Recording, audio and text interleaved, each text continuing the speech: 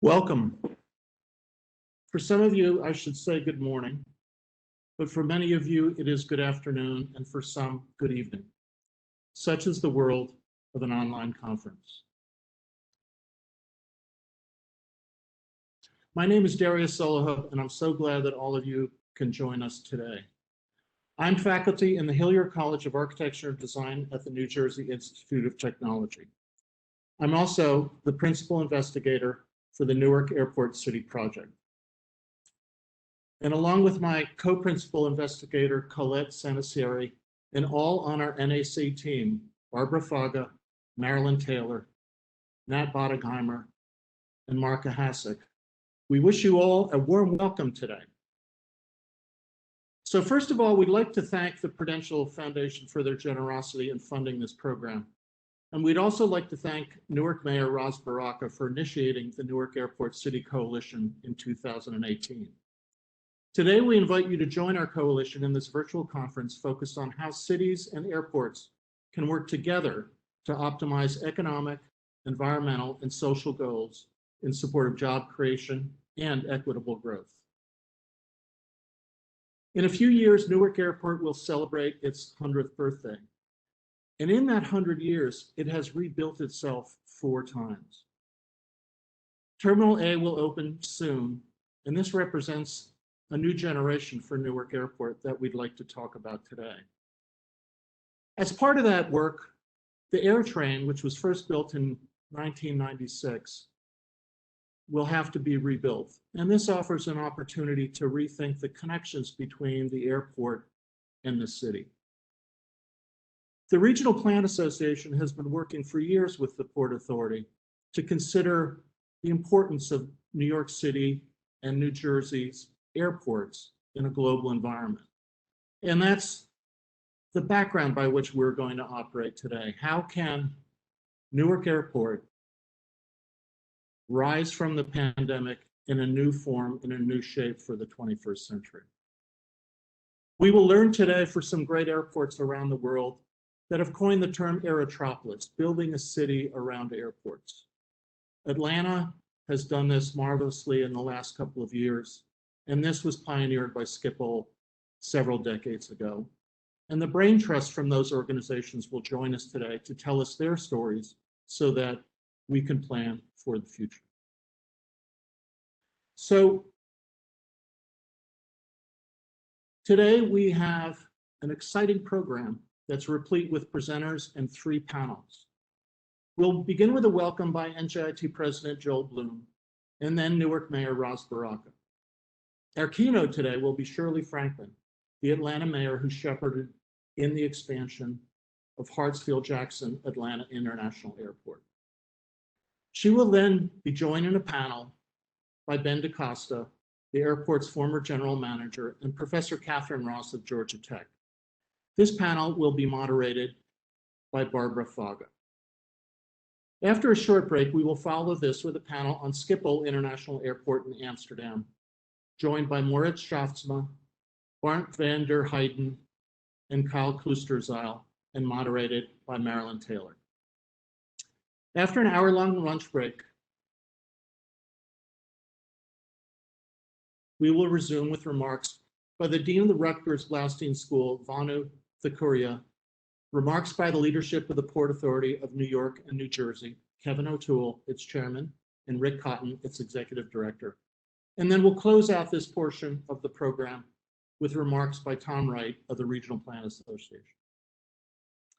Our final panel of the conference will be on Newark Airport and will include James Gill, General Manager of Newark Airport, Peter Simon, Chief of Staff to the Chairman of the Port Authority, Allison Ladd, the Deputy Mayor of Newark, Christopher Watson, Newark's Planning Officer, and Joe Kelly, Deputy Chief of Staff for Economic Growth for New Jersey Governor Phil Murphy.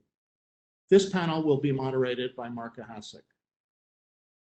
We'll then close out the conference with session summaries by Barbara, Marilyn, and Mark of all 3 panels, a period of general Q&A, and next step. Each panel will close with a short question and answer session And if we can't get to all questions today, those questions and their answers will be posted on our conference website afterwards. In addition, today's events will be recorded and transcribed for future reference. So today we're going to forego lengthy introductions, and if you wish to learn more about speakers on today's panel, please visit our website that is shown here. And then one final bit of housekeeping. The best way to view this event is to go into the upper right-hand corner of your screen and click on Layout. And in that menu, you'll see Show Participants Without Video. Uncheck that so that only the folks who have video on will be on your screen. And this way, we can all kind of work together as a group. And so now, it is my distinct pleasure to introduce the president of NJIT, Dr. Joel Bloom, who will kick us off today in our conference with opening remarks. Again, welcome everyone. Hello, I'm Joel Bloom, and I have the good fortune to serve as the president of New Jersey Institute of Technology. It is my pleasure to welcome you virtually today to this important discussion of the evolution of Newark Liberty International Airport and its impact on the city of Newark and our entire region. Development and expansion of this airport to create a Newark Airport City will create a true international gateway to the region and drive economic activity in ways that will be transformative for our city. With the support of the Prudential Foundation, which is sponsoring today's event, the Newark Airport City Coalition was formed and is comprised of universities, governmental entities, researchers working collaboratively to maximize the benefits Newark Airport can bring to our community. The Newark Airport City Group has supported community involvement, academic research, environmental review, urban planning and design, government and agency coordination, multimodal transportation studies, and economic analysis to achieve its goal. The Newark Airport City Coalition has both immediate and long-term goals that include promoting economic development in Newark's South Ward as related to airport activity and engaging with the Port Authority of New York and New Jersey to advocate for the highest and most forward-thinking standards for development of the airport. NJIT is our state's public polytechnic universities and one of the top research R1 universities in the United States, is proud to be part of this effort and to share its vast expertise and research capacity in civil infrastructure, transportation, environmental impact, and resilient design, all within the applicable areas for the airport. I would like to thank the Prudential Foundation for sponsoring this event and for those participating today. We have an opportunity to learn a great deal from other U.S. cities like Atlanta, as well as international ones like Amsterdam, about how to use our airport to optimize economic, societal, and environmental benefits while supporting job creation and equitable, inclusive growth. I would like to thank you all for participating in today's conference.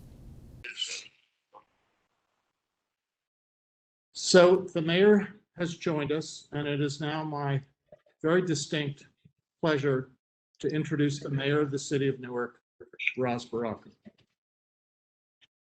Good morning. Apologize, I'm having some technical difficulty over here. Still, think I'm still having a little bit of it, but I'm just delighted to be on. Hopefully everybody can hear me. Delighted to be on to, with all of the folks here today talking about Newark Airport City, which I think is a long overdue concept and something that we obviously need to be able to make happen.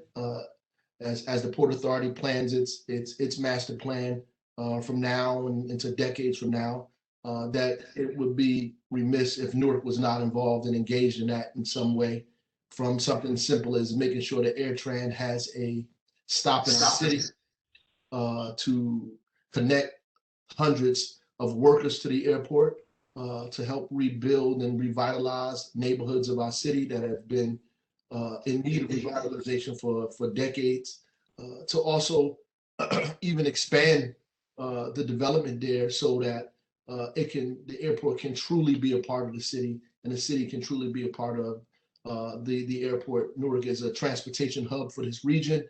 To think of it in this way is just the smart and the right thing to do. So I know there's a bunch of people on here, NJIT, Regional Plan Association, everybody that's been engaged and involved in this in a very thoughtful way will help develop this city and move it into the next century. I appreciate all of the discussion.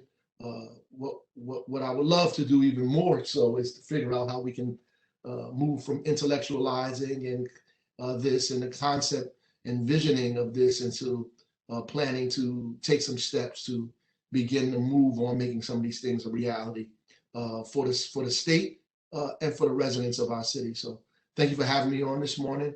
I appreciate all of the dialogue and the discussion. Just want to introduce and welcome Shirley Franklin, former mayor of Atlanta, for being here with us as we try to mimic some of the things that happen in Atlanta, as we try to make our airport just as an integral part of our city as the airport in Atlanta is a part of Atlanta and a part of the state of Georgia, in fact. So we appreciate you being here amongst us. The first African-American woman ever elected to a major southern city in 2002. It is important. That is extremely important in this time period, but it is important to have you on to give your perspective about how we can make our dream a reality here in the city of Newark.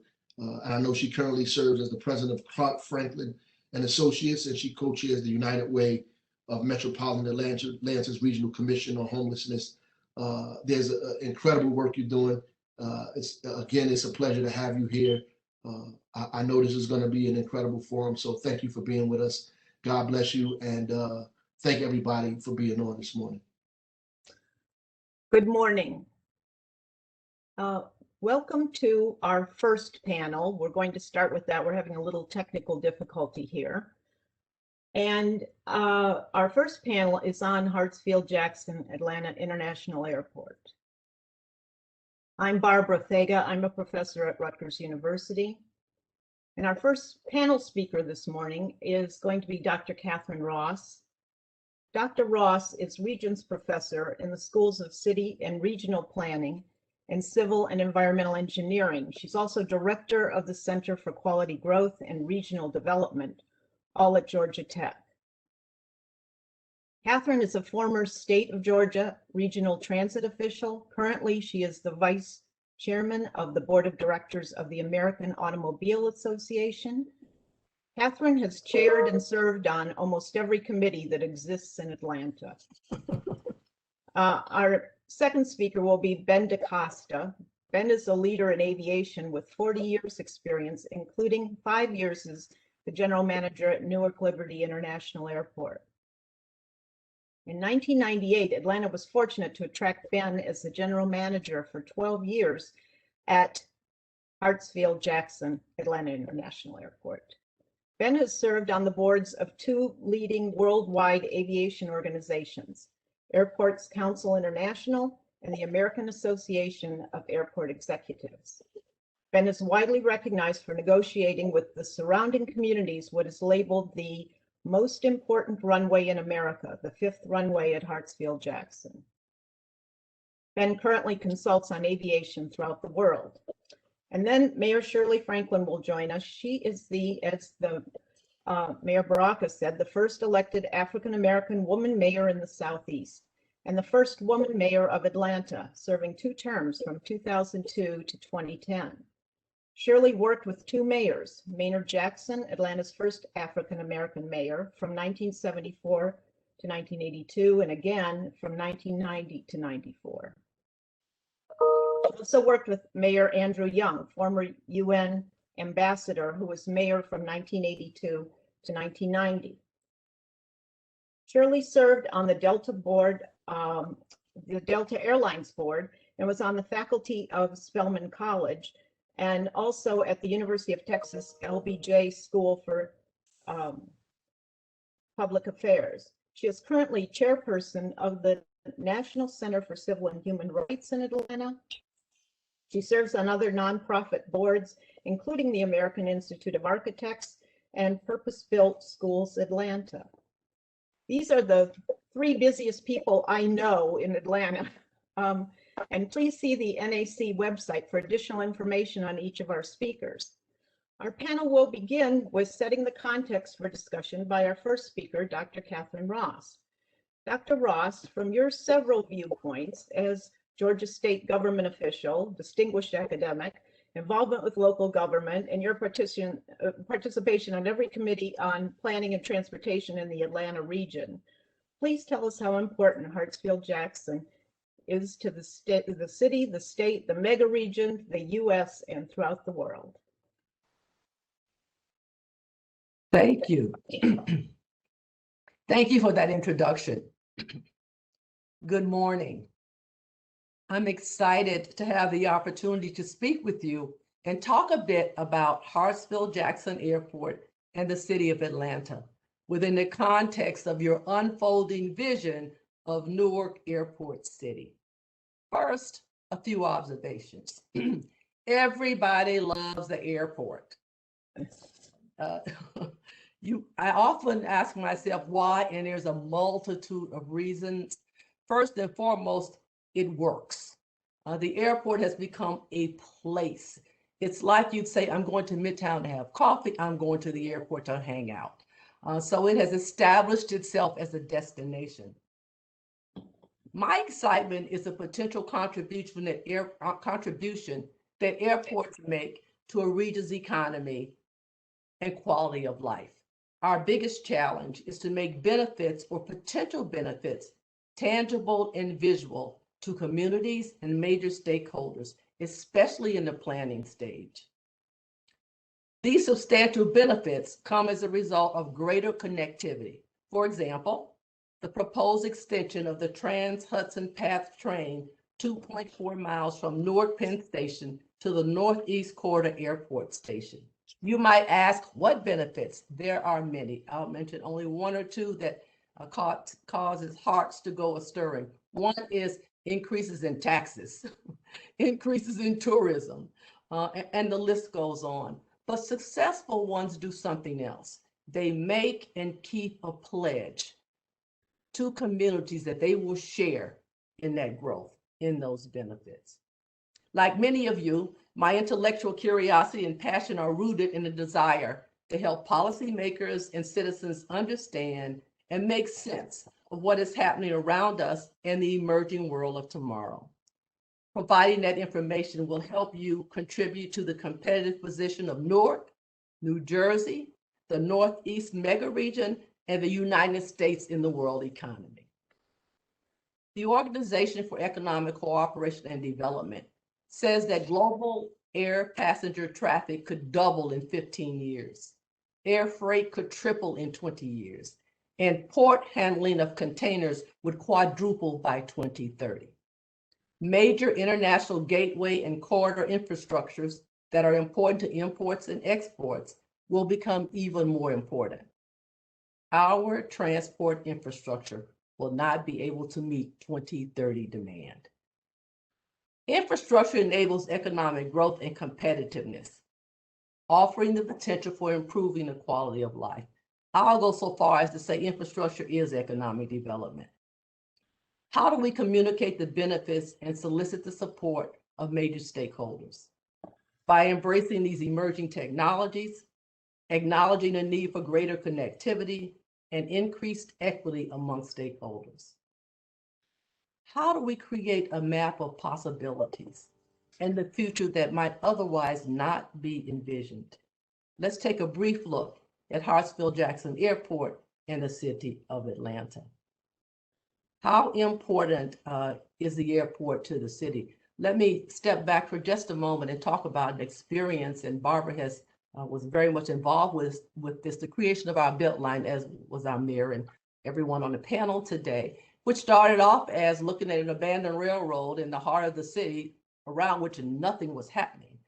We had the idea that we could green that up, that it could be an economic driver. Hence, we now have what I think is still one of the most successful redevelopment projects in any city, the Beltline, from which we've learned so much. It has become, like the airport, a place. And that's the opportunity that's in front of you as well, to create a place. How important is the airport to the city? A recent report calculated that the airport generates almost 449,000 jobs for the Atlanta metropolitan region and produces $58.2 billion in business revenues. It is the largest employer in the state of Georgia, and it is owned by the city of Atlanta. I'll say that again. It is owned by the city of Atlanta, not a small comment there. It is the largest employer in the state of Georgia. It supports nearly 500,000 jobs throughout the region. So in addition to moving people and goods, the leadership of the airport, and I would include Ben certainly, has always seen a significant part of the role of the airport as an economic generator. So it's certainly about moving people and ideas and commodities, but it's also serving as the economic incubator for our city, our region, and we'll talk later about its contribution globally. How important is the airport to the mega region? In the fall of 2004, I had the good fortune to be invited to a roundtable discussion hosted by the Regional Plan Association and the University of Pennsylvania. It was convened at the Rockefeller Brothers Fund Pocantico Conference Center in New York. So when I arrived, gathered around the table were a number of people from Europe and the United States, and chief among them was Robert Yarrow, who was the president of the Regional Plan Association then. And I often wondered, so why am I here? You may not know this, but I was born in Cleveland. I went to school in New York at Cornell, and now I live in the South.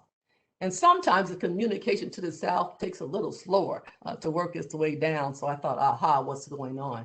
At that point in time, the University of Pennsylvania showed some mapping that it had done. And you see these huge globules of population that are clearly growing together. And then I looked in the Southeast and I saw Atlanta and I thought, aha, now I know why I'm here. It was one among the fastest growing and the largest region melting together, moving together, growing together that they demonstrated. So I share a continuing commitment to make mega regions a part of the American vernacular with a partnership with RPA and many like myself throughout the country. I got focused on this through my international travels. I would go to China and they would be investing in a train to reduce the time between Shanghai and Beijing by 50%. And I thought to myself, we look at the global economy, what is my country doing? What do we need to be doing to remain competitive and enjoy the wonderful economic positions we have had in the world? So whether you talk about Pennsylvania, New York, New Jersey, or Atlanta, Charlotte, or Birmingham, they are two, for example, of the 13 mega regions now identified by the Federal Highway Administration. You might ask, what are mega regions? They are networks of urban centers and surrounding areas, important surrounding areas, connected by economic, social, and infrastructure relationships. In a global economy, the mega region is rapidly replacing metropolitan areas as the appropriate economic unit of scale. Hartsfield-Jackson Airport generates more than $82 billion in annual economic impact for the Piedmont Atlantic mega region, which includes Alabama, Georgia, Tennessee, South Carolina, North Carolina, and Florida. Although Florida is somewhat reluctant oftentimes. Much of the recent research and my own indicates empirically that the core areas of mega regions, their socioeconomic characteristics, and their transportation infrastructure are major forces of regional growth. Mega regions comprise approximately 25% of the land in the United States, and they contain 80% of the population. In the past, states have been the primary advocates for infrastructure funding. It is now becoming clear that states may not necessarily be the best advocate for funding infrastructure improvements. It may well require coordination among cities and states to collaborate and advocate for regional infrastructure investment. I think COVID-19 gave us some lessons in this regard.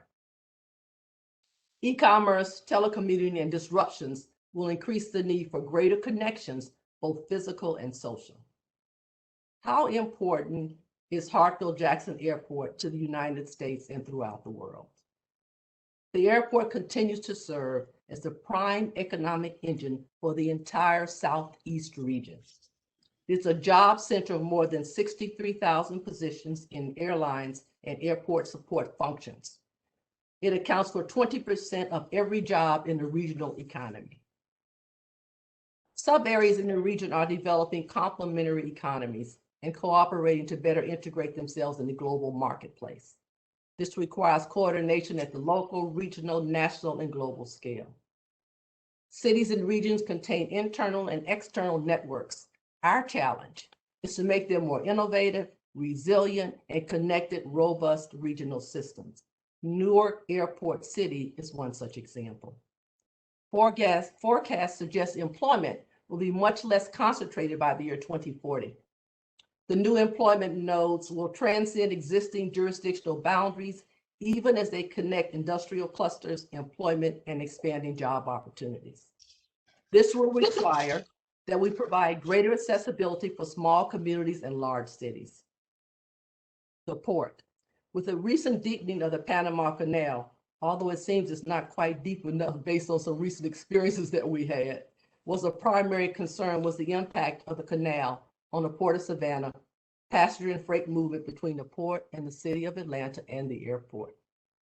To increase cargo trade and investment, Atlanta recently signed a memorandum of agreement with Schiphol Airport, creating a corridor of cooperation between the two air cargo gateways. The goal is to make Atlanta the preferred airport for high-value cargo, like pharmaceuticals and auto parts, coming from Europe to the United States. Airports benefit through connectivity to each other. You can specify the select industries. Hartsfield-Jackson Atlanta connects Atlanta and the Southeast United States to the world. It provides nonstop service to more than 150 U.S. domestic airports and 75 international airports in more than 50 countries. It facilitates global trade and investment while providing jobs, income, and corporate growth. In setting the context, let me say, the proposed path extension creates the opportunity for employment and development for communities immediately adjacent and others throughout the region. Thank you. Thank you, Catherine. That was a lot of information and shows how important our airport is, and we really appreciate you giving us context. Our next speaker, Ben DaCosta. Ben, you managed Hartsfield-Jackson, including the 40-year plan, which was a huge event here, coordinating with airlines, local governments, the state legislature, the FAA, and most important, the surrounding communities. You also know Newark, having managed the airport in Newark prior to Atlanta. Ben, our audience would like to know your thoughts on how EWR can plan their way to success for the next 40 years. Welcome. Well, thank you, Barbara. And thank you, Catherine. Man, did you do your research? You gave us not only the context, but a tremendous description of the importance of Atlanta and of airports generally. Now, what Newark and Atlanta have in common is that they are both large hub airports. Definition by the FAA is that an airport handles more than 1% of all the traffic in the United States. And so both Newark and Atlanta are large hub airports with all of the benefits that you have outlined in terms of it being an economic engine with tremendous economic impact in the billions. Newark Liberty generates billions annually and hundreds of thousands of jobs as well, especially at the airport and within the city, the surrounding area, and as you point out, in terms of the region. In addition to the economic engine, airports also represent the brand of a city and community. And so when the Chamber of Commerce is trying to attract a major corporation to Atlanta, one of the first things they do is give them a tour of the airport and explain the connectivity domestically and globally. Major corporations want to be able to engage and relate and outreach to the world. And the largest cities in the US are known by their airports, and the airports are known by their cities. And so the reputation of the airport, as you point out, as a destination is also important. And it provides a sense of place. It reflects the city where the airport exists. Now, as part of the context, I would like to just share a little bit about the Atlanta airport. So I need for Daniel to allow me to share a screen.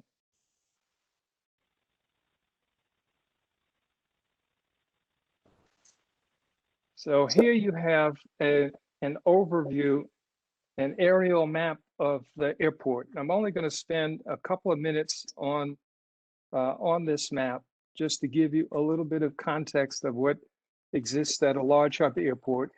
And of course, Newark Liberty has the same basic features in a different configuration. So we have concourses. This is the entrance to the airport where you go through security. And then you can take a train underground over across the airport to the various concourses. And so you have the major airlines, and Delta and Southwest, and many of the domestic airlines, American, United.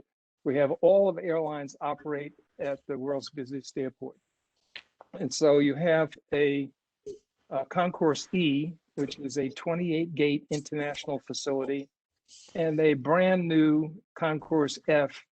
It's the Maynard H. Jackson International facility with 12 wide-body gates. So when you look at the international capability of Atlanta, it's a 40-gate complex that allows us to communicate to the entire world. One of the major importance of an airport is the quality of life.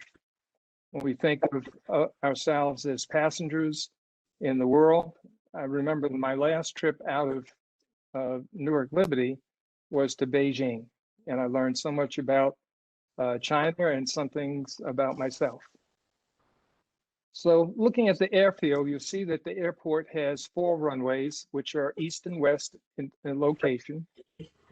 And then here at the bottom is the 5th runway, which I will talk to you more about. The rental car facility, I mean, Newark just built a parking deck and a new rental car facility with an innovative approach to allowing the private sector to finance and fund the consolidated rental car facility with the Port Authority handling the parking aspect.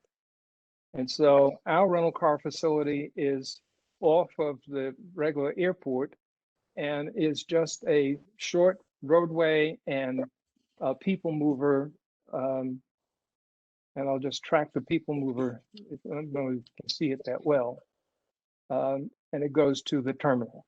So you can come into the terminal and then move to pick up your rental car. And when you return your rental car and take the people mover to the terminal. We also have a major cargo facility to the north of the airport and also to the south of the airport. About 1.4 million tons of cargo a year. Doesn't really compete with JFK, but holds its own in the world marketplace for cargo.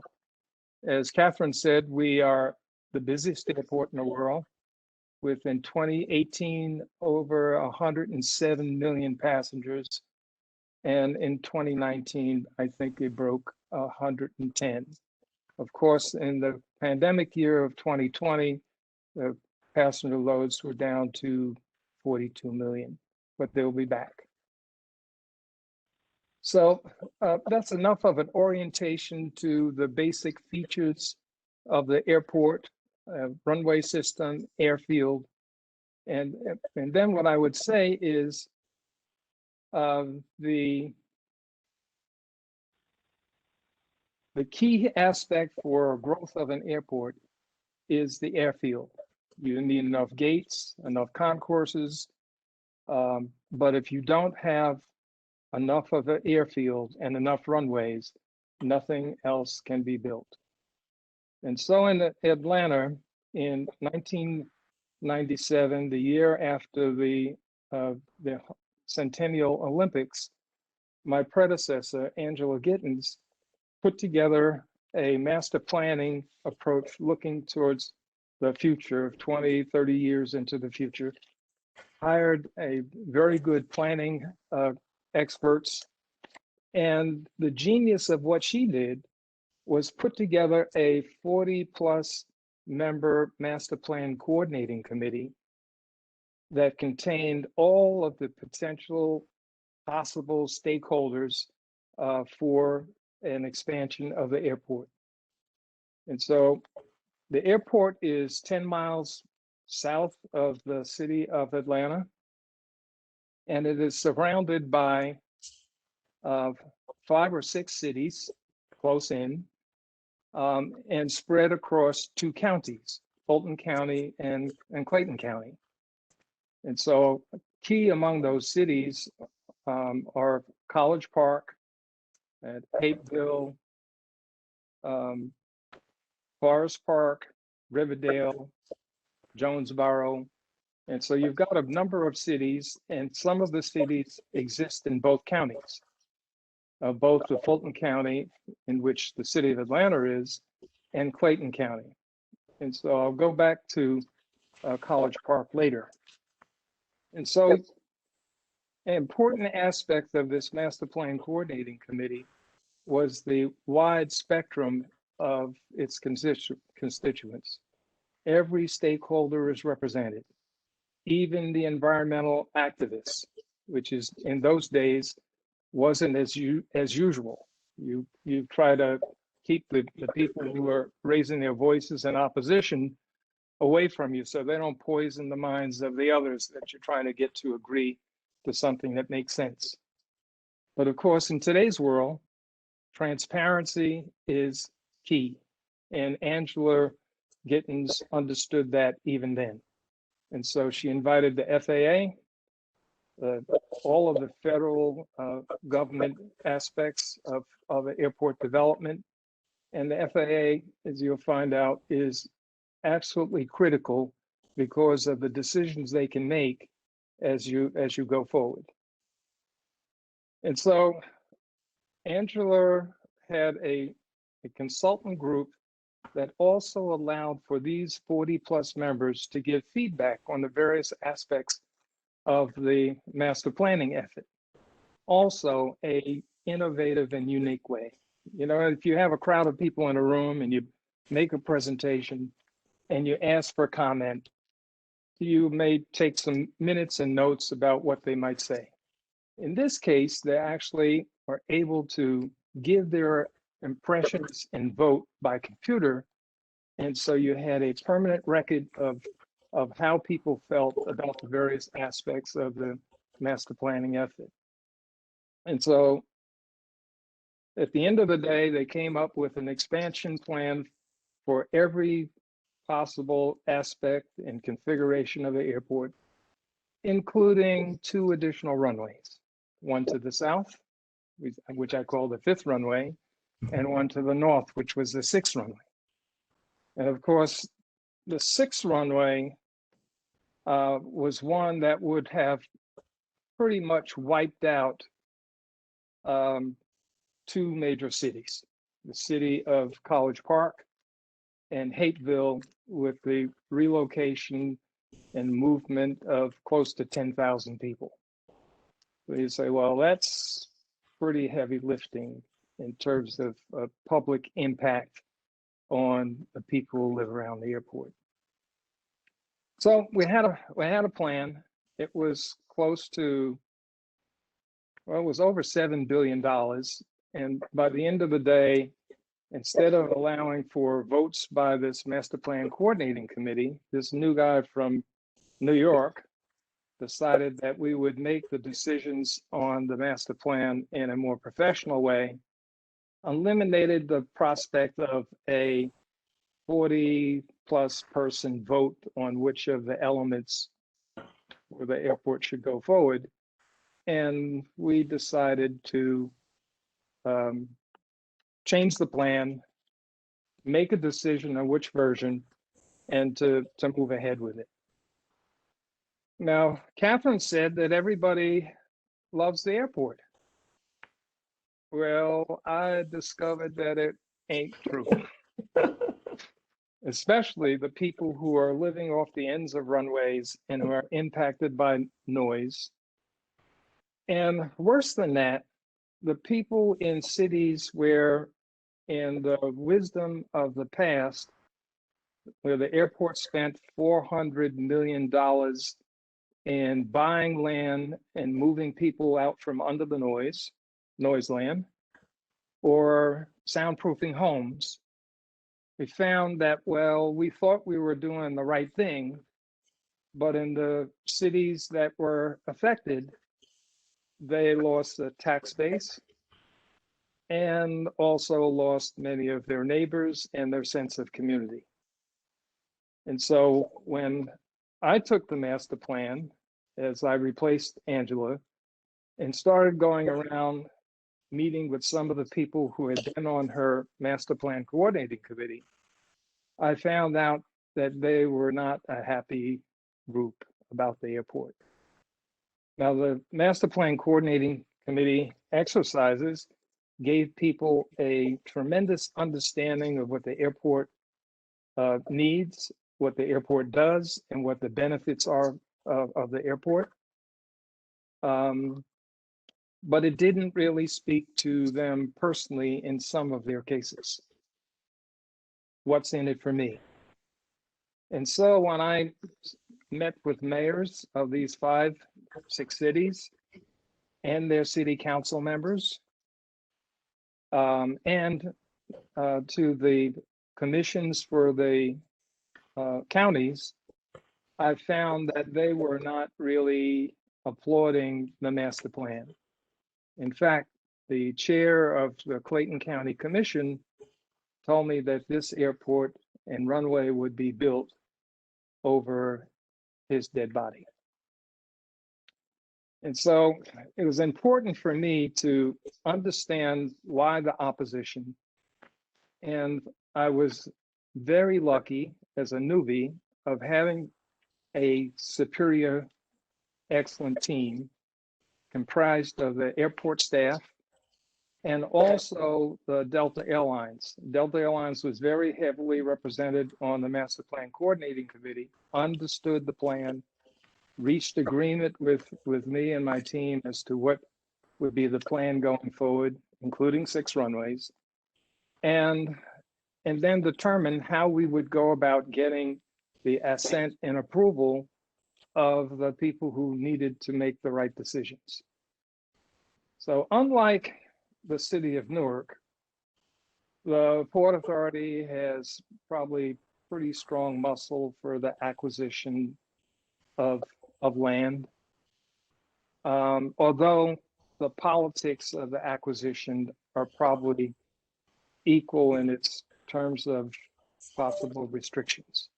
And so, and I'm going to tell you about my short story for Atlanta, applies kind of indirectly to the situation at Newark. Over the 1980s and early 90s, I mentioned that the airport undertook a program of acquiring noise land.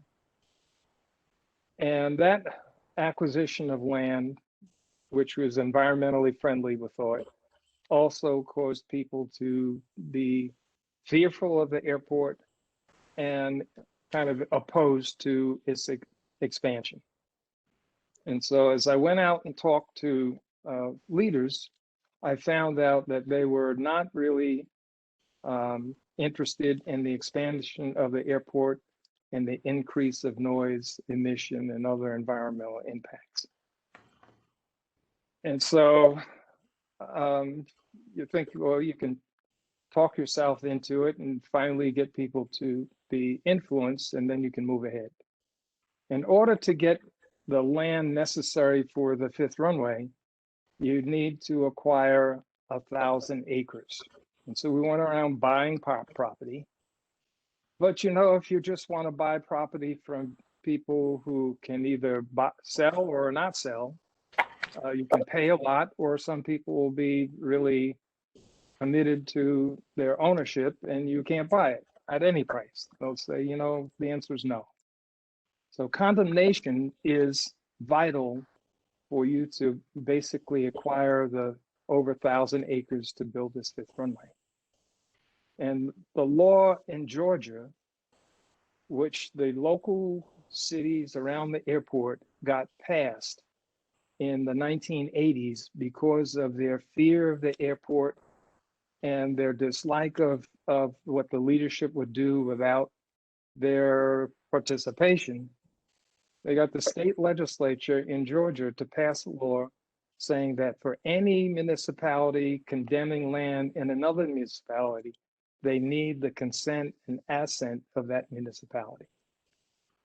So the folks of College Park had smiled and said, we're not giving you consent and you don't get a fifth runway unless we get something that we want. And so the public officials have a role to provide what their citizens need, and not the least of which is to deal with their emotional fear.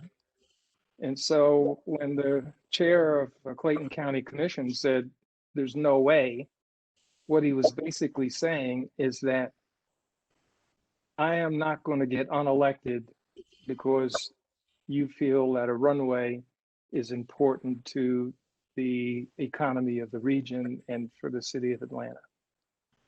And the message was, I needed to get the population of those cities at the voter level to understand the master plan and its benefits and to assuage their fears of what will occur if there was an agreement to the airport expansion. And I learned in short order that one of the things that needed to be done was to dump the sixth runway. And I went to the CEO of Delta and I talked to the Delta staff, and my partner in convincing people of the benefits of the airport. It was a public relations and intergovernmental relations person. His name is Harold Beavis. And Harold was really a genius at his emotional intelligence was off the chart. And so he was able to introduce me to people in a way that we could communicate, build relationships, and engage. And I got to learn, importantly, what it was that they really needed. And in the case of Clayton County, it meant to have the basic city voters to understand and kind of agree so that their city council members and mayors of those cities, all of whom will have political influence with the commissioners of Clayton County and the chair. And so you work from the bottom up in this engagement process and finally get them to understand that politically this was feasible. And so now that it's feasible, the question is, what do you all want? And of course, these are very good negotiators. And to make a long story short, Clayton County got me to buy a lot of their infrastructure, which would be used for the portion of the fifth runway that was located there. And we came up with a rational way of determining its value and price, and they received $28 million. And you say, well, I mean, $28 million is a lot of money. Well, you look at the cost benefit, the fifth runway would alleviate the congestion and delay costs of $5 million a week. All right. And so if you multiply up even a $1 billion runway, the payback is 5 years, let's say. So when it comes to College Park, they had a very aggressive attorney. And of course, the city council members of College Park were the last angry men, having lived through the decimation of their city by the airport by buying noise land over the years. And so not only were they unhappy, but they also had specific economic needs for a small city which had been decimated in its population, and also it's a poor city. College Park is about 81% Black, 14% white, and 5% other major Latino population. The mayor at the time was white, but most of his 5 council members were Black, and one of which was a civil rights activist who was very protective of his city and very aggressive when it came to the airport. And so it was important for us to spend time at the voter level, at the council level, and at the mayor's level, and dealing with their smart, aggressive attorneys. It's a kind of a long story, but I'll make it short. They wanted me to buy their convention center and wanted me to pay probably close to $90 million. And I heard a story that they had offered the mayor of Atlanta at some meeting earlier that they wanted $300 million for it. And so I came up with a rational way of doing it. So give me the plans for building it, and we'll call 2 construction companies and have them bid on rebuilding it. And it came out to around $65 million. And so the FAA, which had been part of the Master Plan Coordinating Committee and had a very good relationship with the airport as we worked together on the environmental impact statement. In fact, we wrote a good piece of it. And so they agreed. And then there were payments in lieu of taxes of around 17 million. So College Park got $82 million of benefits of cash, and an agreement that when I built my consolidated rental car facility and the people mover connecting it to the airport would include a station on College Park land that would allow them to use that station as transit-oriented development, which they did. And today there are 4 hotels there. Originally there were 2, a Marriott of over 400 rooms and a smaller one of 125 rooms. And then I've just learned in the last week, there's 2 additional hotels. There are a couple of office buildings. There is a 5,000 seat arena for NBA sports and the Dream Team. And so that spark of that transit-oriented development and that station um, enabled them to build a convention center, so Georgia International Convention Center, and the hotels that now has put College Park on the global map.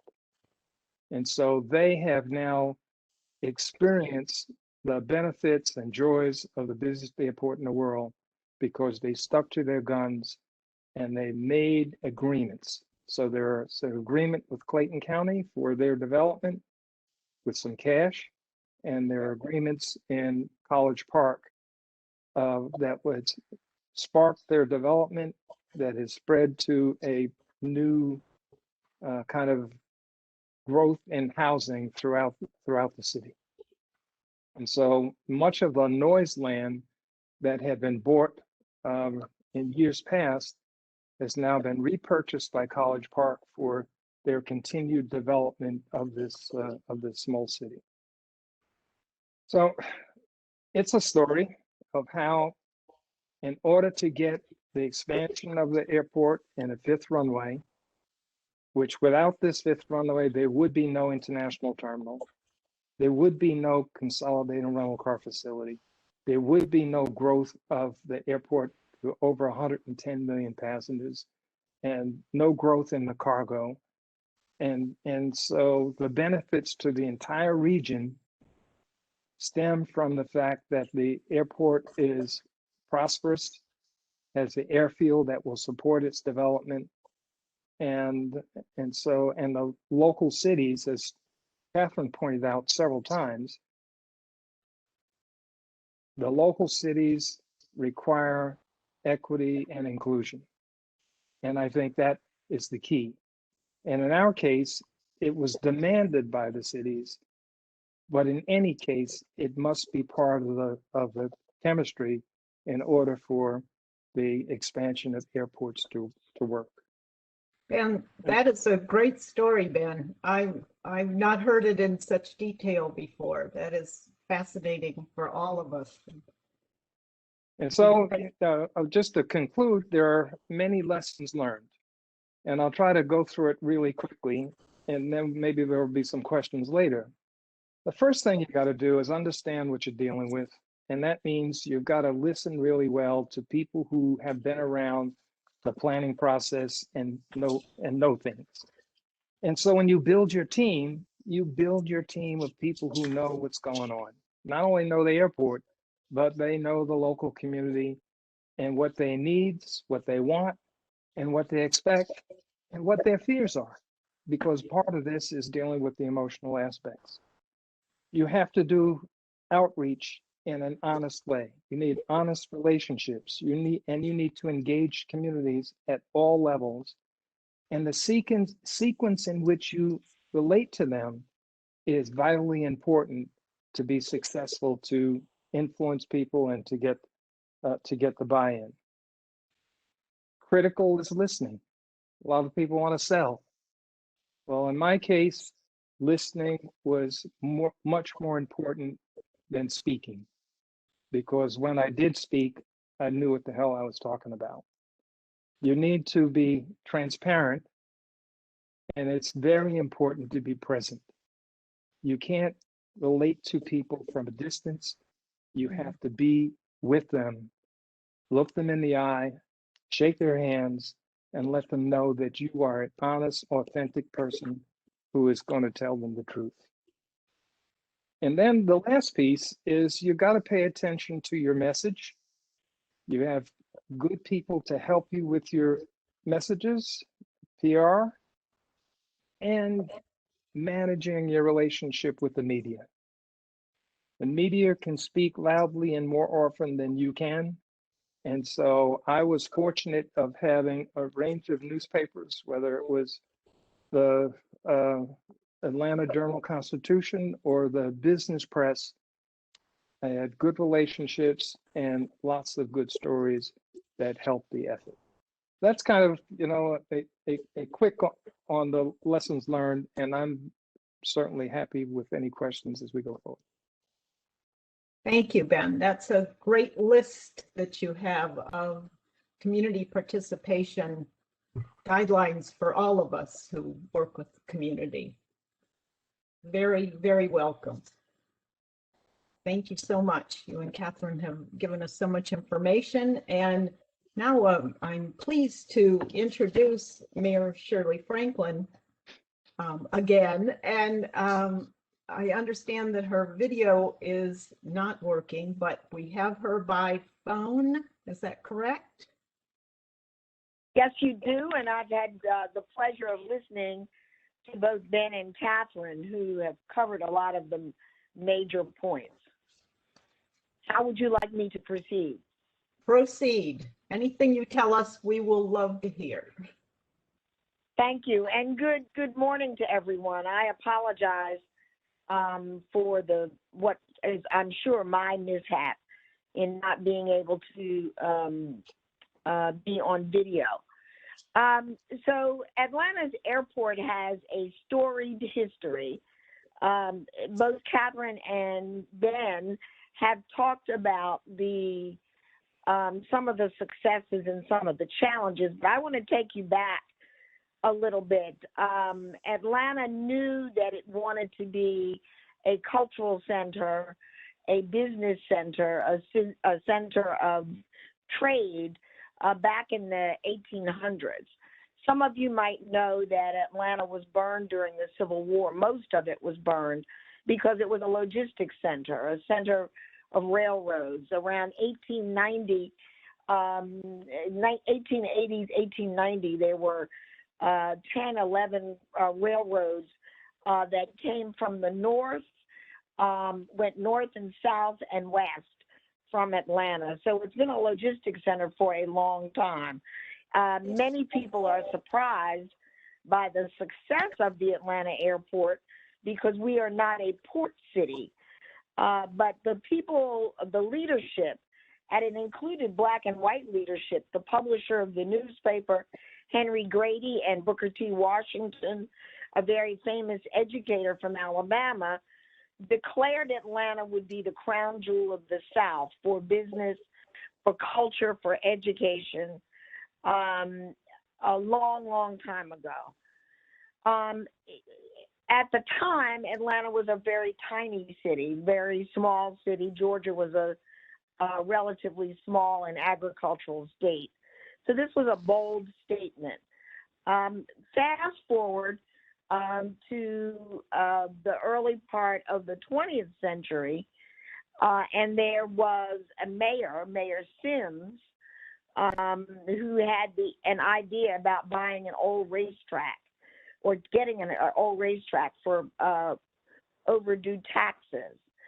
And that became a really interesting option because the airport that we know today is partially located on the racetrack that was bought really in the early part of the 20th century.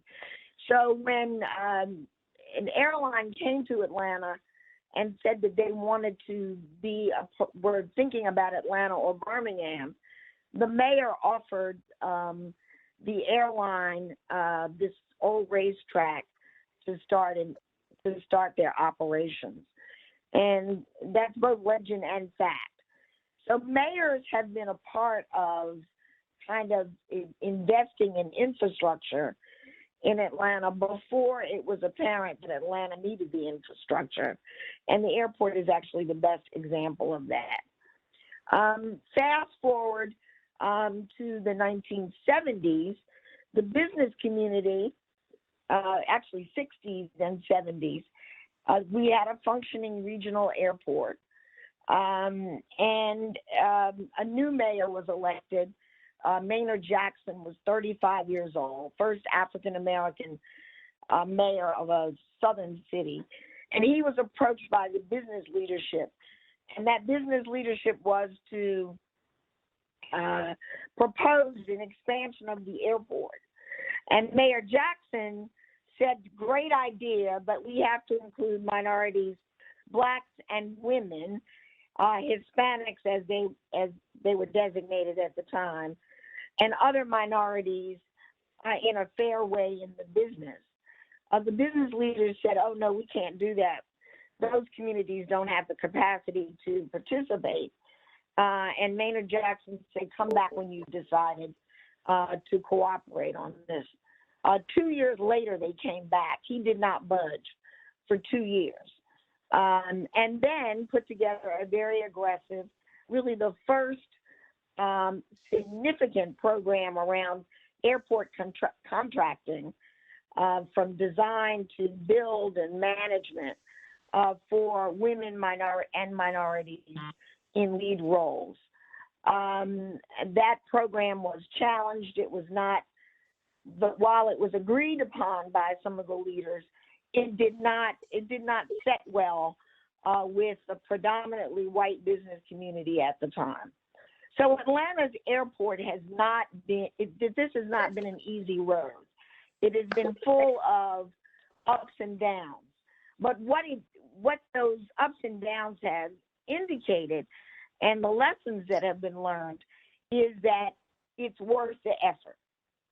Basically, it's worth the effort to struggle through whatever the challenges might be.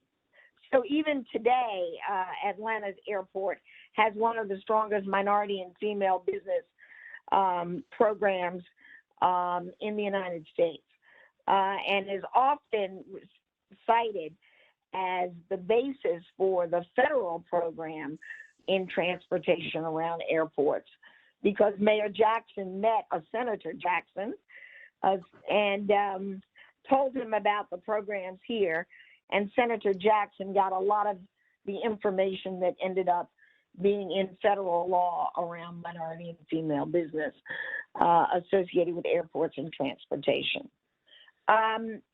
So the point of that short story is to say that every city has a story.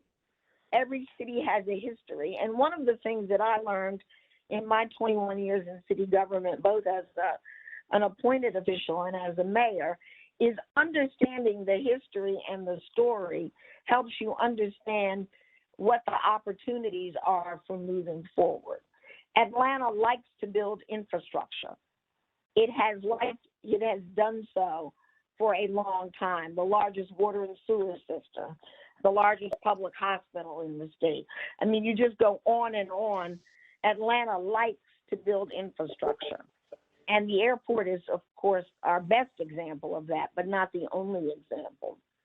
To the extent that one understands the history, one can, leaders and groups of leaders are in a better position to not just develop messaging, but actually develop plans that embrace the culture and the traditions of the community. Every plan has risks and rewards.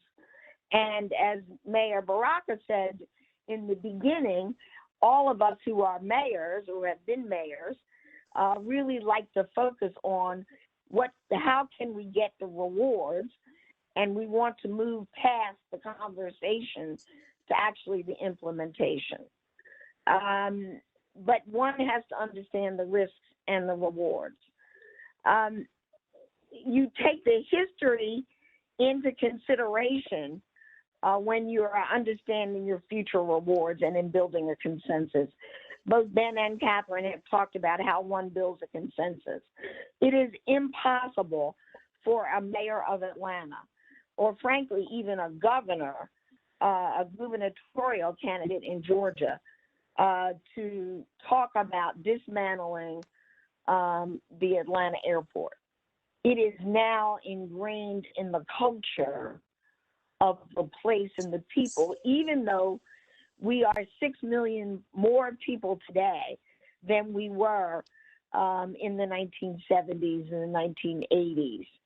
So new people adapt to that as well because they understand the economic benefits and they understand the community benefits, as Catherine has described some of them. So I have found in my public service, whether as an appointed official or as mayor, that some of my colleagues in Atlanta and in Georgia like to skip the first step. And I am focusing heavily on the first step, which is understand the people, the place, the successes, the failures, and the near successes, so that you can use them as a foundation and actually reach out to the people who have been in leadership roles in those various efforts to build your consensus. Both the history, the risks and rewards, and the future rewards have to be understood and agreed upon. And Ben has described that process. There had to be an agreed upon plan of action. Now, the good news for Ben and Catherine and I is that none of us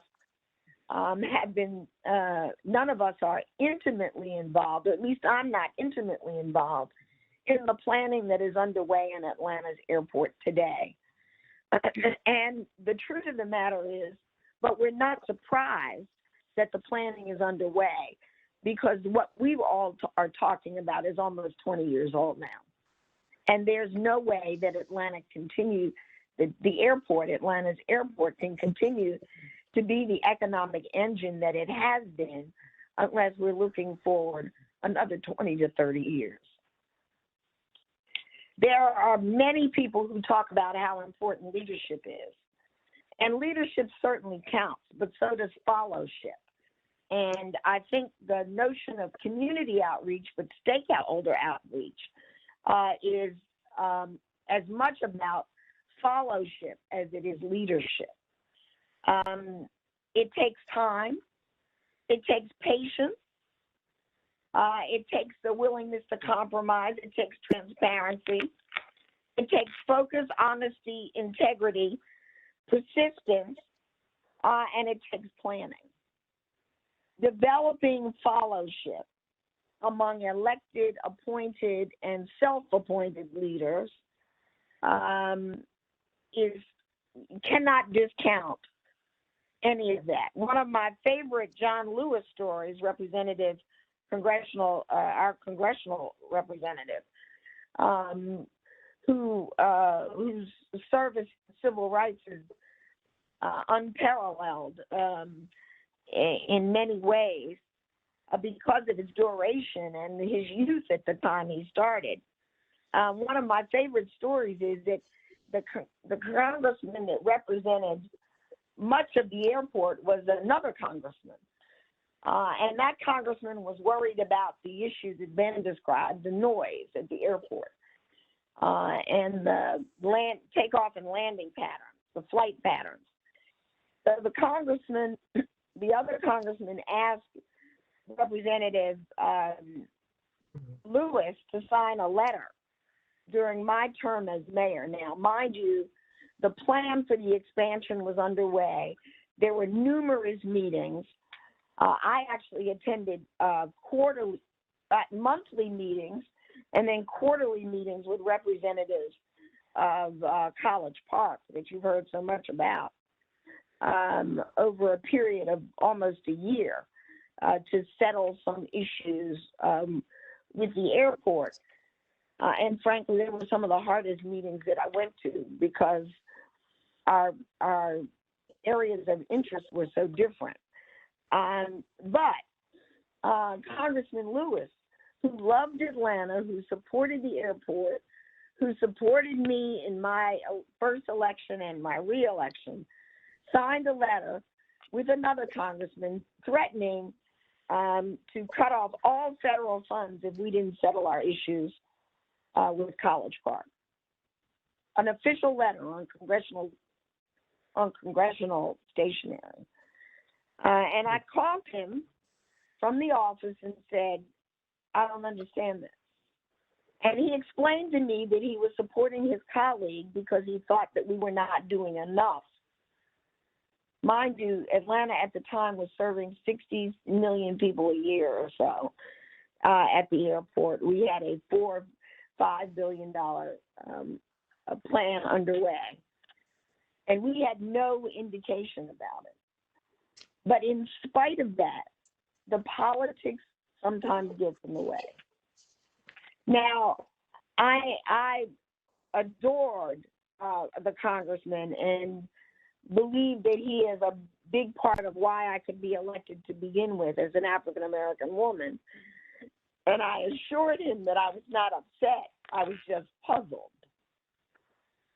So the question for all of us is, when we get those tough times, how are we going to respond? Of course, I didn't dare respond in writing. I tried to respond to the congressman through conversation, and eventually, I'm a Northerner by birth, but I tried to use Southern charm to assure them that we were doing everything humanly possible to cooperate with the elected officials in College Park. But even when you think everything is going well, there'll be a glitch in the road. So this notion of patience and this notion of transparency and focus and honesty and being present are an important part of the work that you'll do on a big project. I would urge, now, this is not on script, but as I think about Maynard Jackson and the expansion of the airport from a regional airport to a national and international airport, I differ with most of the people who are much more educated on this than I, and perhaps even in Catherine and Ben. I frankly think that Atlanta back in the 1920s and 30s should have bought all of Hapeville and College Park. Because the challenges to those communities have been much, much too difficult.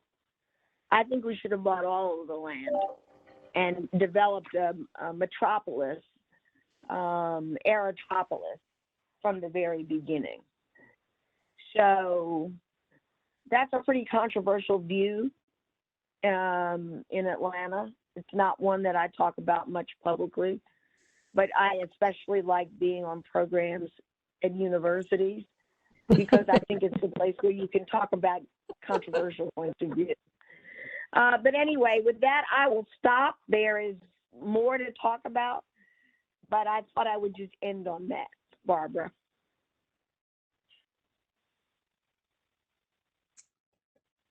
Thank you, Shirley. That was, as you always do, outstanding and informational, and we always learn a lot. I think what we'll do now, if any of the panelists have any comments they'd like to relate, or we can go to a few questions, or maybe if we go back through panel and ask you each to give your one piece of best advice to Newark as they move ahead on rebuilding an airport and with their community. I think that would be helpful. Or anything else you'd like to say. Catherine, would you like to start? I certainly can. Wow. I've been here for a very long time, and I always learn every time I have the opportunity to talk about the airport, because it's a place, as I've said already.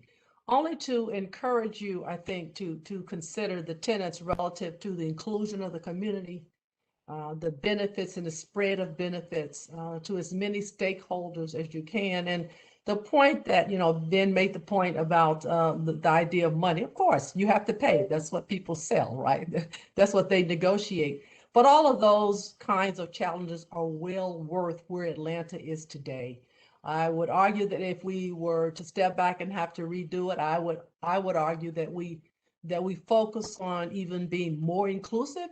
And I might not take issue with Shirley's last observation about buying that metropolis, 30 or 40 years ago? So something for you to keep in mind as you move forward. So I would remind you all that Maynard, as he was the fourth behind the midfield airport and got the USDOT in the the Republican administration to move several highways out of the way so the airport could be built, Maynard also had a vision. He bought 10,000 acres, I guess 40 miles north of the city of Atlanta, which could be a second airport in years to come. Mhm. The city still owns those 10,000 acres. Wow. Controversy. Of course, the airlines, as they are consolidated, want to operate out of one place, because to operate out of two airports for the same catchment area is more expensive. And so that would be an issue. But if there's never going to be a off airport 6 runway, I mean, the current plan at Atlanta is an on airport 6 runway, and it doesn't really have the capacity of one, which is at least 4,200 feet away from another. I mean, the real advantage of the 5th runway is that it allows triple independent takeoffs and landings during bad weather. And so you need the space between the runways. It's 4,200 feet under the current technology, and perhaps maybe it can be a shorter distance in the future with the new satellite technology. My closing comment would be that the mayor's going a long way back, all the way to Mayor Sims, then Mayor Hartsfield, including our current mayor, Mayor Bottoms, understand that the airport is the goose that lays the golden egg. And not just for Atlanta. We actually serve all or portions of 5 states. Mm-hmm. And as such, we have an obligation. We have an obligation and a responsibility to look forward as long and as aggressively as we can. That would be one. And the second would be that the management and operation of the airport help to make the case for moving forward. If it is not well run, well managed, and well planned, people will not buy into your long-term vision. So it's not just building it, it's also keeping those relationships with you, everything from the customers to the airlines, and all of the other parties in good standing along the way, that makes it possible to continue to upgrade and to improve the airport. Yeah, I would like just to echo what you're saying there, Shirley, that being open to the other stakeholders' ideas about what they need and expect is important, without necessarily trying to tell people what they think is good for them. People know what's good for them, what's in it for them, and you got to be open to what they want and try to have a balance to provide them what they expect. We have a few questions here. Let me start with, there's one specifically for Ben. Having been in a leading position at Newark Airport in the past, what advice would you give the Port Authority on how to future master plan Newark Airport in a way that better integrates with the city of Newark? Well, I think that you all are already doing it with your Newark Airport City, with the meetings you've had with local communities. One thing that you all are doing that we didn't do is involve the really smart people and students at the three universities, and I think that is a huge plus. You also have the airport in 2 cities, city of St. Elizabeth and city of Newark, and there needs to be an understanding with what both cities need in terms of the long-term development of the airport. I mean, the RPA plans are like really tremendous. You're talking, maybe $50 billion for, the investment in all three airports. And it's a tremendous investment. And so the city of Newark, the state of New Jersey, and the region needs to convince Biden and the federal government under the infrastructure plan to help spark this development by using some of the billions for New Jersey and the city of Newark. Thank you. Anyone want to add to that? Or if not, we have more questions here. Let's talk about Catherine. Several universities have been involved with pursuing the NAC vision. I know Rutgers has done several studios. NJIT has done 5. Darius tells me 5. We've done 5 studios. NJIT has done 2, and UPenn has also done 2. So there's a lot of student participation in here, and I believe there's a list in the website that has all of the students listed. So the question is, has Georgia Tech been involved with airport, and have students been involved with design and planning over the years?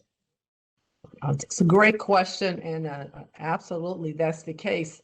The whole notion of the Aerotropolis around the Atlanta airport emanated. A large part of that from Georgia Tech's work on Aerotropolis. I've done a lot of work on that. Our students have.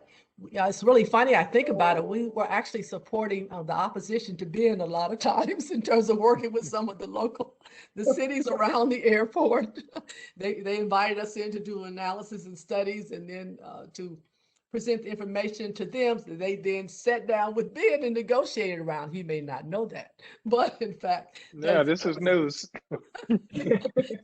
So there's a whole history of university involvement at the airport in terms of looking at a lot of the engineering programs at Tech, forecasting model, a lot of the technology, emerging technologies are all done. A lot of that work under the auspices of people, not just at Georgia Tech, Georgia State as well.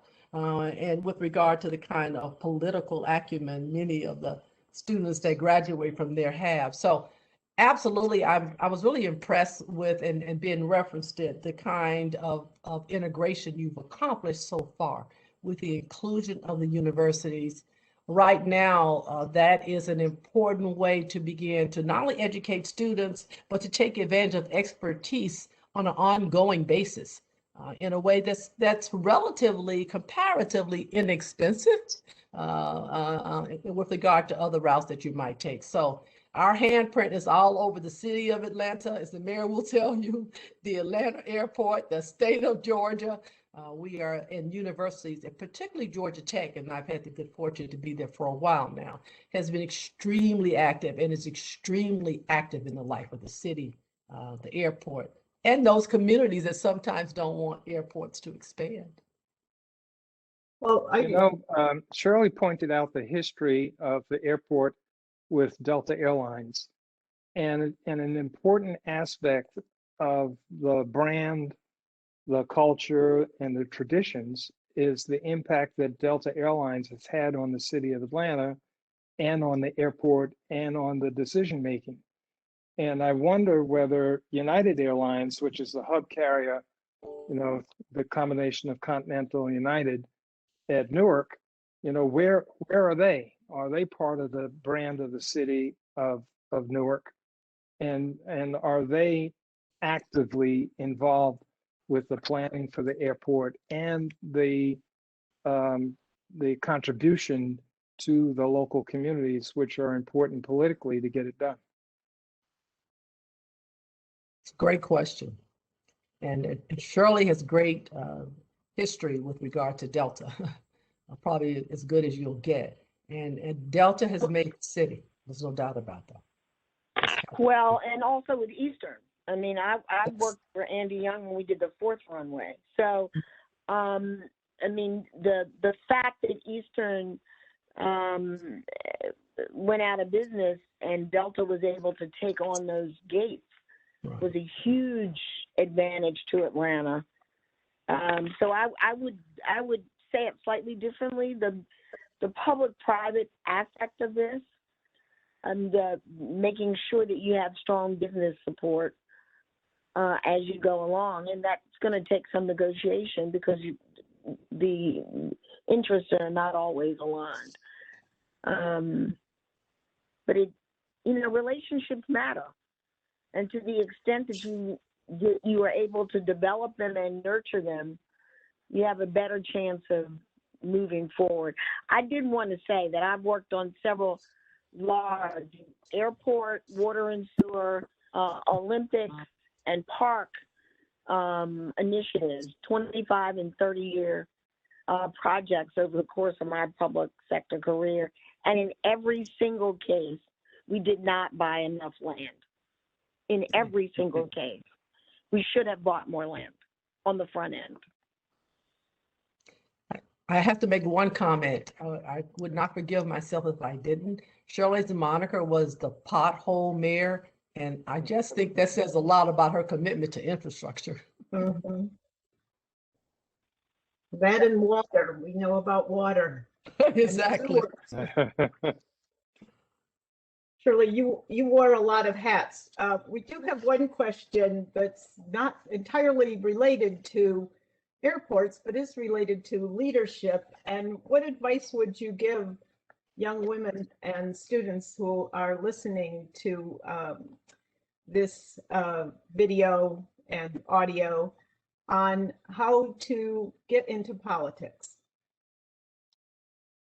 Oh, that's a big question. Care about something enough that you'll go, that you will work on someone else's campaign or on a cause campaign. The most important aspect is not just what you think, but your ability to reflect the interests of the community that you're trying to serve. And you can't do that without being present. And so I would urge you to be personally and fully engaged in a cause, in a movement, or in a political campaign. I learned a lot just by my service with Andy Young and Maynard Jackson campaigning, and really dozens of other elected officials. The other thing is run for the top job. Be the executive. And this panel is very interesting because you've got Barbara, Catherine, Shirley, and Ben. And it wasn't too long ago that you would have had Ben and John and Daniel and maybe Mary. So go for the top job. Great advice. Thank you. Well, a few of the words that I have here that I've learned this morning are, I know some of these words. What was the one Ben said about land noise? I'd never heard that term before. That's an interesting discussion. And the other words that are so apparent in all of your comments are about fellowship and relationships and process and planning and all of these important things that we have to look forward to in planning. We have one or two more questions. I'll just run through these quickly. Oh, this one about describing a user experience from one location to the next, like dropping off a rental car. How do you define these requirements? Do you use simulation techniques and path planning for comparing options? Do you use probability of human abilities, disabilities, walkers, wheelchairs, and visually impaired? There's a question about how this works in a location like a big international airport such as Hartsfield-Jackson. I don't really know. I think you would, very often for all of the processes where you're working on curbs, the size of ticketing, the ticketing hall, for example, since everybody, for the most part, is getting their tickets and boarding passes over the internet, you don't have long lines at ticketing. And so your ticketing halls and terminals can be smaller. And so you look at the use of technology, you map the journey of a person from the roadway to the parking decks in a rental car facility. You figure out, what size Is it a one business person, or is it a couple with 4 kids? And you determine the size of your transportation, whether it's a bus, in our case, it's a people mover, so that you track the sizes during peak periods, and you size your facility for a certain level of comfort and without delays. And so you can use computer programs that will model the system and help you decide, how often a train comes, how large are the cars, in order to handle what you think are the peak loads. I mean, you don't build it as a church for Easter Sunday, but you build it for the a level of satisfaction and comfort for most people during the day. So a quick comment just to add very quickly. It starts with ground truthing. You need to first know what is the base case. You need to analyze that, have those parameters, those variables. All the modeling is built on top of that. And when I say ground truthing, one of the things that we do in a course that I teach is we ask our students to get in a wheelchair and actually leave our campus, use MARTA, and go to the airport. It's almost impossible. So one of the things you do, especially, and it identifies the need for assistive technologies, which are a major part of what is in front of us in our cities, particularly as you look at the aging baby boomers now. So with the ground truthing, we have models to simulate, analyze, optimize.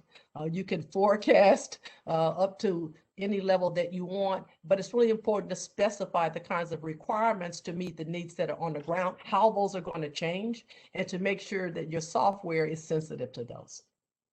I'll give you an example for the blind traveler. Right now, there is a service at some airports, large hub airports, where you put on glasses and then it's connected over the internet to a person who will give a guide. So that person can see what you glasses are seeing, and they can communicate to you and guide you as to which way to go. And so people who don't want to be in a wheelchair, who want to ambulate and be more independent, can now use this internet service for getting through airports. And more airports are subscribing to the service for the disabled. Thank you. We have more questions. Anyone who has put a question in, I think Darius will discuss this also. There will be answers to questions that you've asked in the website. And I want to thank every member of this panel. You've all been, the icons of transportation in Atlanta, in the Southeast, and I'm sure throughout the country. So you are it as far as how transportation works, and especially involving our highways and our rail and our beltline and our airport. So you're all very important, and we really appreciate you taking the time this morning to spend with us. This has been so informative, and I've known you all over the years, but I've learned so much this morning, and I really appreciate, and we all appreciate your time and your interest. And hopefully next time we do this, we will be in Newark. That would be great. So thank you all. You were wonderful, and we really enjoyed hearing from you. And Thank you. Thank you. Thank you so much, Barbara. Thanks, And everyone. remind everybody about the book, Planning Atlanta. There's a whole chapter written by Catherine and by me that was pretty instructive. a lovely epilogue by Mayor Franklin. So we're all included in that. And it's a lot about transportation, as Mayor Franklin told us.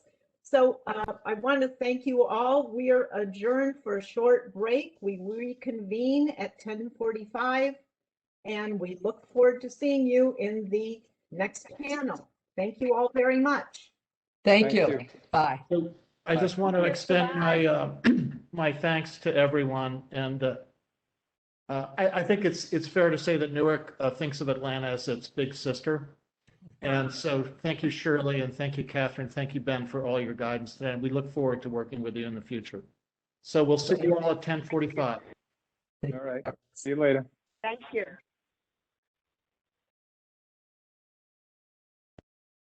Good morning, everyone. Welcome back. Is everybody back into the session?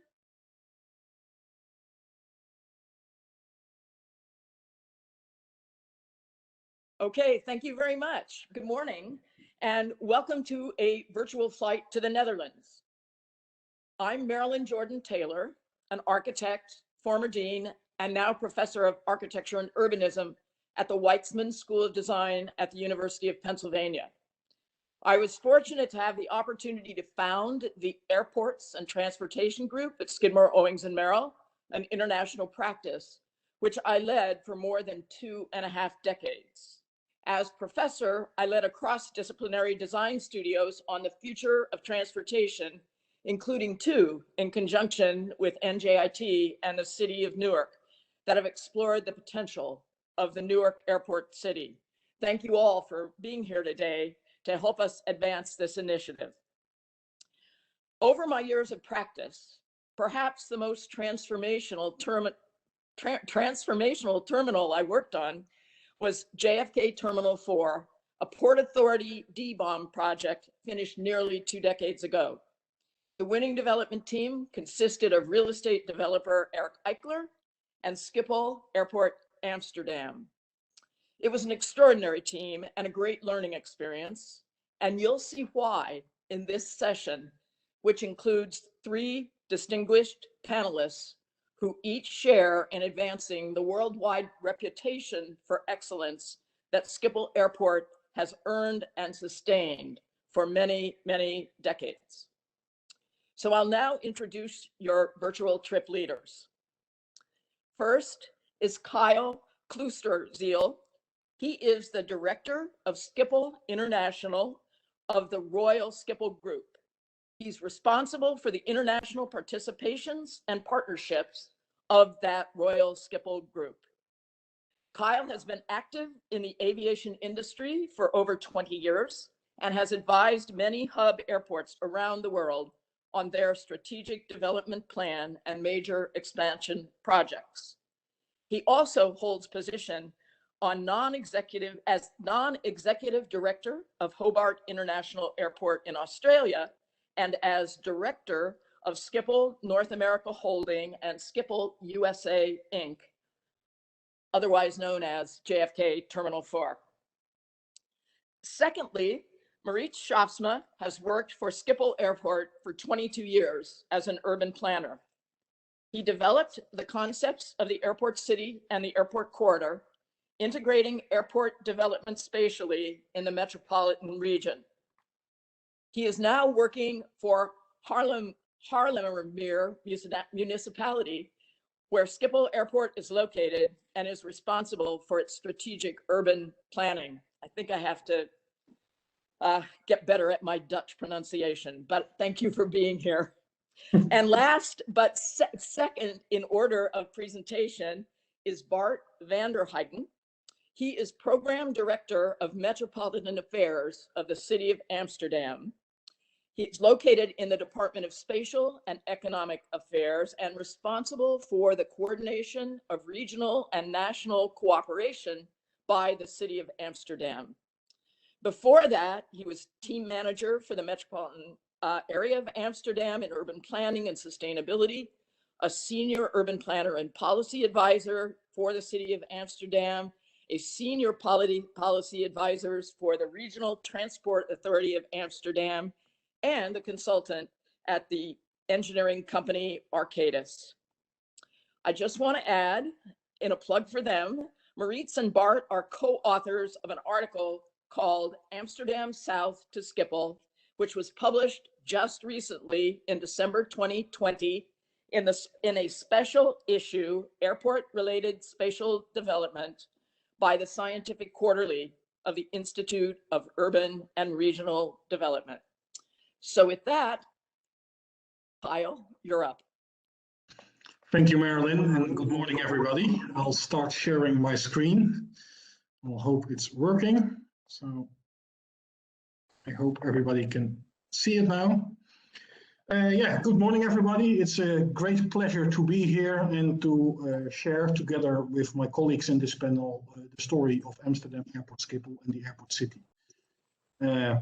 So today I'll talk a little bit about the Royal Schiphol Group, of which I'm one of the directors, and then of course focus on Schiphol and the Airport City.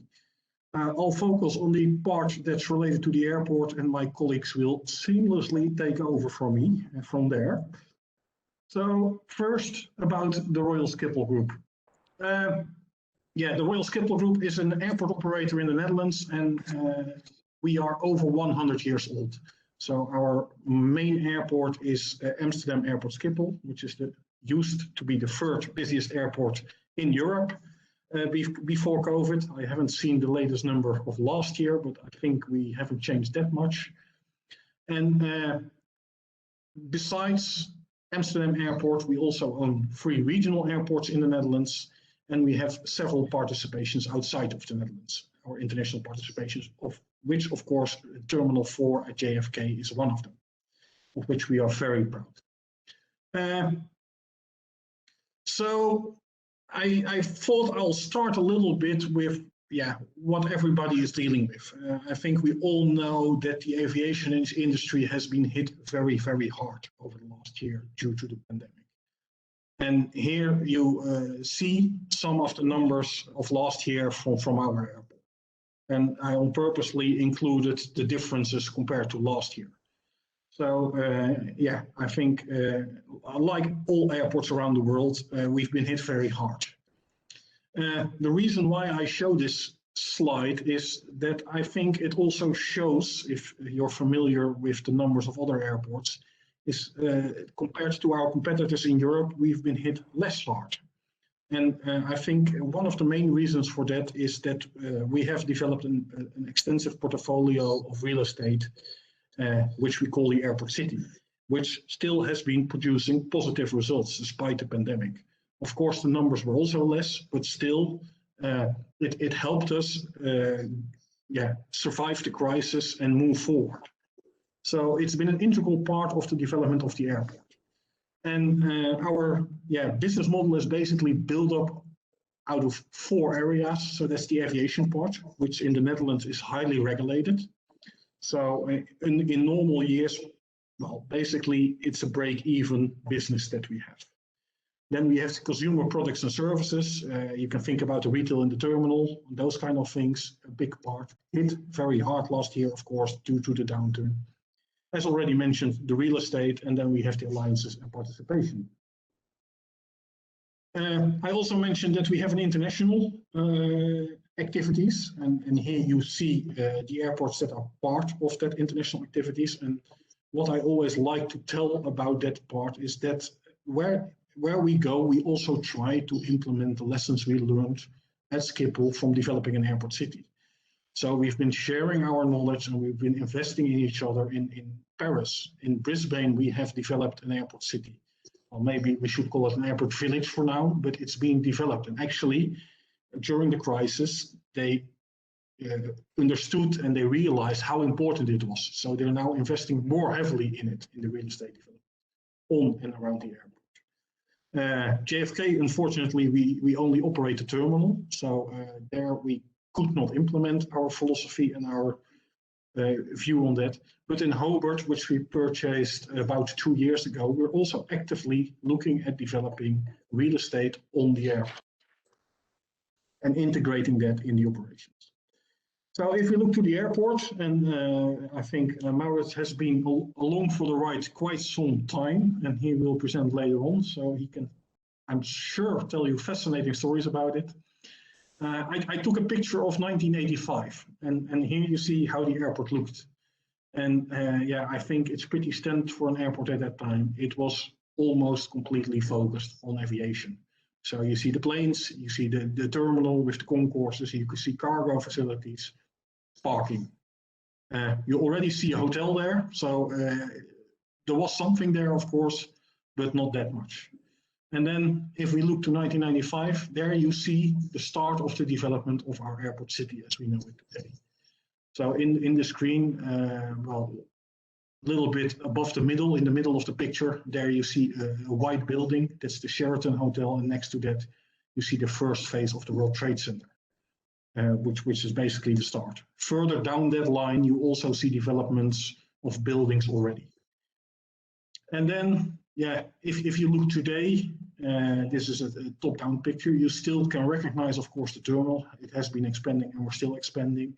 But in the middle, you see the integrated part of the airport city. And I won't talk through all the buildings, but you can see all the developments that has happened and are still happening. So we're still working on it and still developing things. And I think the key thing in that sense is the integration of the airport with the business and the multimodal transport node that has been created. So apart from the planes that of course arrive at the airport, we have a very good train connection to the rest of the Netherlands and even other countries. The bus service, so the public transport is very well developed at the airport. And recently, and I think we'll touch on that a little bit later, also the metro link with the city of Amsterdam and the city of Hoofddorp in the Haarlemmermeer is under development. So, and we're not done yet. And of course, COVID has impacted us as well. So some of the things on this picture, which was before COVID, are delayed, but are still planned to happen. But also you see still some wide developments on this picture that we will continue with. And we anticipate to continue with, to keep on developing. And I think what is interesting to tell in this respect is also that in the last year, we still made strategic purchases of land around the airport to be able to keep on developing our portfolio. So our strategy, and that was revamped a few years ago, is focusing on 5 elements. So on one hand is flexibility. I think especially now with the COVID, we're still working from home for the most part. Flexibility in your facility to be able to change and adapt is critical. Sustainability and health is very important and even more important now. But also to connect people with each other. So the developments that have been developed recently have a large part of common space in there to also connect people with each other and to interact with each other, to create an inspiring environment to work in and to be, basically be happy to come to the airport. And that's all, of course, connected and supported by the smart element. So making things smart, using data and IT to make things better. So I now focused mainly on the central part of the airport, which is called Schiphol Central, but there are also large areas around on the airport, in different areas and around the airport where real estate has been happening. And that's really the airport city concept, which are focused on clustering and creating synergies. And I think one of the biggest successes that we had, and we still have, is that we don't go at it alone. We really work together with the city of Amsterdam, with the municipality of Haarlemmermeer, in developing an offering which is interesting. We don't see each other as competitors. We see each other as partners in order to make it happen. We don't want to compete for the same customer. And to talk a little bit about the developments that are ongoing outside the airport, I'm very proud to hand over to Bart and later on to Maurits-Jan. So with that, thank you for your attention for this part. And I look forward to answering the questions you might have. Thank you very much. Okay, so while we're switching over here, I have one question for you, one kind of clarification question. You very clearly stated the benefits of the broader aspect of the airport city during the recession, the pandemic, and still into the recovery. Could you just be a little more specific about what ways? Clearly, it generated revenues. Did it build better community relations or resilience in the face of change? And maybe thirdly, did it enhance your reputation? Revenues, resilience, reputation. How Well, did it play out for those? Well, I think a big element has been, of course, the financial stability that it has provided us. And that has helped us, of course, to keep on investing in the airport, keep on investing in developments that are ongoing, not only at the airport, but also the surroundings. So I think that has been a huge part, also creating trust. And I think we're also very proud that several of our tenants came during the pandemic to us when we offered to all our tenants that we could support them a little bit to come through the crisis, that some of them refused our support. They said, no, we're doing fine, so we don't need you.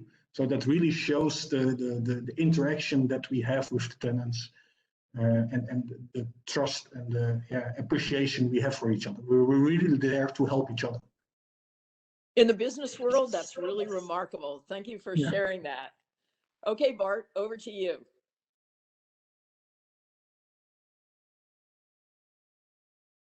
Okay, thank you. Maurits is getting the presentation screen, I think. Yes, I think the technical people should activate my share button. Then I can start the presentation. Yes.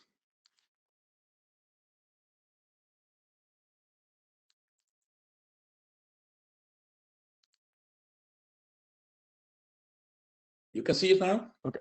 Yeah, it's you can see it. Thanks. I will ask Maurits to get the next slide. Then he will take over to tell something more specific about recent development. First of all, Marilyn, thank you also for the invitation to join this conference. It's great to be part of learning about topics that has a very large impact in our urban planning, especially also in Amsterdam, since we have an airport also here next doors to the city and growing rapidly since the last decades. Although, and Kjell talked about it, due to COVID-19, we've seen a dramatic decline in traveling. Still a main issue in our urban planning research. Bart, And, I hate to interrupt, but I'm wondering, I'm having a little difficulty hearing. Could you just take a look at your volume? Thank you. Okay. Yeah, it's yes. better like this. Or, yeah. Yes, okay. much better. Keep Thank my you. microphone closer to my mouth. Well, let's see if COVID-19 also can be used as an opportunity to look over what will be the next step to get a more integrated urban planning around cities and airports. Well, what I already told, I will keep it short with a broader overview of the urban context of Amsterdam and its airport Schiphol. Then Maurits will take over to tell something more about the recent development of Schiphol and its surrounding area, and we'll explain more specifically about the airport corridor development, which is about to be decided at the end of this year. I will start with this slide, which is, well, the perspective of the Netherlands left the coast, sea, and with the purple spots, which the different cities, white marked spots, which are the different city regions in the Netherlands. These are the functional urban areas or daily urban systems around one or two larger cities in 4 of these city regions. And these city regions operate in different forms of cooperation. Some have a more legal basis, a more formal legal basis, and some have a more voluntary character of cooperation. Each of them is different. About 9 million of the in total 50 million people in the Netherlands live in the Delta at the west side of this picture, in the Delta area of the west of the Netherlands. Most of them around the cities of Amsterdam. It's where the red marker is in the more to the north. South of it is Rotterdam, The Hague, and more southeast is Utrecht. And well, most of those 9 million people live in those areas. And these cities together can be seen as actually as one urban network, also called the Randstad Holland or Delta Metropole or Holland Metropole. And well, maybe for you a little strange, but it's the lowest part of the Netherlands where we build this urban network, all below sea level. And this urban network with great proximity and well-developed internet services compensates the lack of size of Amsterdam, which is relatively small for an international city or region, but which has the density and connectivity required for a global business region. So it is an example of the concept of bird size in this broader urban network. Next slide, please, Howard. So if we take a closer look at the metropolitan area of Amsterdam with about 2.5 million inhabitants, 2.5 of those 9 million I mentioned before. It's more than 14% of the Netherlands population living in this area. It is the country's most robust and most internationally oriented economic region, and facing considerable growth. Although before COVID-19, last year it was quite less than before. And in this area, 35 different public parties work together to develop this metropolitan region. 32 municipalities, including Amsterdam and Haarlemmermeer. I'm working for and Maurits for Haarlemmermeer. The two provinces which are part of this area, the Regional Transport Authority of Amsterdam, which is in fact a corporation of 15 of those 32 municipalities. So this corporation of the metropolitan region is well, quite successful, but it's on a voluntary basis with only administrative component as a base for its functioning. The regional corporation is about economic policy, urban planning, housing, sustainability, landscape mobility, and more also integrating a social agenda based on a policy to have a mixed and undivided city and region, where living is accessible, affordable, regardless of income, family position, age or background. This includes low and middle incomes, everybody. So to get a more balanced regional development, the urban strategy is focused on a polycentric development around the city of Amsterdam, that are the red marks around the city core of Amsterdam. And this focus has to strengthen these regional centers to get a more balanced development of living and workspaces, a less segregated urban outline and higher level facilities, and especially relief on the pressure of infrastructure. So to get more spin-off of the success of Amsterdam also in the region. And especially this regional corporation of this area achieved all kinds of planning agreements about urbanization and also about Schiphol Airport's access. Next slide, please, Maud. Well, I zoom further in, and then we see the city of Amsterdam, or not only Amsterdam, but it's more the agglomeration of Amsterdam. In the core Amsterdam, you can see the canals in the middle.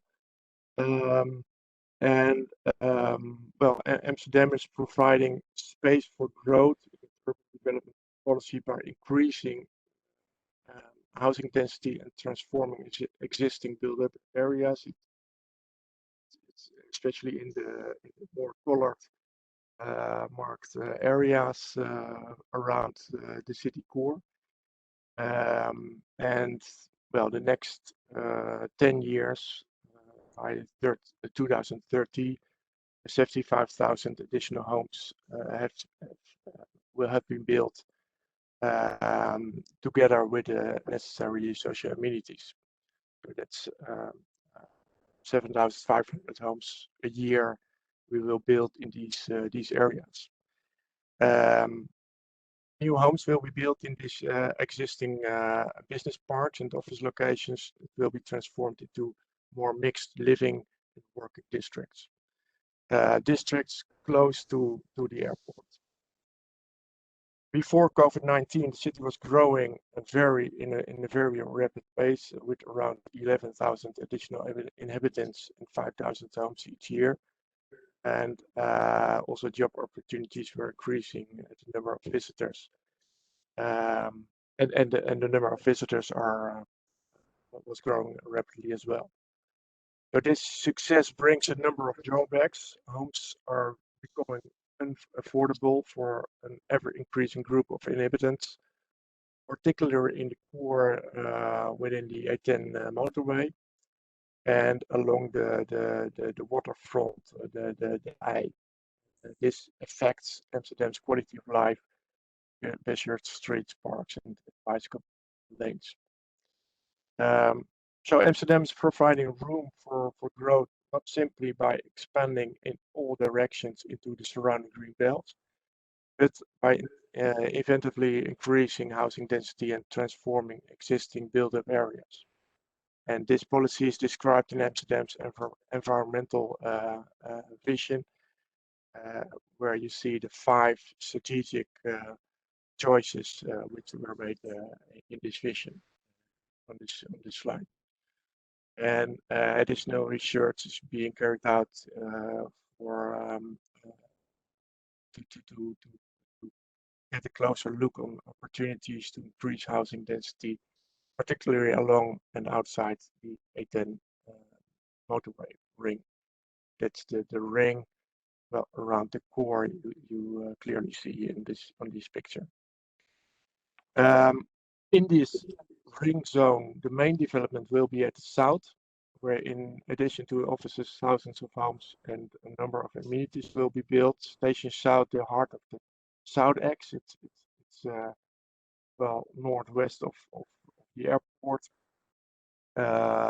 This heart will transform into one of the most important public transport hubs in the Netherlands, close to Schiphol Airport, and it's connected with Central Station in more to the north in Amsterdam city center by the North-South Metro line.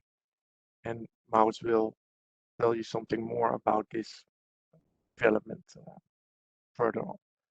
Next slide, Maurits.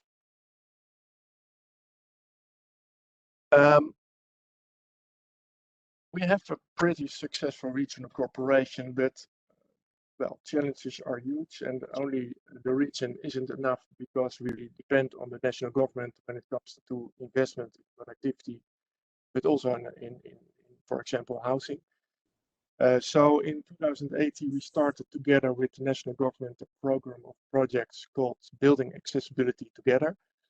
And it's really together with many stakeholders which are involved in the program, ministries, 2 provinces, many municipalities. All of them I mentioned before. Schiphol, Dutch Railway Company, Railway Infrastructure Company, and also the Rijkswaterstaat, which manages the national motorways. but also before, for example, the regional transport. And the main objective of this program is to strengthen the economy of this metropolitan area by integrating urgent urbanization and accessibility challenges. And the program has 5 integral main tasks. It has to ensure investment in accessibility, to maximize the competitiveness of the MRA, keep current and future economic prime locations of the MRA accessible, in a way that suits the current and future functions and users of these locations, accommodated the urgent housing assignment, a well-functioning demand-oriented daily urban system of the MRA with attention to travel time, reliability, experience, and exploiting and strengthening the ambitions of central government, the Metropolitan Corporation, companies and social organizations with regard to innovation, smart mobility, safety, climate, health, energy, and sustainability.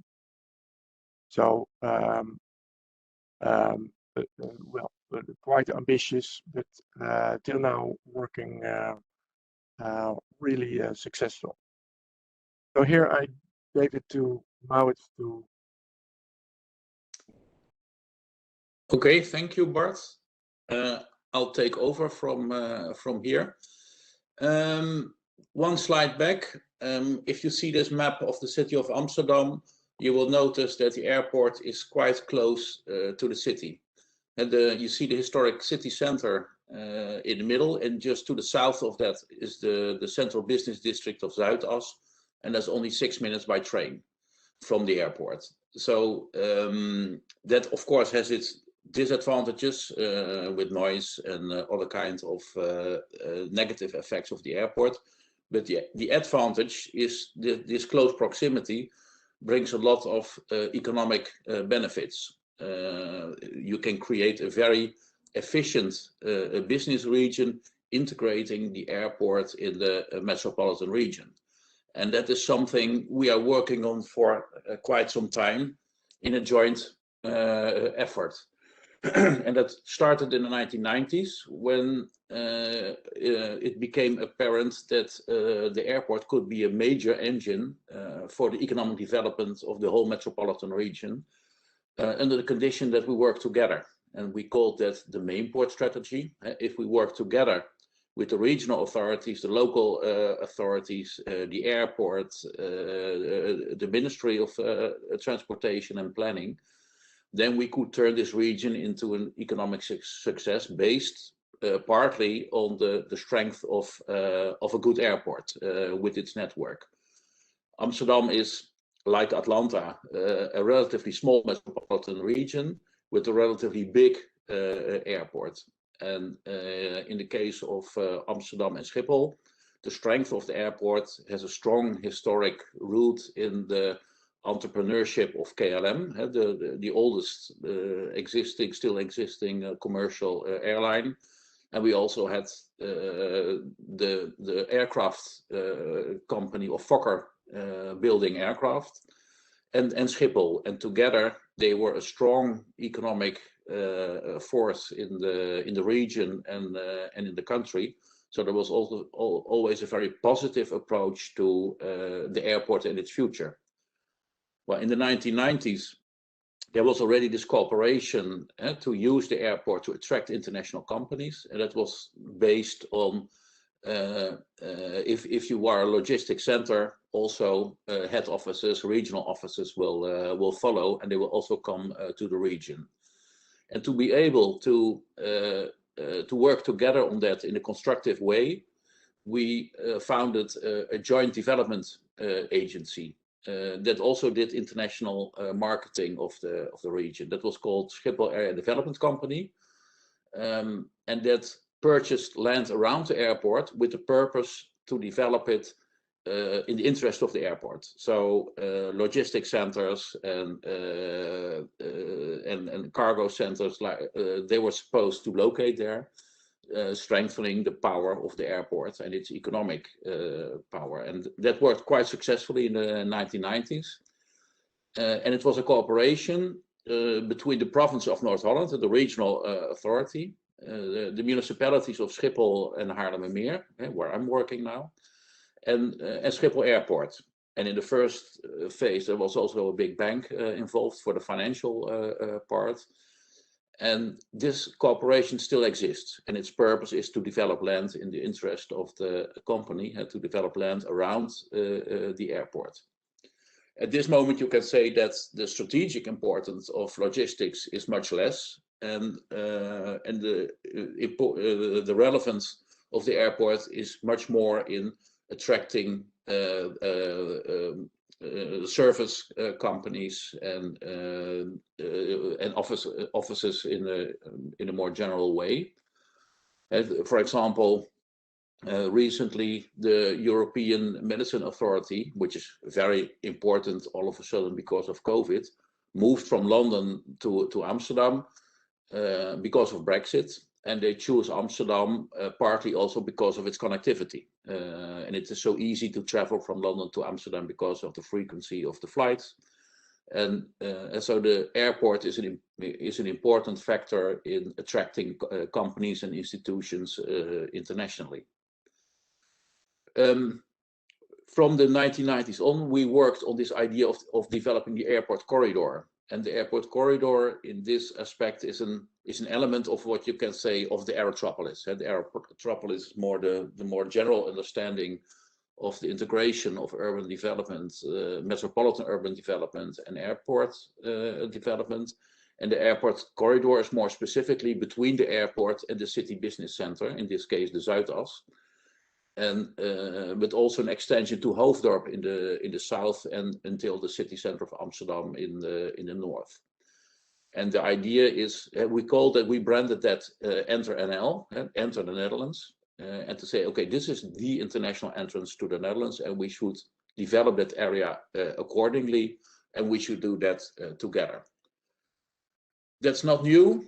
So what you see on this picture, and I already told you, it started in the 1990s, mainly focusing on logistics. But soon after that came the office development. On the upper right, you see the Zuidas business district of Amsterdam. And it developed in very short time into a kind of central business district, close to the airport and close to the historic city center. Linked to the city center by the north-south line of the metro system. And on the picture on the lower left, and that's the area where I work for now, which John Cassarda always calls the Aerotropolis. And that is Hoofddorp, the business development around the railway station close to the airport. You see the airport in this picture on the upper left. So that it's very close. So there's quite some development already taking place in this whole area.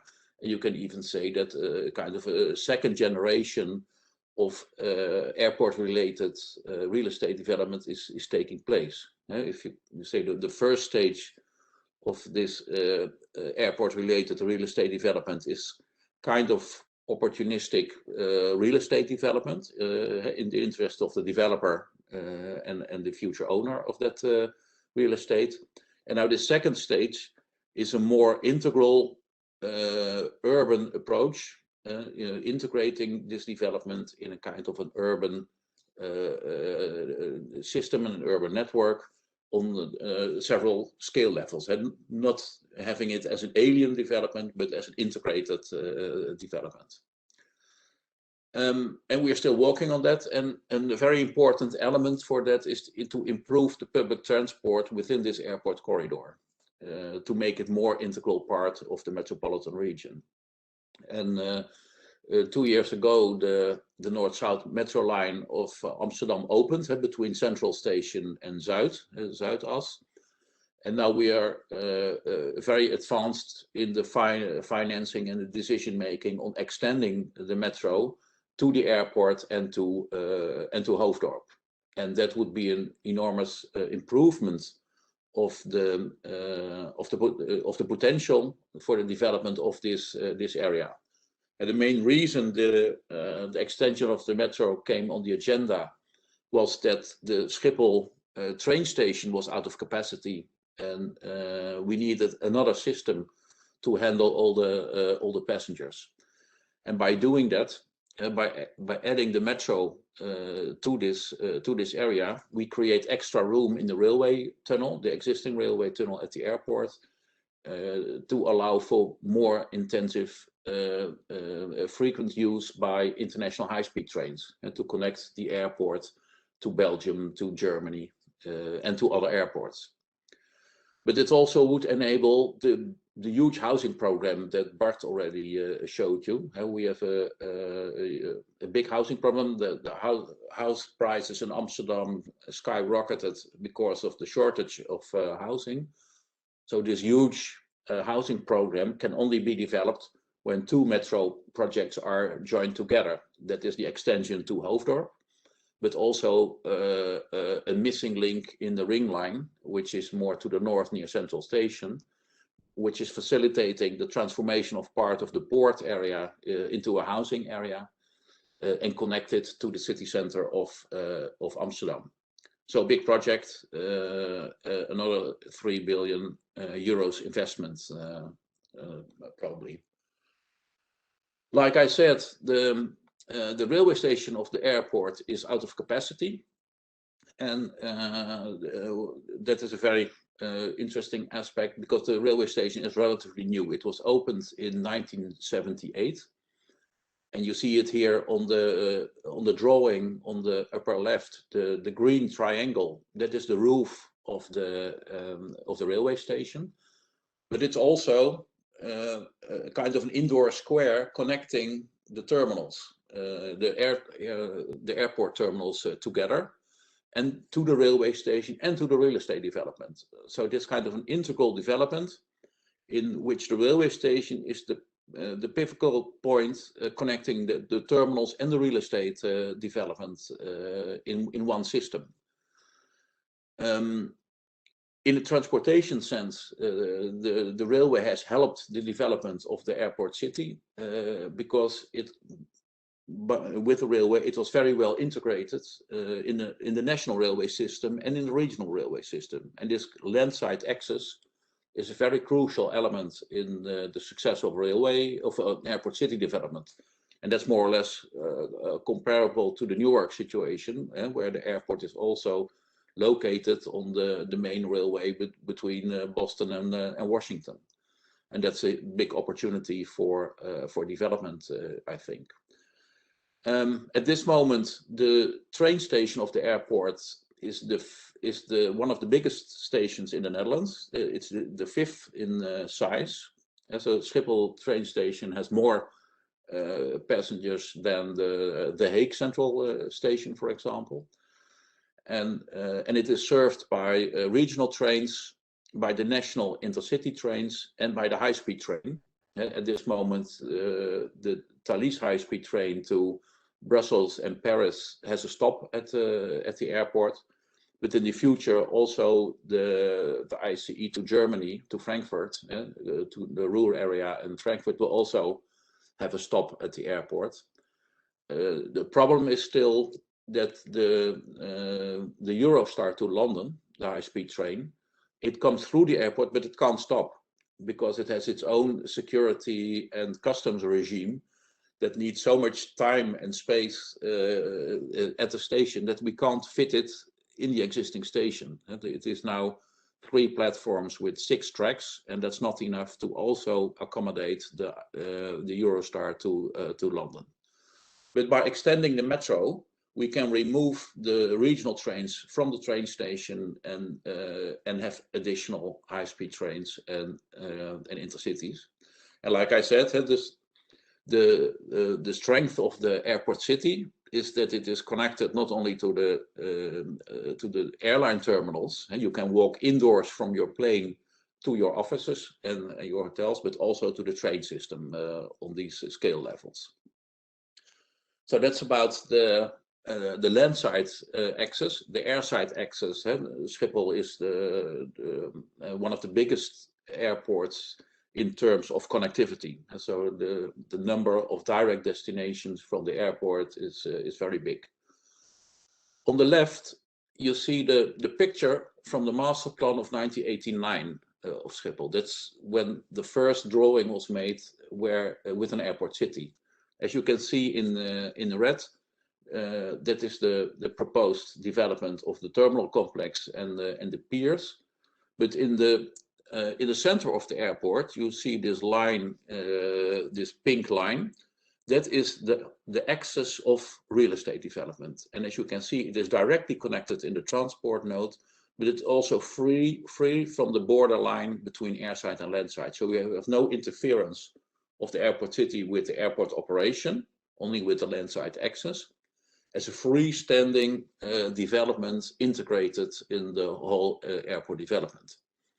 And part of its success is, apart from accessibility, that you are also close to the city center of Amsterdam and to the business district of Amsterdam, and that you have a program that is a mix of not only the convenience of traveling, but also the mix of hotels, conference centers, and offices, makes that you can fly in and fly out and have a meeting within a day or within half a day, which is very convenient. But also if you want to stay there for 2 or 3 days, you have the hotels, you have all the facilities. And it is kind of a sandwich between the Sheraton Hotel and the Hilton Hotel, with offices and conference facilities. And that mix of traveling, meeting, working, and staying in a very efficient way, that makes this area stand out. For example, Microsoft has its European head office in Paris, in La Défense, but they have also their regional office for the Netherlands and Belgium in the airport city. And that makes it very efficient for them to schedule international meetings in Amsterdam and not in Paris. Because in Paris, when you arrive at Charles de Gaulle Airport, and let's say that it's raining, it takes you half a day to travel from Charles de Gaulle Airport to La Défense alone. So that is not convenient and not efficient. So this compactness and efficiency and convenience, that is a big advantage of the airport city. And this is the picture that Kjell also showed you before. So to the left, you have the core part of the airport city. And that is the part where the rent levels are the same as in the central business district. And I think that's still quite unique for an airport. But that has to do with being integrated in this transportation node. And here in the center of the picture is what you can say the second tier of office development. But also there we pay a lot of attention, where I say we in the sense that I worked there until March 1st, in making an environment that is aiming at interaction between people. So make atrium-like spaces, give it an urban outside quality, because you are competing with locations in an urban environment. So you have to, in an airport, more deliberately, you have to create that environment, urban environment. And what you also see on this picture is the landscaping. And so you have to make a nice, agreeable environment in an airport. As you see on the upper part of the picture, that's more logistics. That's the cargo department. That's very difficult. But where you can do it, you should invest in the quality of space of at the airport itself. I want to conclude by zooming out again. Amsterdam, as I said before, like Atlanta, a relatively small metropolitan region with a big airport, because the big hub airports in Northwestern Europe are London, Heathrow, Paris Charles de Gaulle, Frankfurt Airport, and Amsterdam. And so Paris and Amsterdam are the hub airports for SkyTeam. London, together with Madrid, are the hub airports for oneworld, and Frankfurt, together with Munich, outside this picture, are the hub airports for the Star Alliance. And these are the big global alliances. And these airports have by far the best connectivity. All the airports have much less direct destinations. in this area. So Frankfurt is comparable to Amsterdam, also relatively small with a big airport, but London and Paris, they are big metropolitan regions where with big airports. Within this area, you should aim at further improving and give priority to the high-speed train, because the high-speed train is very efficient here and also relieves the airports, because most of the airports in this area are congested, have difficulty in coping with the growth of traffic.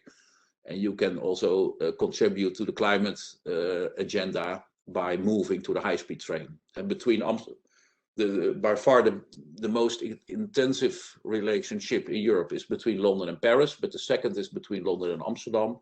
And that's exactly also the market where the high-speed train has a very good position. And what you should aim at, I think personally, is to have a good integration of the high-speed train network with these big airports, because then you can still connect also from the smaller metropolitan regions with the train to the airports and to their business centers. And that compactness was more or less given in Amsterdam and also in Frankfurt, and is much more complicated in London and Paris. But I think it's a major challenge to have this integration of airline network, high-speed train network with the business centers, because that's where efficiency counts. Thank you. Well, thank you very much, Maurits and Bart. I will tell the audience that about 2 years, just a little over 2 years ago, when we had a graduate studio of architects, planners, and landscape architects working on Newark Airport City, we went to visit Schiphol, and we spent a morning with Maurits, and he talked as fast and as with such high content. Thank you both for fitting all of it into such a tight time as we've been able to share today. I want to ask a question to both of you, if I may. So they're amazing connections. Thank you for bringing in the importance of high-speed rail, which we deeply believe in America, and have some hope that we may at long last get started on it. But you also talked about the mix of travel and meeting and working and staying, and compactness as an advantage.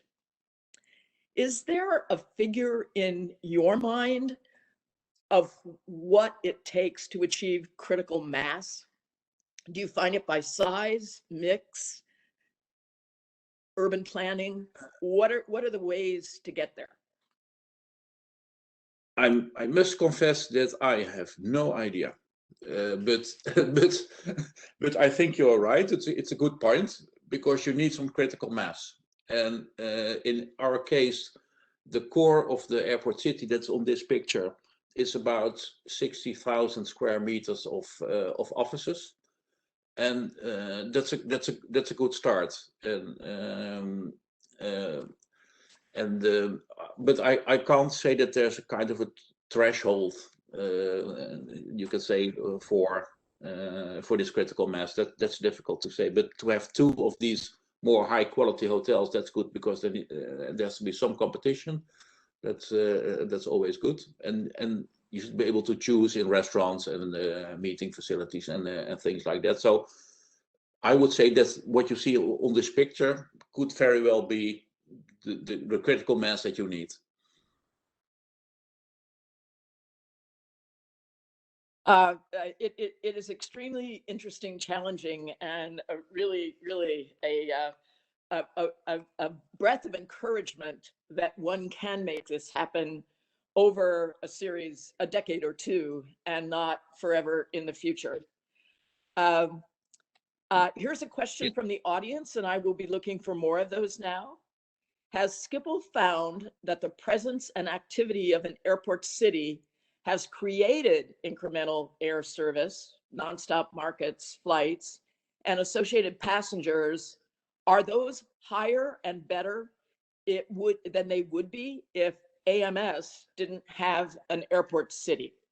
Is the airport city a generator of air service? It's difficult to say. We don't have data on that. First thing to say, I don't know if Kjell has data, but I think there's no direct data of that. But I think the combination of Schiphol city center and the Zuidas business district in Amsterdam, they attract international companies, and that certainly generates market extra use of the airport. But we don't have exact data. And so AMA, for example, moving from London to Amsterdam, that generates a lot of traffic. And they are located in the Zuidas, but that's still within the airport corridor. So within the corridor, that is certainly the case, but we don't have the data so specifically. Yeah, I agree with Maurits. We don't have the data, but I think for certain they feed off each other. So more destinations means higher attractiveness. Higher attractiveness means more companies. More companies means more air travel. So. Yes.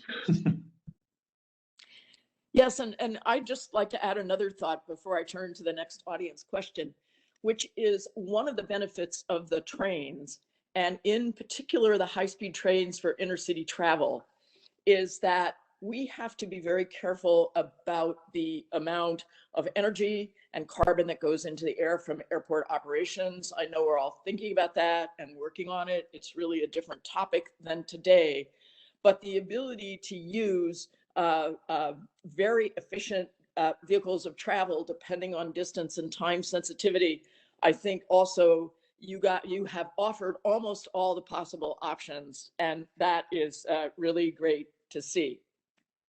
Question for you, Kyle. Kyle mentions engaging the community in programmatic city clusters. What methods can we in Newark use to achieve more engagement within our city while we struggle with the fact that New York City remains the primary destination for EWR airport arrivals? What community engagement allows for successful pauses in areas that weren't attractions for outsiders before? Can Newark be a place that people want to arrive and stay? I'm more than willing to give my view on that, but I think this was a question for Bart. He mentioned this topic, so. Well, share it with him. Do you want to start, Bart?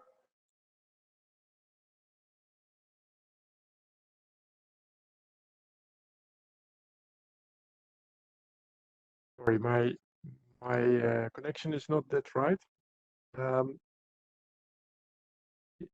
Is it okay like this, or? Yeah. Yes, it's fine. Oh, yeah, okay. At least for me. I'm sorry, I didn't hear the question. The question, I think, is at present, the primary destination for arrivals at EWR is New York City. So a few get on the train and a lot hop in their Ubers or their private delivery vehicles and head to the city. How can the airport city be helpful in encouraging people to arrive and stay in Newark because there is an airport city tied with the airport?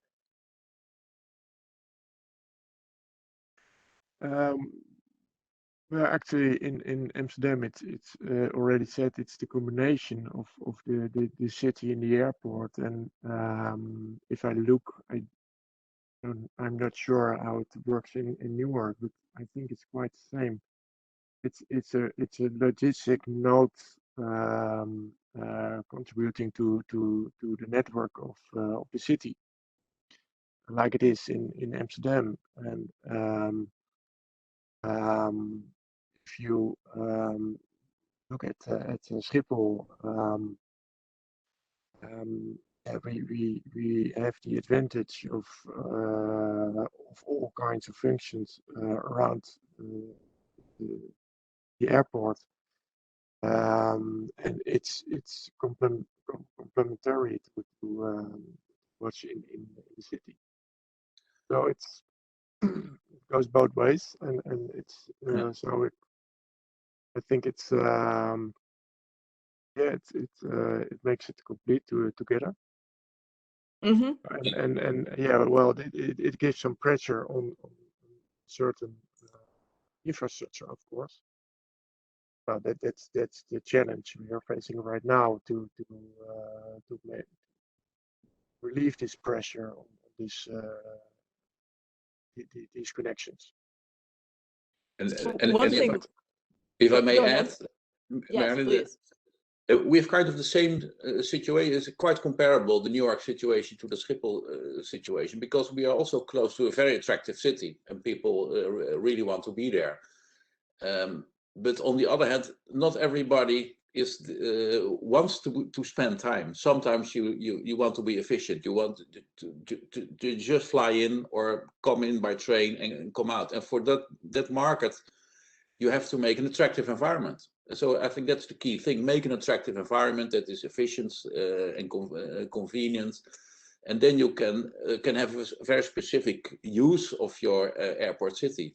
It's not very different in the situation. And in Newark, you will also have that the distance to New York is quite big in time, and before you're really in Manhattan. So if you don't have to be there, it's easy to meet at the airport. But the disadvantage in the New York situation is that you have 3 airports.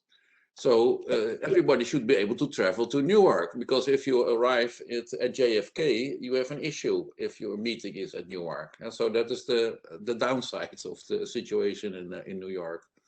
But to make an attractive environment, because you also have the combination of the train line and a high-speed train.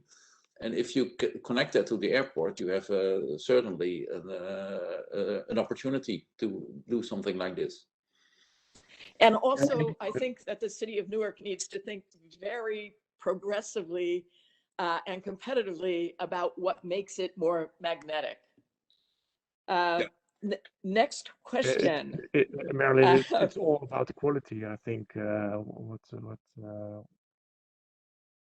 If it has to be contributing to the city, it's all about quality of the urban environment.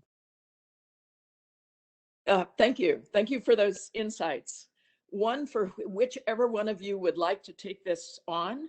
What was the role of the Dutch federal government in funding the Schiphol air development? And I guess we might then also go on and say, Kyle, if you can share the information, what's the capital stack that makes it work? Well, what was the role of the Dutch government? The Dutch government has always been supportive of the development of the airport. So by creating treaties with other countries, which allows flying to that country. And they've been very supportive in that way. And that's, of course, tremendously helping the development of the airport. They also, of course, has been very helpful and supportive in developing the multimodal transport node. Which is, of course, a critical element in the development of the airport and the airport city.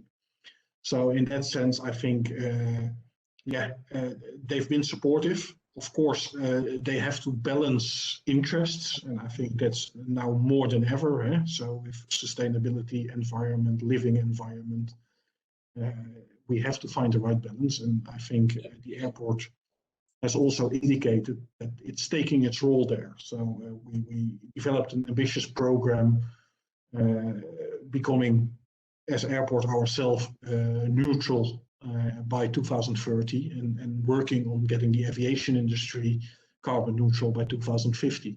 So we're working very hard on that. And Kjell, last but not least, they're also the main shareholder in Schiphol Airport. And so 75% approximately shares are owned by the national state. And the whole idea of the potential of the airport development started in the 1980s, when there was a huge joblessness. And so the economy was not doing well. The European Union was coming, and how should the country position itself economically? And that's when they recognized, well, the airport might help in an internationalizing world in getting the economy going and increasing employment. And they played an active role in that as well. And because that was successful, there was a very positive attitude. And you can say that attitude today is more balanced. Now there's more attention going to the negative effects of flying again. So we're in a completely different situation from the 1990s. So maybe thinking from the point of view of Hamlimmermeer, or from other communities outside of the fence of the airport, does the private sector have to play a stronger role, or do the municipalities stay in, or do they also get federal government funding?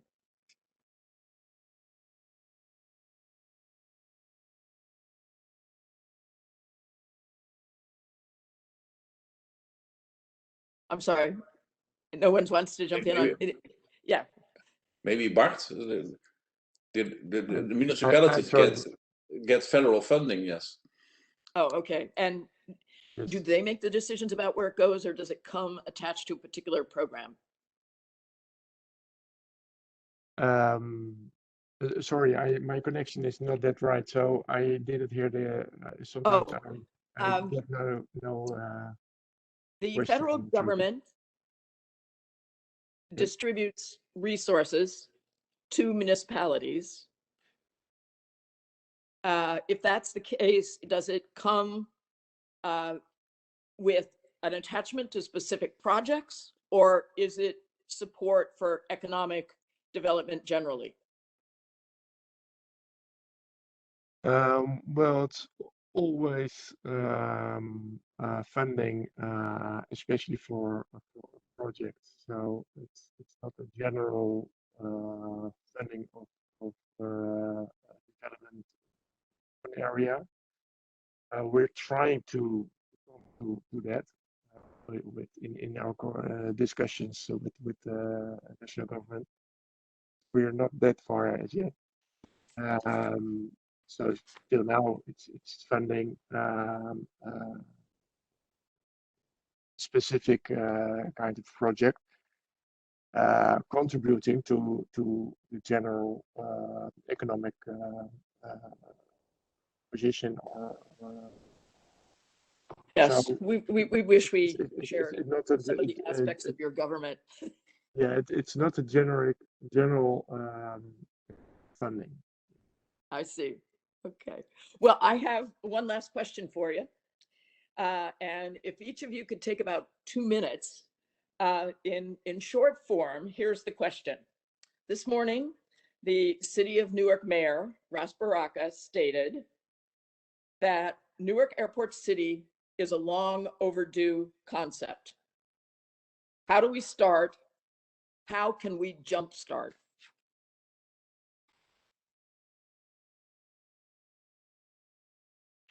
Well, shall I get going first?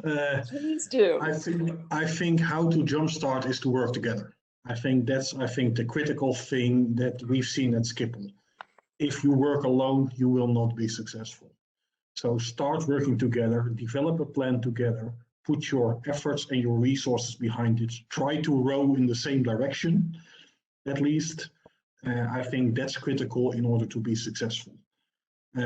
The second thing, from my perspective, is I always say dream big, but be prepared to start small.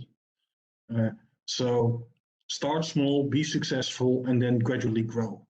I think we're not in an environment in Newark and in Schiphol anymore where we can do the mega developments that we sometimes see in China, where they develop complete airport cities. So yes. I think those are my 2 wisdoms, if you want to call them that I would give in response to this question. Happy to endorse them. Maurice? Yeah, and I would add, because I completely agree, start with cooperation and have a joint goal, but also have a long-term commitment to it. And that it's a long-term commitment in the sense of the commitment itself, but also translate that in solid urban planning with a long-term perspective. And don't be afraid of the more complicated things of integrating transportation and real estate development. That's sometimes not the most easy thing to do, but it creates by far the most value. And Bart, you get the last word here. Well, yes, I agree with Maurits and Kjell. First of all, it's you get the stakeholders close by and make a plan together, really together, which benefits all those stakeholders and become the competing each other. Well, I want to thank all three. Oh, I'm sorry. Go ahead. Sorry, no, and make it specific, and also I agree with Maurits. Make long-term planning, and keep on it. Well, thank you all very much for what you had to say. It's impossible to sum up in the short term, but what I know is that we will look forward to continuing this conversation with you as we move forward. Thank you all very, very much for coming and sharing your wise thoughts with us. Yes, Thank you. And thank you for inviting us. I want to extend Marilyn's remarks to thank you, and I really loved what Kyle said to work together, start small, but think big. So I think that could be our motto for the afternoon. So we have an afternoon session that includes remarks from regional leaders and the Port Authority leadership. And then we have one final panel on Newark that will convene significant members of the Port Authority involved with the airports, the deputy mayor and planner from the city of Newark, as well as the chief of staff for economic development from the New Jersey governor's office. So that will be an excellent panel. And then we'll close off with a summation, a good lunch, and perhaps a good dinner or maybe a midnight snack. We will resume our Airport City conference with our afternoon session, which I'm very excited to introduce. We have a session of remarks, starting with the dean of the Blasting School at Rutgers, followed by the executive director and chairman of the Port Authority, and then concluded by Tom Wright, who is the executive director and CEO of the Regional Plan Association. And then our Newark panel, which parallels what we heard from Atlanta and Amsterdam, will be from 2 to 3:15. And we have a great group that you can all see who's on that here. And then we will have a panel wrap up where the moderators from all the panels today will kind of tell us again what we heard and try to synthesize that. We'll have some additional question and answer responded to at 3:45. And then at 4 o'clock, we'll have a quick wrap up, and then we will be off into the weekend. So please use the Q&A to ask your questions. And as I said in the morning session, the bios for everyone are on the website, so we're not going to take time to do that now. But I do want to introduce Vanu Thikuria, who is the dean at the Blasting School at Rutgers University, which we like to think is one of the great planning schools in the United States. So I give you Vanu for her remarks.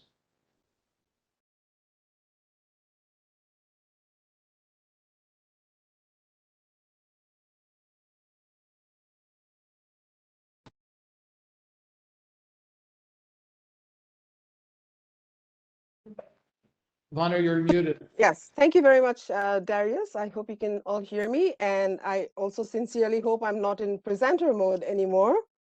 Good afternoon. I'm very pleased to be making these remarks. I am absolutely new to the Newark City project, and I hope to be giving very high-level comments on this very exciting project from a regional planning perspective. As Darius said, I am from, I am from Rutgers University, which is the State University of New Jersey. I believe there are many attendees from overseas. So just a brief introduction. to my university, and it is the State University of New Jersey, and our mission is an educational mission as well as research and public service. We are from the New Brunswick campus, which is the flagship campus of the university, and it is a part of a group of research universities of North America called the Association of American Universities. 65 leading such universities, and we are also part of the Big Ten Association of the universities which play football. And I would also like to, I was very delighted to hear that we have Dutch colleagues associated with this event. I just wanted to note that I have long associations with many colleagues in the Netherlands, not only with the university sector, because I actually moved to New Jersey from the UK. I was in University of Glasgow in Scotland, actually, before my arrival in the UK, in New Jersey in 2018. But even now, I have very strong collaborative relationships with Statistics Netherlands, especially with their Center for Big Data. And I have just exchanged emails with them yesterday. They were very excited to hear about your involvement with this airport project. And we were just discussing how we might have some collaborations around it. So that's all very exciting. My school is located in the city of New Brunswick in New Jersey, and surrounded by all these very wonderful civic amenities. But rest assured, this is all very quiet right now because of COVID. I like to think about our school as having these business verticals on urban planning, public policy, informatics, and very strong components in public health, healthcare administration relating to hospital care and so on, transportation, workforce design, workforce development, economic development, urban design, and so on and so forth. But also things the school cares about cross-sectorially, cutting across all these very diverse, strong historical areas like social and upstream determinants of health, social justice, diversity and inclusion, sustainability and environmental resilience, and climate risks, global engagement, internationalization in public and urban affairs, and something that is very strong with me, which is informatics, data, and civic technology. Our school has a number of top-ranked, nationally recognized academic programs. We have a top-ranked undergraduate public health program, and our urban planning program, master's program, is ranked 3rd nationally, and we also have a highly ranked public policy program. I'm very also pleased to say that we just have been awarded to lead a New Jersey policy lab. I'm happy to speak about that. We just heard on Monday, actually, we're very excited about it. And we have about 15 research centers doing all kinds of different research on transportation, green buildings, civic engagement, et cetera, et cetera. This is such an exciting project. When Barbara told me about it, I was really very enthused. I have been involved in some ways in airport projects, although that's not my area of expertise. I am a transport and urban informatics and big data expert. Those are my areas of research and practice. I have been involved in airport projects. Some of you may have heard about the never to be implemented or developed famous third airport in Chicago. I was a part of the original group, one of the groups that made the emplanement forecasts for the location of a third airport in Chicago. Also did some work in one of the Chinese airspace area. But nevertheless, when I saw the scope of what Barbara and all our distinguished colleagues were doing, I was very enthused, because this is obviously not just an an aviation project. It's just such a big economic development, a community development project. It has so many different aspects to it. And, particularly the path extension. I mean, I must have figured out I have something to do with Chicago. I will talk briefly about the orange line of the Chicago Transit Authority. I mean, when that was extended all the way to Midway Airport, that became such a big community revitalization and economic development tool. So those were those aspects of it. So I was really obviously, that was one of the main reasons I was said, hey, can I come and, somehow participate in this program here? And I picked this out right from the executive summary that the group had so nicely put together. The project is really expected to have so many benefits with this transit-oriented development, proposed path extension. If comprehensively planned, it potentially could have economic, social, environmental sustainability impacts, which could stabilize and cultivate urban development for optimal performance across many sectors. I mean, absolutely true. And if well planned, it could really have cascading impacts on multiple scales in a positive way. Again, airport city examples. These are so many of them now. These are just some of the ones that I had been personally that I could remember in the couple of years before we all shut down last year. These are just urban areas whose infrastructure, land use, and economy are centered on airports. And, in some cases, they organically grow as the airport and cities grow with each other. And in some cases, they're, of course, planned right out of the airport itself.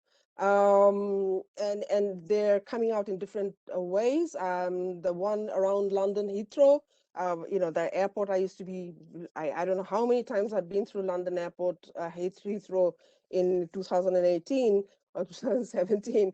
But some of the ones like AeroCity outside Indira Gandhi International Airport. I mean, hey, one day there was AeroCity between 6 or 8 months apart. A colossal development there. And the point I wanted to make is, as in any major infrastructure project, there are many complexities, site-specific, economic, cultural, socio-demographic, and physical and natural aspects that have to be carefully evaluated and worked through. And once these are all considered, we could have very good impacts out of many of these aspects. Transit extension projects, I already told you, I had witnessed firsthand some, at least not all the way through, but since 1993, when the CTA Orange Line was extended from where it had stopped, I think many decades ago, from the Chicago Loop to somewhere in the middle, and then eventually expanded to Midway Airport. It had many impacts. One of the most major ones being it revitalized, the economy around some of these areas, and it also brought in jobs. It definitely improved the ability of many of those neighborhoods, people from many of those neighborhoods, to have job accessibility in the Chicago Loop, because the Chicago downtown area has the greatest proportion of jobs in the Chicago metropolitan area, even today, in a concentrated sense. But at the same time, in anticipation of the extension, land values had already started to rise. I mean, 10 years before, the government found the money to extend the line. So again, these are some of the impacts that have to be looked out for. The Bay Area Rapid Transit, the extension to the airport, is another example, very interesting. There was a big story there, very interesting story there as well, about how that got extended. Lots of issues around traffic and so on and so forth that alleviated traffic congestion, air pollution aspects, and all of that. Very interesting. I've certainly used this many times, and it's a very interesting transit extension project, also very responsible for job accessibility and multiple other considerations. And now we have COVID, humanity's what has been called first data-driven pandemic. We can expect there to be many impacts and uncertainties, at least for a period of time. So let's see what is going on as a result of it. Well, right after March 2020, when we shut down, this is what this is showing. The red line is showing trips to points of interest in zip codes within 10 miles square, 10 miles radius around the airport, basically. And the green is showing the rest of New Jersey. So basically, the stay at home order was the strict lockdown phase in New Jersey started in March 21, like most others, many other states around this region. And we saw, there's a precipitous drop in the number of trips. And then there was a slow recovery around, after the beginning of April. But the trips around the EWR region, around that area, recovered more slowly compared to the rest of New Jersey. And the rest of New Jersey, actually, we have some other data shows that most of this recovery was driven by actually trips out in the southern New Jersey counties and so on and so forth, as opposed to what was happening in the EWR region. So that's very interesting because I think the EWR area obviously is very close to New York, and this whole northern New Jersey region, of course, had much more COVID incidents compared to the rest of New Jersey. Then again, not only was there a decline in the overall trips, there was also a decline overall and much more leveling down of how far people were traveling.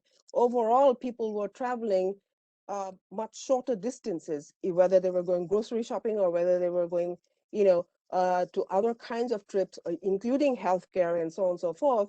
So these are some of these things, dynamics that were going on during the COVID times in the areas around the airport compared to the rest of New Jersey. And my point here is not to make any specific, big. We know that these patterns will leverage out once we come out of COVID or as we come out, but there's going to be these periods of uncertainty that's going to have an impact on project planning. And again, the same with some of the mega trends, aside from travel. Travel is just a derived demand. Travel is, the impacts are going to be determined by bigger things like real estate markets. And as you can see, there was an initial dip and then really a soaring of real estate property sales in New Jersey. And again, New Jersey employment, I mean, there was a collapse in the market, even for high-wage jobs. Shortly after, the initial lockdown for high-paid jobs, but those have really close to recover to pre-pandemic times. But as you can see, the U-shaped recovery is not quite there as yet for low-wage jobs. And I want to talk about that a little bit.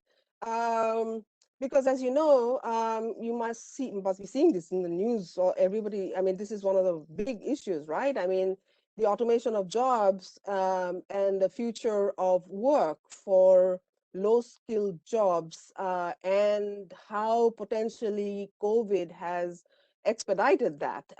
What was going to happen anyway in the next 10, 15 years, the time scale of that has been really compressed because of COVID, especially for frontline workers and, in the transport sector, in the delivery and, healthcare, et cetera, et cetera. And I think these are going to be the sort of things that's going to be having an impact in the transport, logistics, and all in the sectors that are potentially going to be around the aviation in those sectors. And so I think these are the kind of issues that will really have to be one has to pay attention to when we talk about economic development strategies around aviation. And I think I think compared to previous recessions and economic depressions, I think this time we are paying attention. I mean, this is just there's a center in my school, the Heldrick Center, and this is just one of many examples. All the research they are doing right now is actually focused on automation of jobs and a future of work and reskilling targeted to low-wage jobs and stratified by race and gender, and the kind of job search strategies and the reskilling strategies that is needed for that. So I think we'll all have to work together in order to come up with some of these approaches. So I think overall, lots of uncertainties, but also opportunities. Where are the uncertainties? First of all, we don't know about overall aviation demand, how it's all going to overall play out over time. Is the demand, you know, is there going to be, when is the demand going to pick up? Are the high paying business trips by air travel, is that going to slacken off and not going to come back, or is it going to come back in a much lesser proportion? Are the international trips, is it going to decline much more compared to before? Remote working, is it going to, what's going to be the impact on surface transportation? It's not just about how much, it's also about when. And the big question of when is going to depend on this complex combination of vaccine availability, vaccine hesitancy, availability of stimulus funding, not only in the United States, but also global recovery and the GDPs and the expenditure capabilities of international areas and international countries. And certainly the opportunities are big as well. Infrastructure funding, I know, is on its way, so that's great for us, like in sectors such as transport. I think there's huge new opportunities coming in next generation digitalization of transportation and mobility services. I do believe there are going to be new opportunities available in digital literacy and the ability of life-wide literacies, not only for community engagement and lifelong learning, but also life-wide literacies, the ability of to make communities have the opportunity to learn easily and from everywhere, workforce development strategies and economic development strategies, and as well as e-health. I mean, if one thing that the pandemic has taught us is that, economic recovery and economics is not just about social demographics, it's about health disparities. And also incorporating factors that address social determinants of health is very critically important in the planning process. So in terms of the kind of plans that you are trying to build, I think in addition to the path extension, the last mile connection from the path to regional jobs or home destinations, I think the kind of last mile transport options that are out there increasingly is going to be very interesting and important, and I think is going to be centered on technology as well as climate friendly solutions. And I love not only for the passenger sector, by the way, but also on-demand freight sector, because I think cargo is going to play an increasingly important role in aviation. So that's like very interesting stuff that's coming up. And I just wanted to also point out that I think the kind of plan that I was reading about that you're envisioning reminded me of this reminded me of this model, the quintuple helix model, actually, of involving academia, industry, government, civil society, and people, and the sector that cares about the climate and the environment, which is quintuple helix. But I think post-COVID, we need to involve another dimension in this model, which is health and health disparities. So when you're talking about building community involvement that puts the kinds of developments that you're talking about, so that you have a robust and resilient plan that has equity and innovation as its core, I think you also need to care about upstream determinants of health. And most of all, because there's so much uncertainty, because there's never been in our lifetimes a pandemic of this scale, there is a need for evidence-based decision-making, something that the Biden administration is pushing forward, the need to understand the future based on data for decisions, so that there is this sustainability, inclusivity, and equal opportunity and health outcomes at the end of it. And I think that is truly an aspiration that this plan has this project has the capacity to meet. So with that, I'll wrap up for today. Happy to take any comments or questions. Thank you. Stop sharing. Thank you, Vanu, so much. That was really incredible in the way that it kind of filled in what we heard in the morning and also put the airport into both the context of public health and COVID, as well as big data. So I think it was really great to hear that. I don't see any questions in the chat or in the, oh, you're getting one? I think we have time for one question. No, we'll have to, I think we'll. So this is Ben. Can I ask a question? Oh, yeah, hi, certainly. Yes, Ben. Okay, so far today, nobody has really mentioned air mobility. And so there's a lot of research being done in terms of economic development opportunities for manufacturing of the machines, training of pilots, and also the air traffic control on a more local level instead of the FAA. So I was wondering if there is any thought in terms of public policy and planning on the economic development opportunities for air mobility. So when you say economic development, I'm just clarification, economic development for air mobility, you're referring to the economic development impacts of aviation industry, or? No, air mobility is like an Uber, but instead it's an electric vehicle that will fly Yeah, maybe I 30 got it. 30 miles, 10 miles, 30 miles, 100 miles. Yes, I understand. Yes, I think I know there have been a couple of studies. I know Uber, they are getting into that business, but I have not seen those results actually as yet. So, but there are a couple of studies that have been done. Okay, and I wanted to suggest it to the Newark Airport City team that there may be a development opportunity in something that will take root probably in 4 or 5 years. Thank you, Ben. That's a great suggestion and duly noted. All right, Dan, do you want to go to the screen for Kevin O'Toole? Yep.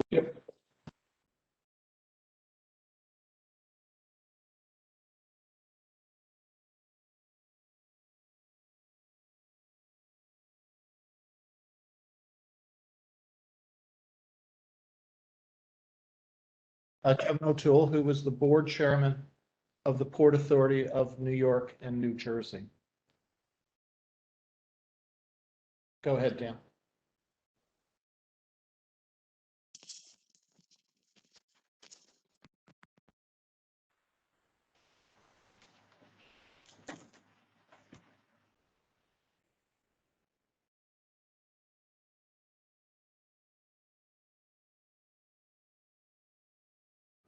To the Airport Coalition panelists and attendees, I'm sorry I couldn't be there in person.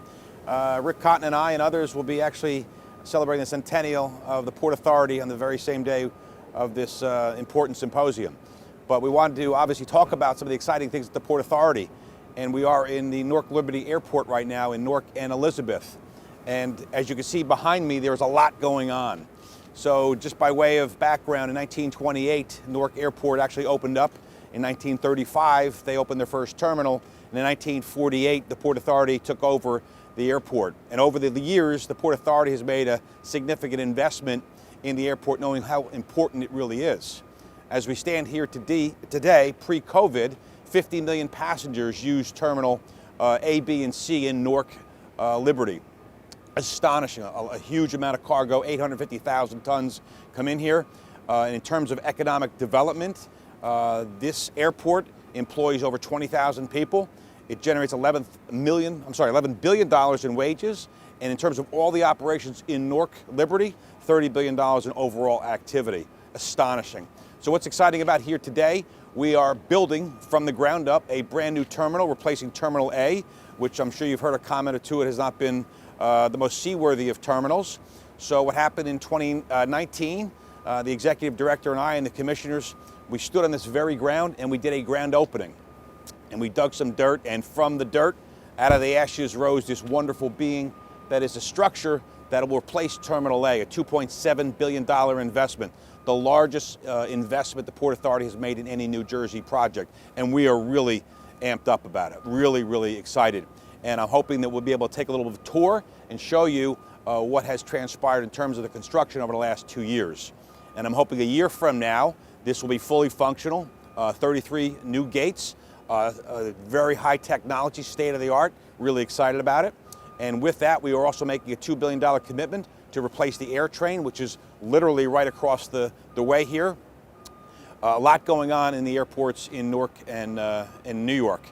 It's important that we invest in our cities like Newark and Elizabeth, because frankly, this is where the hub of activity, economic activity, comes out of and is derived from either transit, transport, either people or commerce. So we're excited to be here, and I'm sorry couldn't be there in person. Let's take a walk inside. Well, we're now inside the new Terminal A. A lot of hustle and bustle, a lot of noise. Huntley Lawrence can't be found, so we got Chris Perez, who's going to tell us exactly what's going on. Chris. Hey, good morning, everybody. So what we have here, I'm standing right past where you'll be screened as a passenger at TSA, and we're going to guide you and invite you in to the world-class terminal here. Up on the top there, you'll see world-class lounges being built for the airlines. Down in the bottom, we're going to have world-class amenities, world-class concessions, and you're going to have 33 gates where you're going to have departing flights coming out of a world-class technology airport. Those gates will have e-technology, will be self-boarding gates, as well as biometrics program that we're incorporating, that one token process throughout the terminal. Awesome, unbelievable. And we say this, we thank the men and women who have been dedicated the last 2 years, working hard every day. We thank, and I mean this, our Chief of Aviation, Huntley Lawrence, has watched over every single detail. We are excited. We can't wait to have this opening next year. Good afternoon. It's a pleasure to join with you today. It's also a pleasure to join Port Authority Chairman Kevin O'Toole to provide an update on the agency's redevelopment of Newark Liberty International Airport. Two key guidelines have framed the Port Authority's approach. First, the Port Authority is intensely focused on redeveloping Newark Airport to be a best-in-class 21st century facility. Second, the Port Authority is equally committed to ensuring that the communities surrounding the airport benefit equitably from the redevelopment project. This includes a commitment to our nation-leading 30% target to award contracts to minority and women-owned businesses. And we're equally committed to achieving high local hiring and workforce development programs. With respect to both ambitions, I'd like to thank New Jersey Governor Phil Murphy, New York Mayor Ras Baraka, Elizabeth Mayor Chris Bolage, as well as the many local, state, and federal elected officials who have so strongly supported the Newark Airport redevelopment project. Today, I want to provide a quick overview. Newark Liberty's transformation into a world-class airport has three major elements. First, the Port Authority is building a new flagship terminal to replace the outdated and undersized Terminal A with a 21st century facility that reflects the culture and the beauty of New Jersey. Second, we are building a state-of-the-art centralized parking garage and car rental facility that will be far more convenient for customers than today. And third, the Port Authority is replacing the aging and technologically outdated, indeed almost embarrassing, Newark AirTrain with a brand new best-in-class system. Together, these projects represent more than a $5.5 billion investment in the future of Newark Liberty and serve as an important economic contributor to New Jersey and to the region. Let me assure you of this. Despite the challenges posed by the COVID-19 pandemic, Newark redevelopment has raced ahead on all project components. Construction on the new terminal broke ground a short 2.5 years ago, in October 2018. The Port Authority's board authorized the complete replacement of the New York AirTrain in October 2019. And 5 months ago, in December of 2020, we're never satisfied. The Port Authority announced an important design improvement to the new terminal that will add state-of-the-art COVID-19 health and safety technology and a completely redesigned arrivals frontage. Building on the momentum of these critical milestones, the new terminal facility is on track to open a year from now, less than 3.5 years after breaking ground. Chairman O'Toole and I look forward to celebrating with all of you. This new 1 million square foot terminal will be 20% larger than the existing Terminal A, and simply put, it will be stunning. It will feature world-class 21st century technology, expansive dining and retail options, and it will accommodate approximately 14 million passengers a year. And these passengers will experience a Newark airport that reflects the spirit of New Jersey and unlike anything you've seen before. It will have locally inspired concessions, top-of-the-class retail, and entertainment. The Port Authority will also continue to support its community outreach efforts in Newark and in Elizabeth to connect local firms and job seekers with opportunities tied to Newark redevelopment. Between the new terminal and the centralized car rental and parking garage projects, the Port Authority has already awarded more than $460 million in contracts to minority and women-owned businesses. In addition, it has awarded more than $375 million in contracts to New Jersey firms. We are proud of that record. In advancing this project, the Port Authority is committed to being a good neighbor, and we will continue to work together with Newark and with Elizabeth as the project progresses. Thank you for listening and enjoy today's program.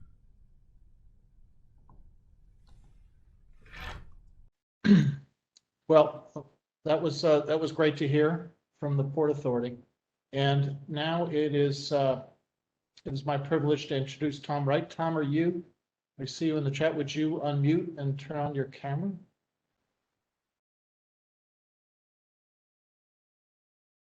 Am I on now? There he is. There we go.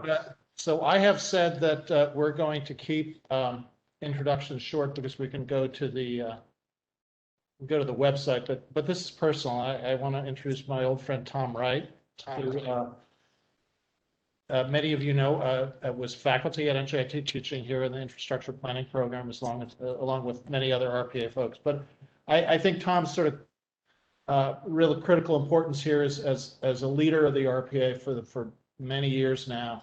The RPA really held the torch for redevelopment at Newark Airport for many, many years through the work of Jeff Zupan and Tom and Rich Barone. And it's because of their vision and their reporting that started over 10 years ago that I think we're here today. And I'm really happy to say that the RPA has been a really important part of our coalition. And I'm really just incredibly enthusiastic about the fact that you're here and that we can hear your remarks. So thank you, Tom. Thank you, Darius. That's too kind of you. And I'm really excited to be able to join everybody this afternoon for this important conference. I will say, by the way, Darius has been a dear friend and mentor and somebody who I've partner in crime and somebody I've enjoyed working with. And also Vanu, Dean Thakuria, and Rutgers. The partnership we've had with your institution is amazing. And it's been terrific working with you and your entire team over there. And then, of course, with the Port Authority, which is celebrating today its centennial, literally today. Regional Plan Association and the Port Authority have, as folks may know, this really important entwined history. In fact, next year we'll be celebrating the centennial of the first meeting of the Committee on the Regional Plan. And there's no other organization that RPA is as closely associated with and has worked mostly with, sometimes maybe in opposition, as the Port Authority and as both agencies, as well as their agency and our association both reach our centennial mark. I don't know that we've ever worked as closely together as we are today in the leadership. And I think hearing Chairman O'Toole and Executive Director Rick Cotton speaking now it comes across how their leadership, their collaboration and partnership, this bi-state agency, which I think is historic, and how fast forward we're moving right now. And the fact that infrastructure is getting these kinds of investments and moving forward. So it's a real pleasure to be here and get to introduce now an exciting panel that's going to talk about the Port Authority's role in promoting economic growth around Newark Liberty International Airport. I had to say, again, kind of helping New York and New Jersey thrive together and individually by strategically investing in transportation assets has been the story of the Port Authority since its inception 100 years ago. And I can think of no more fitting way to celebrate and honor that legacy than this conference, which focuses, of course, on the future and that nexus, that incredible connection between the major infrastructure components that drive our regional economy and the communities that they're in, and serving the people and the neighborhoods and the communities there. 4 years ago, RPA released our 4th regional plan. Over the last 100 years, we have produced once every generation as an organization. We create a landmark plan. And the 4th plan established key values that the region would need to emphasize in its planning. We diagnosed the shortfalls that we saw in the regional performance with respect to those values. We set very specific goals to achieve, and we identified the obstacles to and the opportunities for achieving those goals. In particular, the 4th plan was a values-driven plan where we're very upfront about the fact that health, equity, prosperity, and sustainability are the pillars to everything we do. We're not trying to build an airport just because we like airports or a train because we like trains, but because we're trying to serve those values of health, equity, sustainability, and prosperity. Part of the preparation of the plan included a vision for the future of the region's airports, which we called Upgrading to World Class. The report highlighted the critical importance of the Port Authority's airports to the region's economy. In fact, I have to say, I remember the takeaway from it, that at one point in the report, we have a graph that essentially shows the gross regional product, the GRP, and compares it to annual aviation passengers.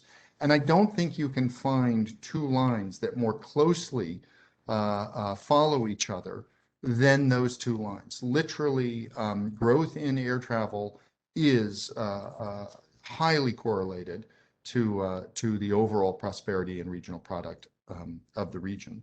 We also found, and Chairman O'Toole talked about some of these, but passenger aviation traffic last year at the region's 3 airports generated a total of $33 billion in wages, $92 billion in sales to the region every year, and it supports approximately 624,000 jobs, powering finance, IT, media, tourism, hospitality, and transportation sectors.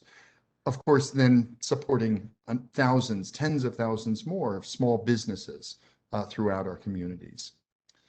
To advance the 4th plan, RPA identified with our vision for the airports an agenda of modernization, expansion, and connectivity to the regional transit network as key to the planning and investment for our airports. It included a new and comprehensive analysis of how both landside and airside facilities could be redesigned to maximize capacity and customer service. Ground access plans that provided direct rail service to all 3 major airports, and strategies to adapt to and mitigate the climate threats that we face in our region. For Newark Airport in particular, this included an ambitious agenda of world-class terminal improvements and connections to the Northeast Corridor Rail and the region's rail transit network. A highlight of this agenda included the creation of a new head house located directly adjacent to the Northeast Corridor, a radically increased emphasis on transit access for people for airport arrivals and departures, and of course the workforce, and direct connections to the adjacent neighborhoods to the Dayton community in Newark to create new economic opportunity and strengthen those communities. I have to say, Darius, when you were introducing me, you said that this went back 10 years. Actually, in many ways, much of this vision really goes back almost exactly 20 years to post 9/11. because it was, of course, after 9/11 that folks were thinking about the connectivity and the future of the region, and of course, recovery from the attacks. And one of the issues that came up was people talked about how Lower Manhattan needed access to a world-class airport. And much of the emphasis was looking east and how they could connect Lower Manhattan to Kennedy. And of course, at RPA, from our regional perspective, we were saying the easier connection is from Lower Manhattan to Newark Airport. And if we just think regionally here and don't let a political boundary dictate our thinking, that would be the obvious direction we would go. And that's really been, I think, for the last 20 years, part of what we've been putting together. So in 2018, we followed up with a vision for Newark Liberty International Airport that would take, we understood, a generation to achieve. And it is as much about the journey getting there as actually the destination itself.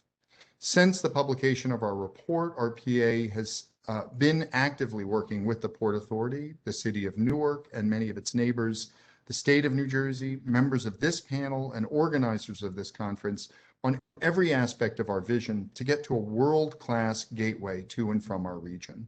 And we look forward to continuing on this journey, supporting as needed the many parents of that great goal. Before these panelists begin their discussion, I just want to leave you with a few key thoughts to consider.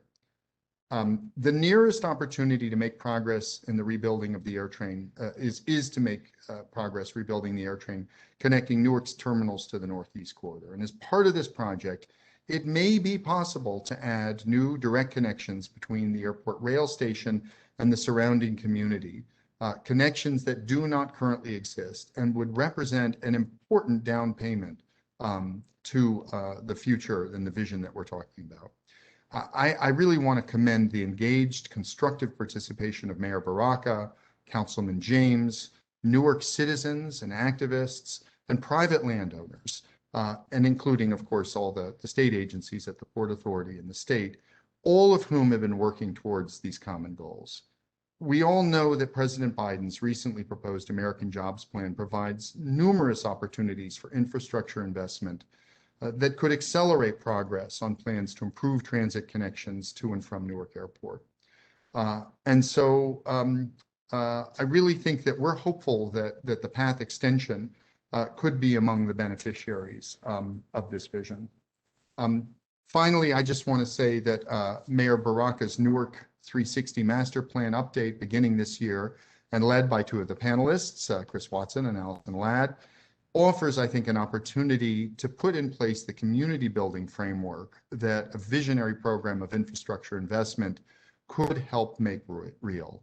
Newark 360 will enshrine values of equitable growth that the mayor has upheld since taking office and will offer needed guidance to the Port Authority and to the state-led investment on how transportation investment can support local community opportunity.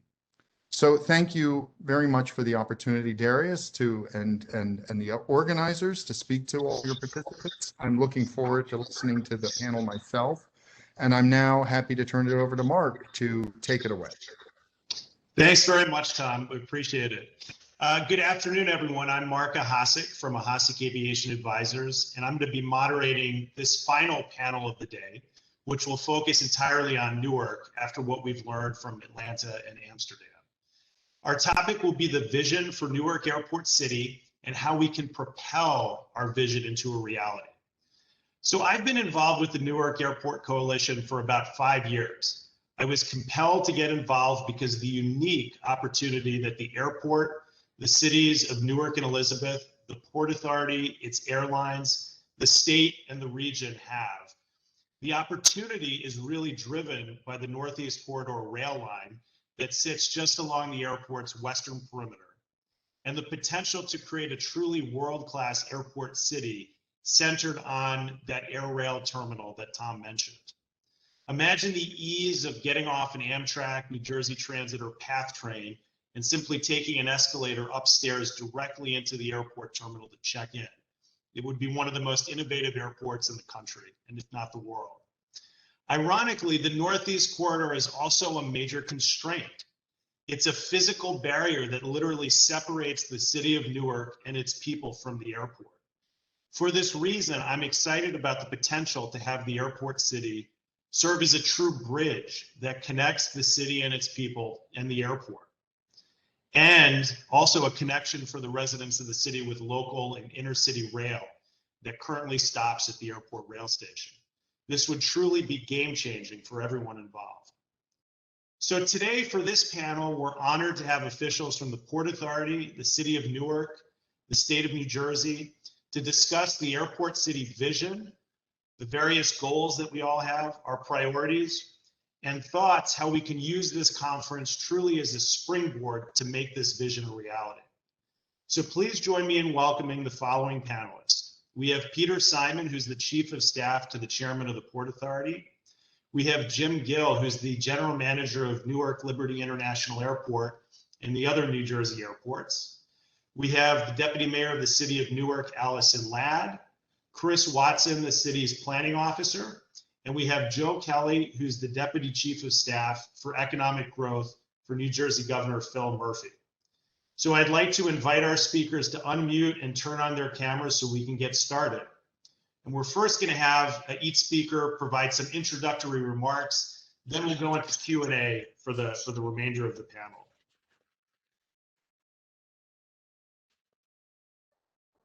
Great.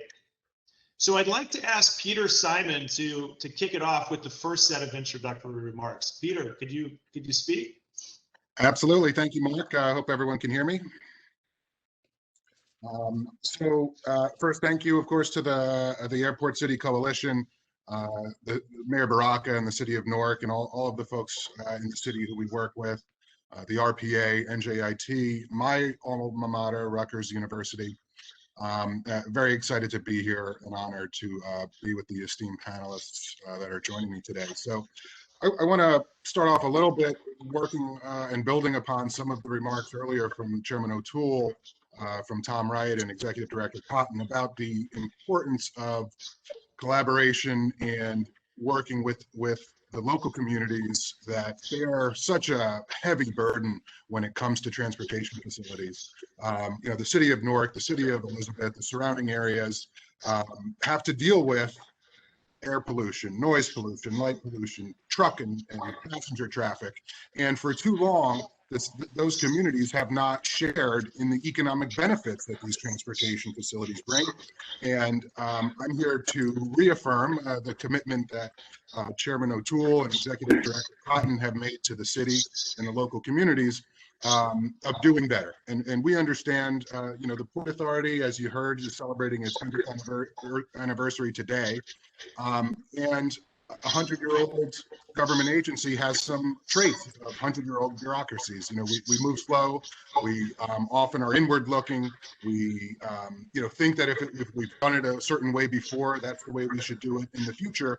And we're working very hard to change that culture. And that begins with discussions like these and forums where we can interact. And I think that over the last 3.5 years that the City of Newark and the Port Authority have made commitments to themselves, and actually we've seen some green shoots. I think some very early fruits of those collaborations and discussions, from the establishment of community offices within the city for individuals of the community that are looking for work, for businesses, for just community engagement and outreach. The establishment of the airport and seaport administrator, and a shout out to David Mohammed from the City of Newark, who serves in that role and is definitely a linchpin and a key to ensuring that keeping us honest and then making sure that you know, the communication is flowing back and forth.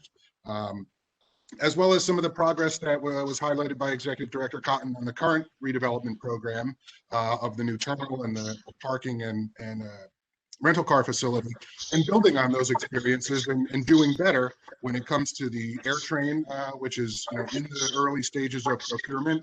And we have some, you know, exciting, you know, stepping up of our ambitions with respect to local hiring, both in terms of workforce as well as local business enterprises getting opportunities to participate in that massive program. And you know, continuing on with future projects. So I'll leave it with that and just express my excitement and enthusiasm for this forum and to continue these discussions. There's no more important aspect from my perspective of the community engagement than access, and that's not only physical access to the air facilities, but also access to the decision makers and leaders within our organizations. So I'm optimistic and excited to speak with all of you today. So thank you. Great. Thanks very much, Peter. And Jim, do you have some initial thoughts? Sure. Good afternoon. Appreciate the opportunity to join you all in the esteemed panel we have today. Newark Liberty has certainly been an exciting place. Its history is included a lot of firsts. It was in 1928 when it opened, and you've heard some of the comments of the history from Chairman O'Toole.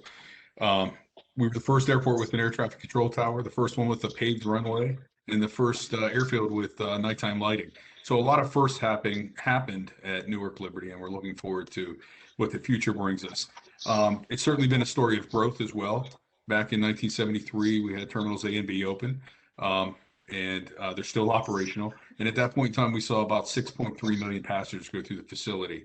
Years later, in '88, we opened Terminal C and got ourselves up to 113 gates.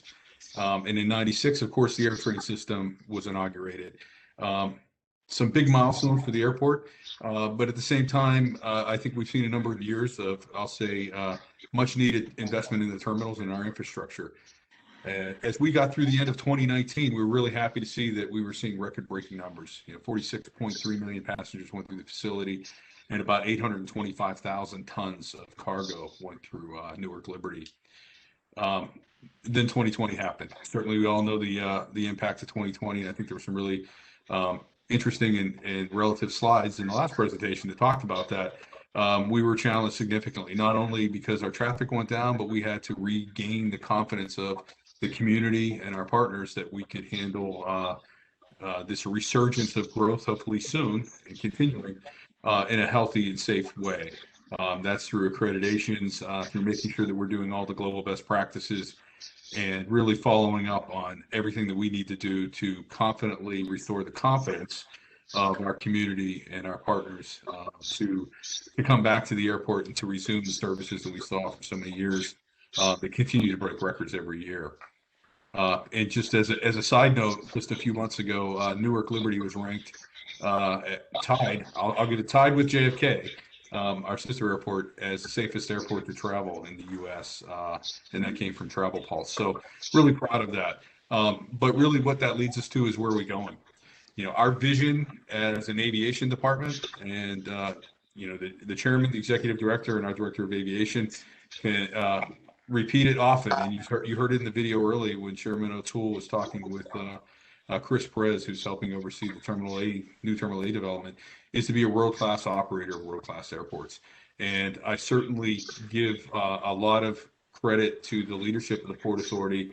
It's risen to the challenge of creating scalable, flexible, state-of-the-art facilities and enhancing capacity and infrastructure, really preparing our way for the future. We understand that those economic investments are critical to driving regional growth. And again, that leadership has really poised us for the future, poised us to have our facilities and infrastructure ready for continued growth as we not only welcome back passengers and we continue to see that growth happen, but to do so in facilities and infrastructure that can support that growth. As mentioned earlier, even through these challenges, all of us have seen a lot of challenges related to the pandemic. Fiscal challenges as well as anything, but our leadership certainly kept the shoulder to the wheel and our nose to the grindstone on continuing those investments. You've heard the information about the Terminal A replacement, 1 million square feet, ultimately 33 gates with a capacity of almost 14 million passengers, as Executive Director Cott had mentioned. Significantly more than Terminal A's existing capacity of about 9 million passengers. But we also understand our role in the community. We have to be a catalyst for business and community growth. We understand that. And we even see the replacement project, Terminal A replacement project, having that value. 6.5 billion economic development, economic impact during the the construction period through the end of 2023. And that's 1.9 billion in wages and 4.6 billion in economic activity. So again, our facilities, as the executive director mentioned, have to be representative of our community of New Jersey. And we need to give the community an airport and a facility that it can be proud of. So with the investments such as the Terminal A replacement, the AirTrain project that we've talked about, we'll not only be prepared for future growth and the future resumption of air travel, but continue to facilitate us to continue to be an economic driver for the region for many years to come. So I look forward to talking more about these important issues and look forward to your questions a little bit later. Thanks, Mark. Great. Thanks, Jim. Now let's tip it over to Deputy Mayor Allison Ladd from the city. Good afternoon. Yes, I'm Allison Ladd. I serve as the Deputy Mayor for Economic and Housing Development for Mayor Raj J. Baraka. I know we all heard from Mayor Baraka this morning, and his words, I think, resonate throughout the day. So it's really my pleasure to be here with all of you this afternoon. And then also to be on this distinguished panel, great to be here with colleagues from the Port Authority here in EHD, but of course, Joe Kelly from Governor Murphy's office. So just a pleasure to be with all of you. As we're getting started, I just wanted to help set the table, I think, for our city of Newark. Many of you know our mayor has set a bold vision for our city around equitable economic growth and recovery. And we add recovery now as we're looking at COVID-19 and we're looking at the other side. And so I think today's conversation is just absolutely timely for how we look at the future, because things have changed. The last year was different for all of us, but we have such great momentum and such positive I think aspirations for how we can accelerate our work here in the city of Newark. So for us, I see, anything that we're talking about with our port and our airport really amplifying the work of our community, especially that of the South Ward. Many of you probably have heard about Beth Israel's Hospital, a $100 million investment that they're doing to expand and renovate and really change the fabric of their hospital and be a part of the neighborhood. Or maybe it's about new affordable and quality housing that's happening because our population continues to grow and we need more housing options so people have choice. So we have senior housing, we have housing that's in single family developments, but we also have a great artist live work space that should open in the next 60 days. So our housing component is a critical aspect of everything that we do in our city. And the last 2 points would just be, we've got to still support our recreational spaces. So Weequahic Park, it's really amazing to be able to say that we have a 80-acre lake. That's pretty amazing, right? But there's also the recreation spaces in and around it, which the point of that is that we're a destination place, right? So people who come to Newark need to be able to come here not only for the airport or to do commerce, but also to come be part of our cultural assets and really enjoy our city. So in closing, I think I'd just say that in addition to these wonderful things that we have to offer, I know visitors and others alike, I think as we look at the future and the new and the airport city, is that we also want to have our small businesses be part of that growth as well. And in our South Ward as well, we have some wonderful bakeries from Level 1 Bakery. We have an ice cream parlor, Salam Ice Cream Parlor, and we also have the ability to have King's Family Restaurants. So if you're looking for a place to, again, visit our city, to look at the tourism aspects and cultural assets that we have, just as much as be a resident here, there's so much that we have to offer. And I think we'd want to replicate that in the future across our communities, but also in this new venture that we're talking about today. So with that, I'll just conclude and looking forward to the conversation as well. Thank you. Great. Thanks so much. And next, we're going to go to Chris Watson. And Chris, I think you have some slides that you wanted to take everyone through. So feel free to share your screen.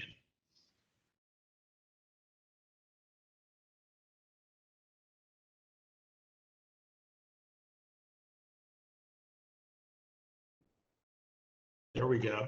Yeah, thank you, Mark, and thank you for having me today on this panel. I am so grateful for being here, and more so grateful for being part of this Newark Airport committee for my tenure.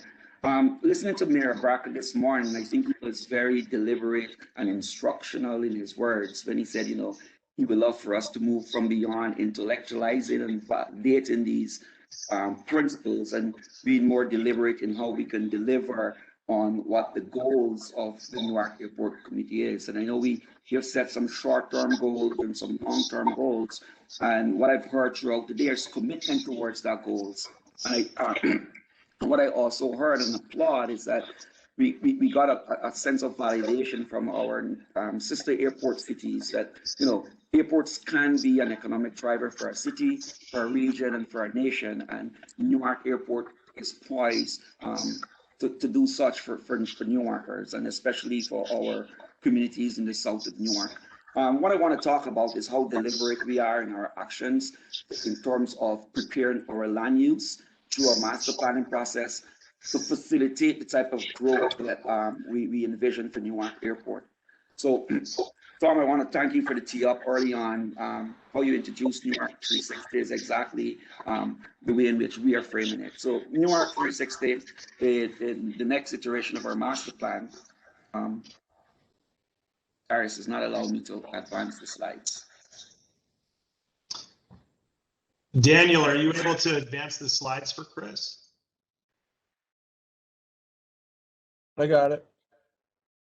Thank you. And I'll go through this pretty quickly.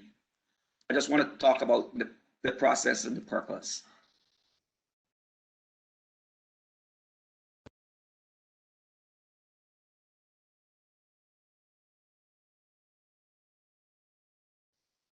Just tell me when to stop. Yeah, just the next slide. Yeah. There we go. So what are the goals in Newark 360 and its master plan? As we know, it's statutory in nature, but beyond its statutory nature, we want to ensure that Newark 360 represent a living vision for our city. And we want to make sure that, you know, it engages our residents so we can get to a place of participation that we've never seen before. We really want this document to be a translation of the voices of Newarkers, because who else better to inform us as to their needs and where those needs need to be distributed equitably.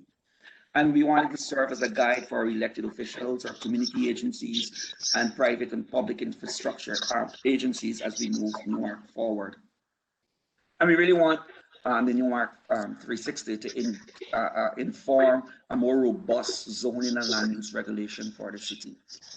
This plan is holistic in nature, and it's certainly not a finance or capital improvement plan, nor does it take away from any of our department detailed plans or an emergency response. Mayor Barak has really set the bar high for us in a sense. His Newark Forward agenda really drives home equity. It really drives home a city that should be inclusive. It really drives home an empowered city. And we want to take this message of equity and use this land use tool to forward that, to codify that. So it's an opportunity to build on the mayor's equitable growth formula. And over the past years, Alison has alluded to, we've all been living in a different space. Here we are on an international conference, and we're all in Newark on our laptops. And COVID has allowed for that, right?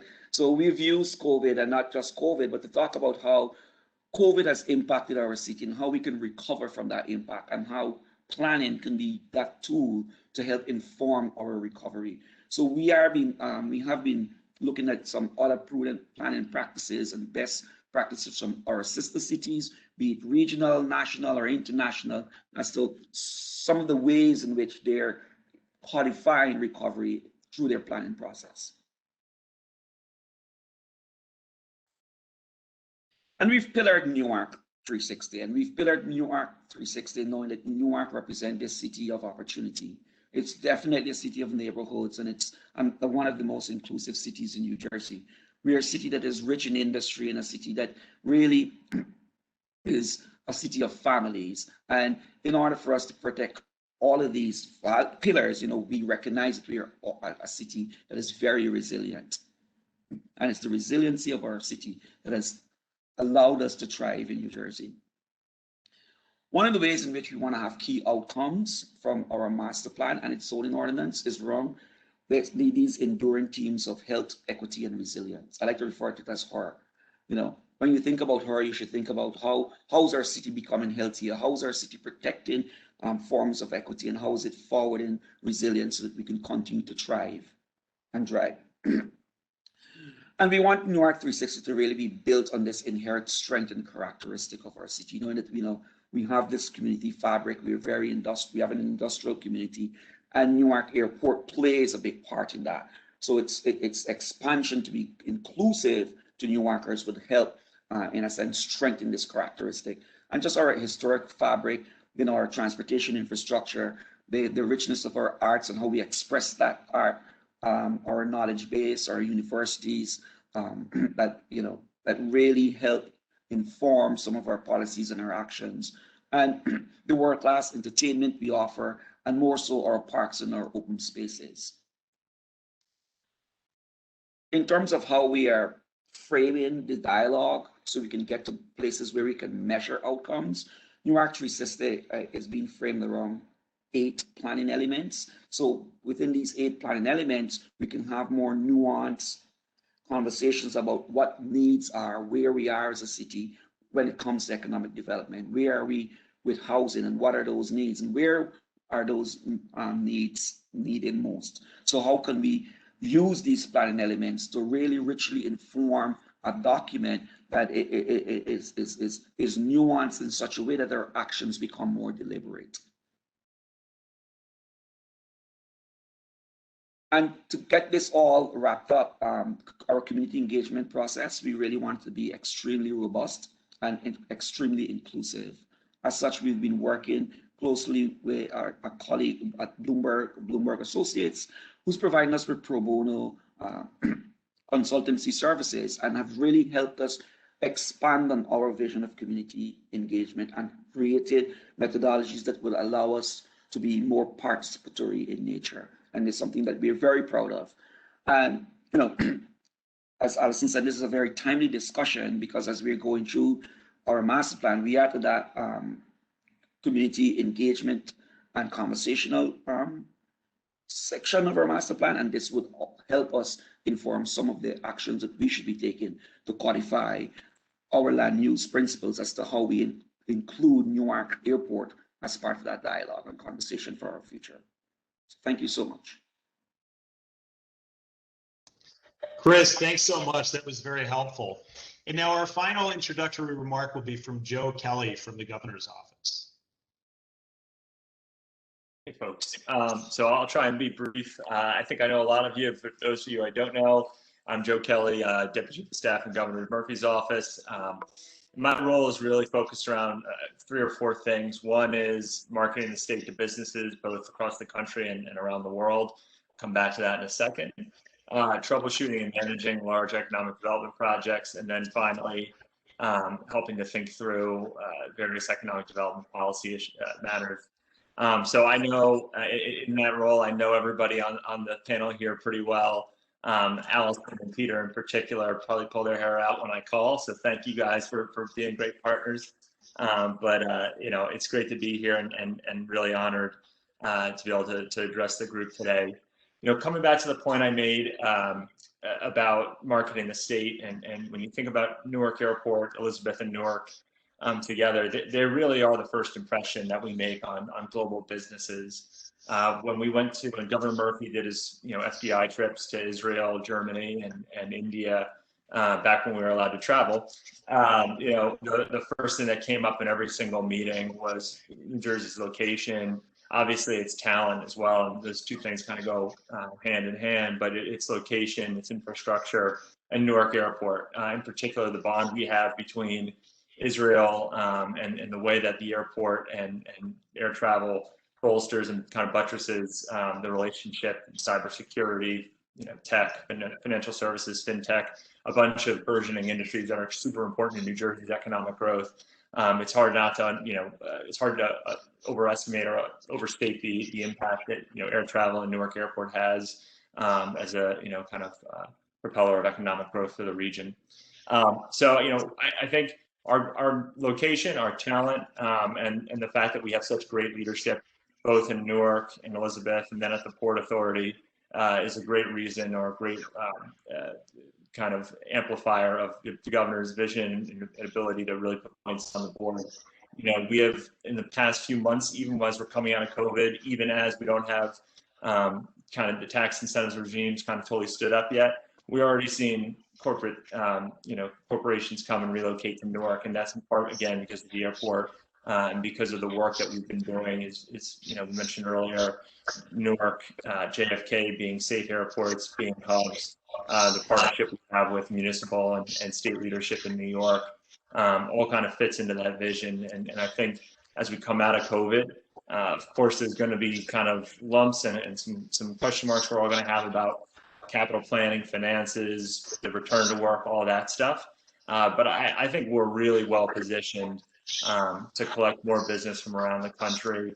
And then also to, Chris's point, to Allison's point, take the assets we have here and build off them so that what's going on in our backyard is enhanced by the procurement and spends that we have going on at the port. So, I think our best days are ahead of us. I'm excited to be in the position that I'm in, working with the great folks we have on this panel. And, again, just looking forward to putting points on the board. Even though I can be a pain in the butt to work with at times, it all comes from love and the fact that we have an embarrassment of riches here in the state. And I think this group is really going to, like I said a million times now, well poised to come out of this pandemic really strong from an economic perspective. Great. Thanks, Joe.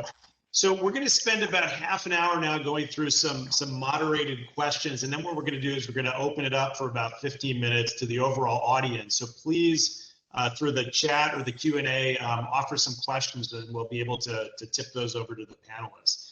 So the first question is for Jim and Peter. Obviously, we saw the video from the chairman with the walkthrough of the new Terminal A that's going to open next year.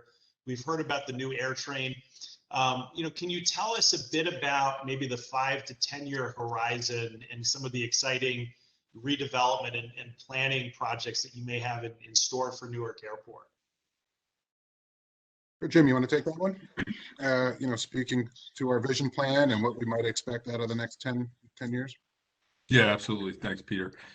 Yeah, we're just, I'll say we're in the early stages at the Port Authority to really develop a very robust, comprehensive, long-term visioning plan, which would address all of the needs as it relates to the airport infrastructure for a period of time, call it 20 to 25 years, really taking a look at what our assets need to be, capacity assets, infrastructure, airfield, roadway. So that process is really just getting underway right now. We're having some preliminary discussions, developing what that mission and the critical timeline is for that. We will definitely have more in the not too distant future, but along those lines, I will say the one thing that has definitely been encouraging is, again, the relentless commitment of the leadership of the Port Authority to continue to make those asset investments. It would be very simple, and we've seen a lot of other entities walk away from infrastructure investments during this really difficult time. And really, I think it's been a charge from our leadership, the chairman, as well as the executive director, to make sure that we are able to pick back up and carry those assets forward and be ready for when that recovery is fully underway. And I really believe that's going to be the case as well with his future visioning process and the assets at Newark Liberty. So we're excited about it. And I know that we will have a really strong level of support within the agency to get that done. And Mark, I would add one more specific piece to that, which is my expectation coming out of the visioning plan is that the next major component of the redevelopment following the new Terminal A and the air train is going to be replacing Terminal B, which is our international terminal. We have a very bold vision. There's been some public presentations on at a concept level, essentially bringing the terminal closer to where closer to the air train, closer to the road frontages, at 1 and 9, and really allowing us to expand the airfield side of things so that we can increase capacity and use the airfield more efficiently.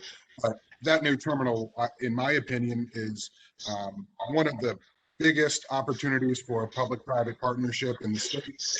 We have recent experience with our redevelopment programs in LaGuardia. We have a very ambitious program in JFK that is obviously not gotten off the ground due to COVID and the revenue impacts both for us and the private investment. But for JFK, for example, we're expecting to leverage every Port Authority dollar 8, 9, 10 times. And I think as the aviation sector recovers, which I think all of us are optimistic it will and expect it will, that's going to be one of the biggest opportunities to bring some real private investment in partnership with the state and local economic development agencies and anybody else who's willing to participate. So very excited about that project in the near to midterm. Yeah, absolutely. It's good that you mentioned that, Peter. I know I've seen, and I think it was from a board presentation, Port Authority board presentation from just before the pandemic, a great rendering of the potential new Terminal B, world-class international terminal. What was interesting, when you look at that rendering, you clearly see what looks like office buildings or hotel towers and some sort of mixed-use development directly in front of the proposed head house. What's the agency's intention there? Is that looking to be some sort of an airport city-like development, or maybe the first phase of a development? Well, I'd say all of the above. We're at a very, very early stage. The renderings are conceptual and reflected somewhat of our similar vision at JFK, which included a centralized ground transportation center that would have access to all of the various types of current transportation, whether it's Uber and Lyft or taxis or your personal vehicles, as well as accommodating future technologies like AV, electric, automated electric technology. I think on the earlier panel, there was a question about the electric vertical takeoff and landing, the air mobility, so all of that stuff, along with private development, whether it's hotels or mixed use, I'd say it's all on the table. And it's a matter of making all the pieces fit together in a way that serves the airport and its stakeholders, but also, including, of course, the community surrounding it, and the opportunity to create jobs and economic activity we would welcome. That's great. And you can clearly see in the rendering, I mean, that mixed-use development would be right up to the east of routes 1 and 9. So the thought is, could that hop the highway and actually reach the Northeast corridor in the city of Newark? So interesting potential there. So I guess the next question goes to the city. So to Allison and Chris, obviously, I know that you've been involved heavily with the Newark Airport City Coalition, looking at opportunities for the city and particularly the South Ward. So, I mean, as you think about the potential for an airport city, how do you see it benefiting the city and its residents as opposed to, companies who may locate there or visitors? What's the real benefit to the city? Sure, great. Thanks for the question. I would say 3 things in my mind as far as how to connect this great idea to our city here in Newark is 1, jobs, workforce development, making sure our residents are part of the economic development activities and jobs that are coming under this great plan. I think that our residents here, we have been harder hit than other parts of the state and other region through COVID and unemployment issues, but at the same time, we're resilient. And so we're ready to bounce back and come and be ready for anything that should come before us. So we're readying our workforce as we speak so that they'll be prepared for jobs as they come available here. The second, I would say, is connecting our neighborhoods. So finding ways to have connectivity between our neighborhood in the South Ward, but also, downtown, if you want to go to NJPAC show or something else downtown, or go see a Devils game at Prudential Center. We want you to enjoy our resources that are here in our city. And so finding ways to connect any development quickly through transportation or other means so that you can enjoy the benefits of our city just as much as we do. And I'd say the third thing is that just making sure we're supporting overall transportation and mobility needs throughout the region. I think that we're in a great place, right? I think we have a tremendous opportunity for us to be able to understand our railroads, with Amtrak, with the PATH, but also with our airport and the highways. I mean, there's such an interconnectivity here, and of course with the port. So how do we capitalize on that? Bring the capital that we need so that we can all be successful and grow, not only as the port and airport, but also as a city in the Newark within our great state of New Jersey. So that's where I would see the connections for us locally, and how we can connect directly into this initiative. Great. So, a question for Joe. I mean, we've heard this morning, a lot of discussion of collaboration, working together. I had a discussion recently with the head of Airport City Manchester in the UK. And one of the pieces of advice he gave me was, you really need to have a public sector champion to really be the cheerleader for an airport city and to help coordinate all the entities. Joe, I mean, where do you see, is there a role for the state in kind of being that quarterback or being that champion to pull the Port Authority, the City of Newark, the City of Elizabeth, the private sector, pull them all together and really help have that working together to achieve this vision? How might that work? Yeah, absolutely. So I was on my jog this morning with my Newark t-shirt on. I'm a Newark evangelist, and I think that starts with the governor, really. I think in many respects, he says as Newark goes, so goes New Jersey. And look, I think the leadership that the state can offer here breaks down into kind of 4 buckets. Obviously, as always, there's capital or there's incentives that we can provide, and whether it's directly working with the port or it's thinking about to the airport city model in areas where the port wasn't going to utilize its own P3 or its own capital, figuring out ways the state can use EDA or its own balance sheet to play a role. That's a no-brainer when appropriate, but you got to find the right times to do that. The next thing is, I think, just coordination really with the city, county, the municipal and local leadership. Mayor Baraka and Governor Murphy, work hand in glove and talk daily on these types of issues. So I think that relationship is really perfect from an economic growth perspective. And the same thing with our colleagues at the port, like I mentioned before, across the river. And then I think coordination also with industry. And so, that's a big piece of this. I suspect we'll talk a little bit about P3 later on.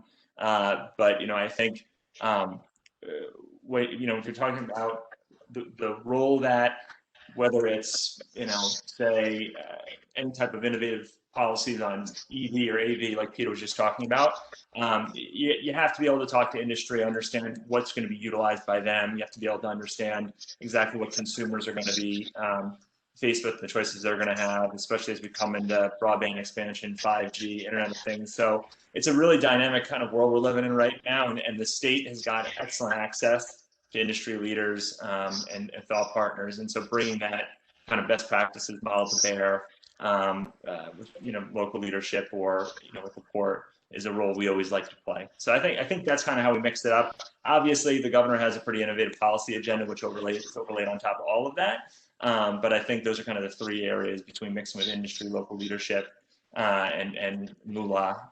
It's where we find the rest. That's great. And another element, and I think the state probably has the lead on this, and Ben brought this up earlier, which is the Biden administration, the federal government is keen to support infrastructure, keen to invest. How do we go about, harnessing that momentum and that energy that we're seeing within the Beltway right now to really help? I think Ben's words were spark our vision. How can we do that? Yeah. I mean, that's another group of folks that we're talking with daily, and I think it depends what your definition of spark is. In some respects, it's just about talking with Jeff Zients and understanding from a COVID perspective of how the heck we can get back to normal, which we're doing all the time. And then in other respects, it's talking with Secretary Pete, I guess is his new handle, or Secretary Fudge or whoever else it is, to understand exactly, what coordination we can do and what dollars are available. Obviously, the Biden agenda is extremely robust and goes back to my first point about capital. Just understanding what levers we can pull there, again, from an operational standpoint or from a capital planning standpoint, is a huge deal. Great, thank you. So now a question for the city, for Allison and Chris. We saw the 2 case studies this morning. Airport cities can include a lot of land uses. We could have offices, we could have residential, we could have hotels, we could have logistics, educational. From the standpoint of the city, if you could kind of have your top uses, what would you love to see in Newark Airport City from a use standpoint, from a development standpoint? Sure, I'll let Chris Watson join in, but we can't have it all.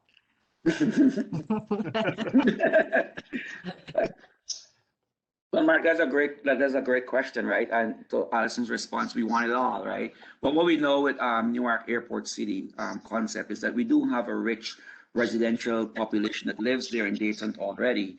And whilst we have this rich residential population, without creating a robust infrastructure around access to jobs for economic mobility, without creating those supporting industries and really catalyze the airport support corridor that is free in Heisen Avenue, that residential community doesn't have the opportunity for mobility. So it's the type of industries that allow for economic mobility. I think that's what drives all of this.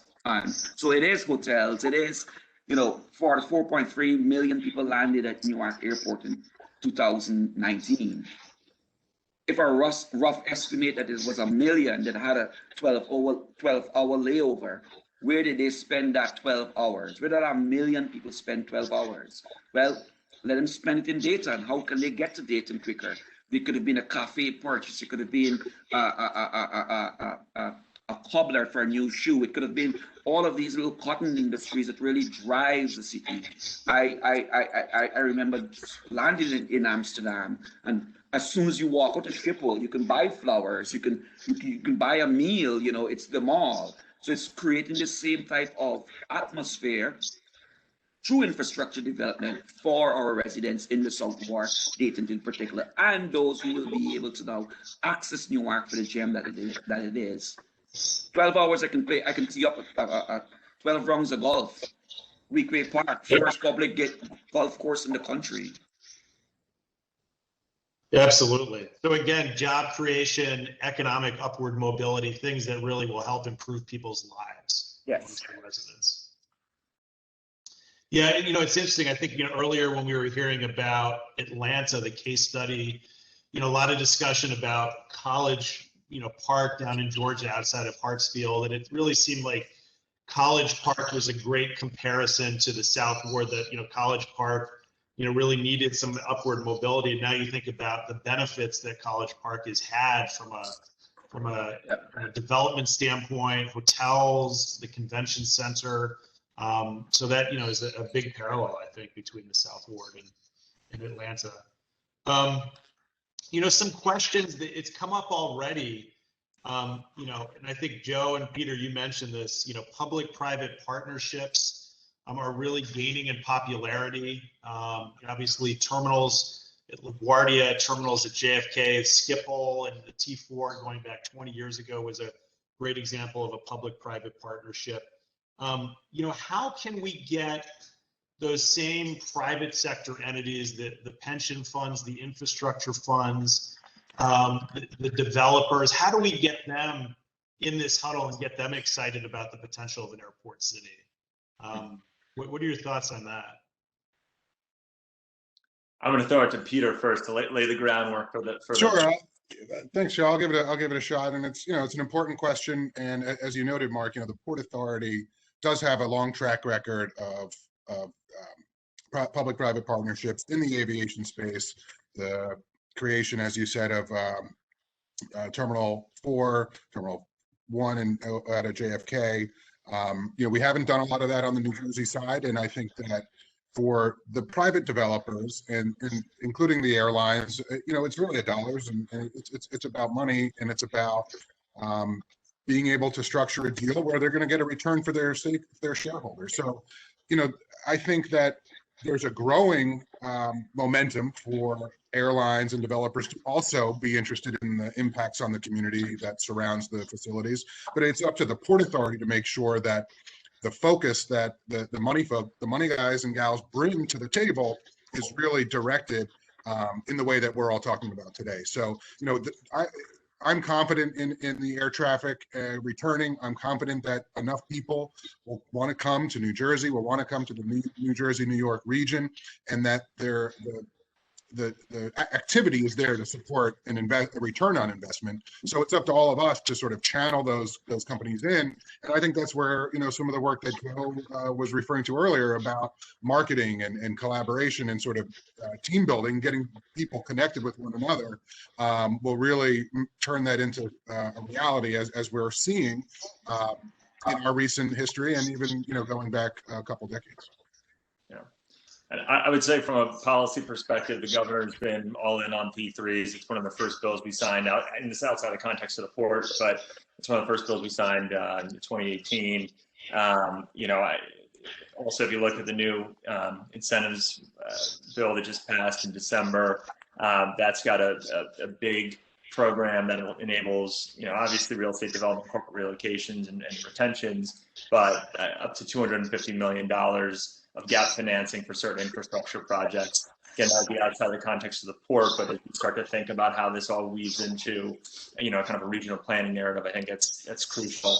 And then I would say the partnership explicitly with industry kind of fits into two buckets. When we were in the throes of that Amazon HQ2 search, what fun that was. We had a lot of conversations with them from a transportation logistics perspective, how you could use our airports, our location, and the various authorities to create kind of innovation clusters and the like.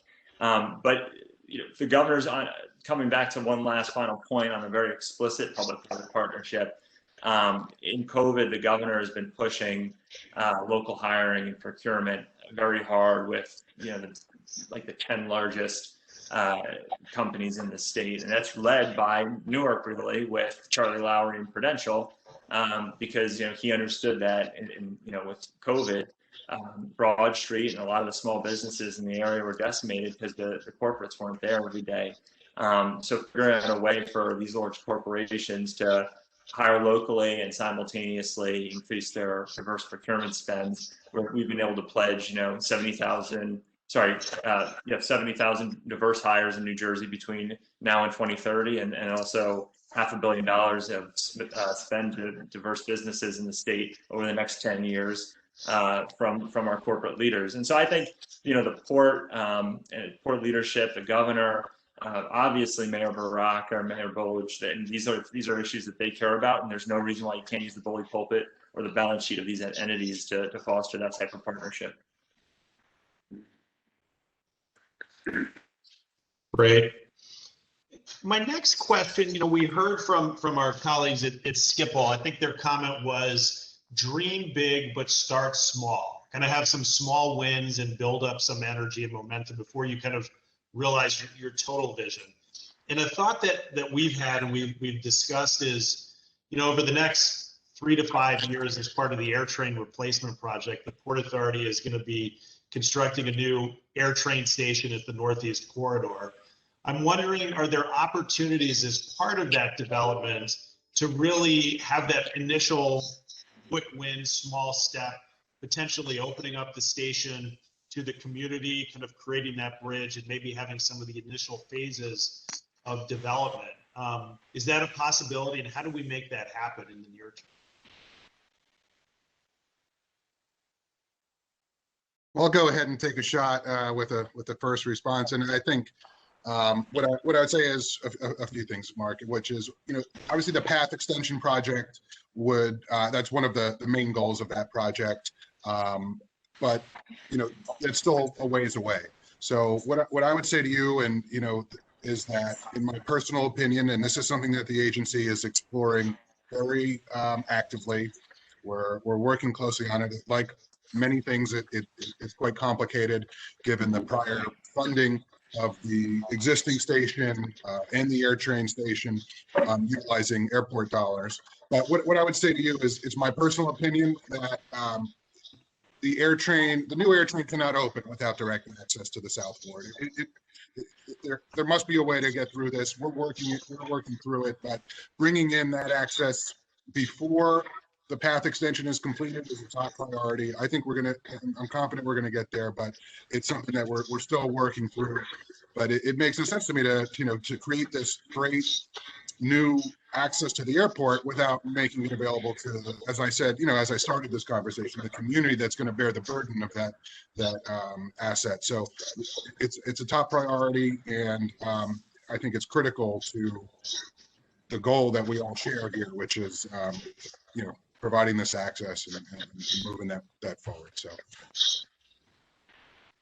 that's great. I think that sounds very similar to the JFK air train, where the system opens up into downtown Jamaica, and we've seen in downtown Jamaica a true renaissance and lots of development there.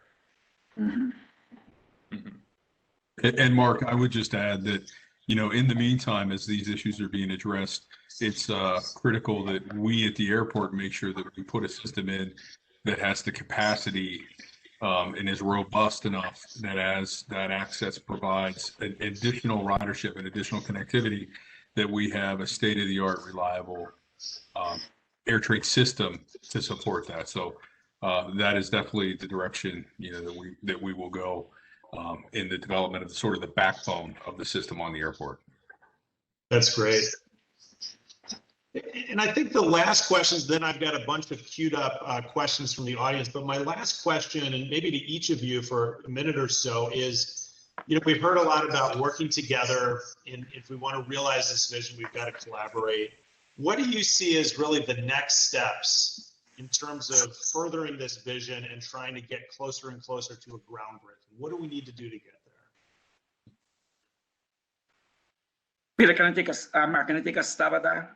Sure, Chris. I think the dialogue starts today, right? I think the dialogue starts now, and I think if you look at if you just listen to the day's event and how they've unfolded, and certainly the bold pronouncements from the Port Authority and other partners, is that there's a recognition that we have an opportunity now, and that opportunity now is to change the architectural language of the South Ward, and we can change the architectural language of the South Ward by opening up this stop in the interim of the Port Authority's plan to expand the PATH train. And what that does is really and truly forward a shared vision of everyone in this call, everyone in this panel, which is economic mobility for Newarkers and those in the region. And without such, I think we will, to the mayor's point this morning, this would have just been an intellectual exercise, not an exercise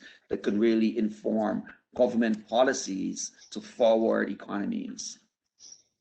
So I think the next step is just taking this to, off camera in a boardroom. What are the paperwork we need to sign? Who are the people we need to hire? That's great.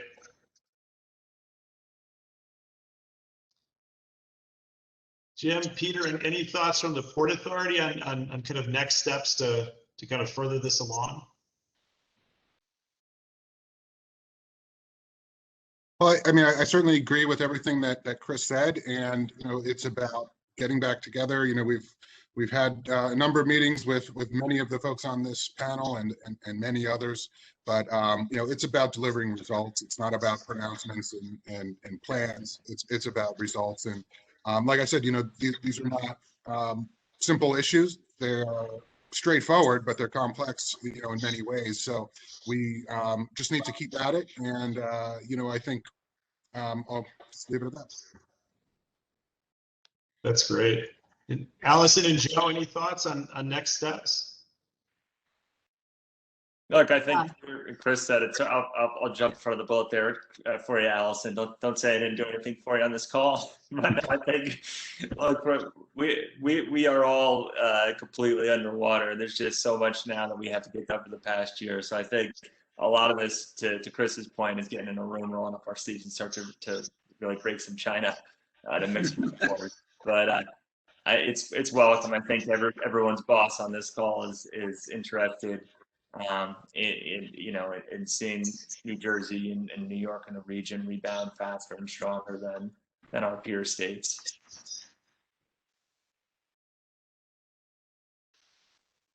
Great. Okay, so we have a good number of questions from the audience, so I'll just kind of go through them in the order that they received. So the first question is, as we talk about path, what is the main barrier to the path extension? As someone said, because the infrastructure already exists.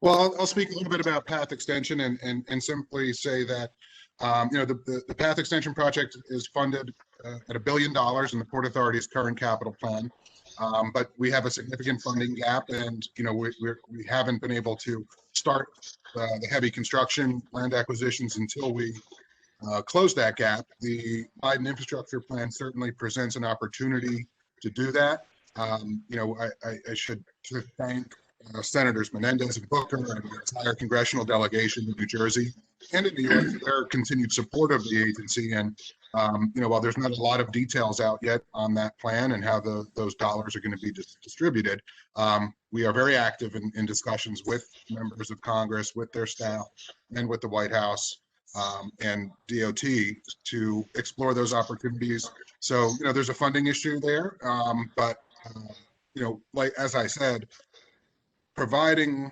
access to the South Ward does not require the path to be fully extended. We can do so in a way that allows the path to come in the future, but provides access at least to the air train and ideally to the Northeast Corridor station as well, assuming our partners at Amtrak and Transit are ready for that. So the next question is, the conference is the Newark Airport City Conference, but the question is, given that, a third of the airport sits in Elizabeth, what sort of outreach and dialogue has gone on with the city of Elizabeth and with Union County to really talk about this vision? Maybe Allison and Chris, any thoughts on that?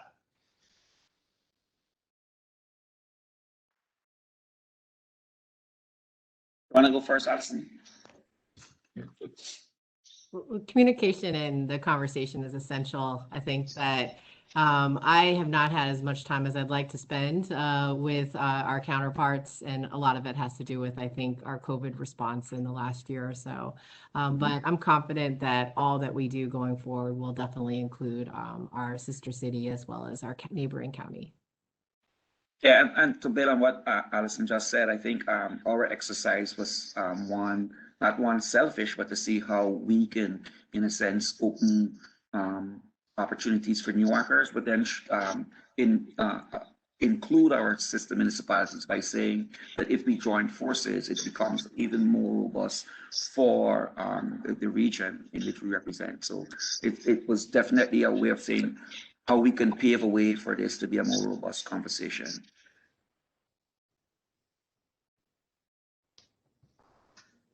So the next question was actually answered, and it was a concern about the South Ward and inaccessibility to Newark train station. And Peter, you mentioned kind of some of the exploration that the Port Authority is doing about opening up that station to the community. The question after that, this relates to the federal government. Is there anyone on this panel that is actively in discussion with the Biden administration about using infrastructure stimulus funds to open the Newark Airport train station to the south?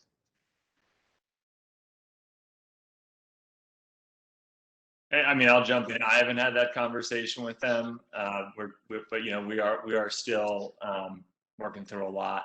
We're still waiting on rules for ARP. So there's still there's a lot of conversations we're having. It's an interesting question. When you sign up for the Newark Airport City Conference panels, you get the high heat. You guys are pitching them fast and inside. I like it, there's a lot of conversations we're having on a daily basis with them. It is like drinking from a fire hose. They'll tell you that, and hopefully we'll have more clarity around that and host to other issues in the next, I'd say, month or so. Yeah.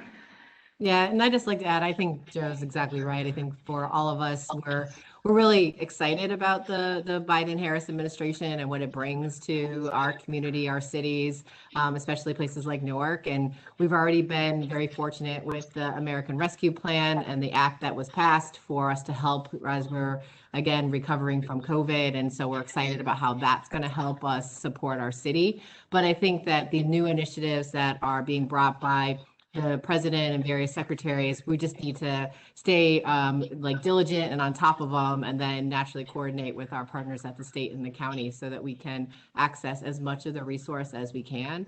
I think earlier in our conversation, we talked about public-private partnership, but all of us around this table, regardless of what country or what city or state you're in, we know that that's the essential ingredient to how we make success, is that we are all invested and we all work and collaborate together to achieve that goal. So I think that really just starts to kind of echo what Chris started off this question and answers panel with, which is today's a great way to get us started, to get us moving.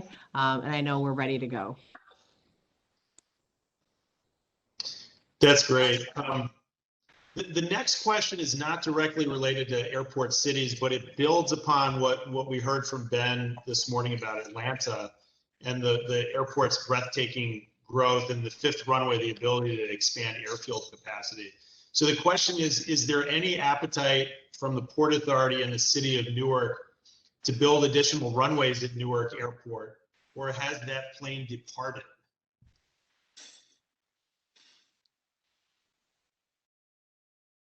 Well, Mark, I could maybe start off just by saying that as we go through that visioning process, we will look at that projected growth and the forecast of passenger activity, flight activity, and then correlate that to our existing airfield assets, that we would then be back to figuring out what do we need from an airfield perspective to support that going forward. So we're not there yet, but that will certainly be a critical piece of what we look at, because that is going to determine, are we capping our future?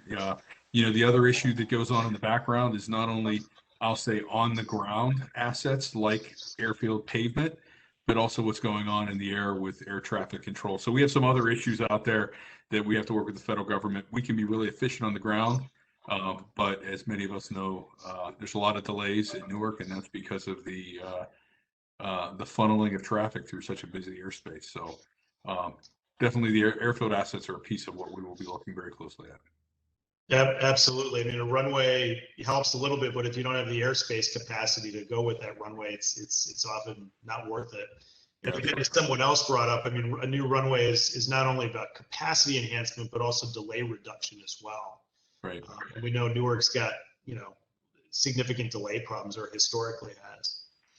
I'm glad you said that Georgia has good transportation policy ideas, though, because there's some other things coming out of the state which I don't really make the cut, but I won't editorialize at 3 p.m. on a Friday.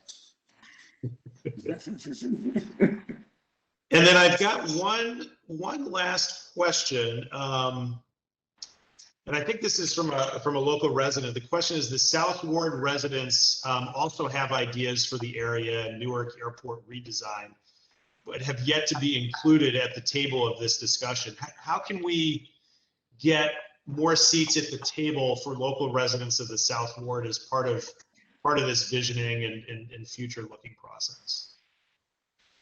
Of course, I think that's critical. I mean, Joe, you can jump in, Joe. Well, I was just going to say they will be. From the governor's perspective, that's all I can say. Now I'll leave it to Allison and Peter to operationalize it, but from the governor's perspective, we've been very grassroots oriented for the past 4 years, and we will be if we're lucky to get another 4.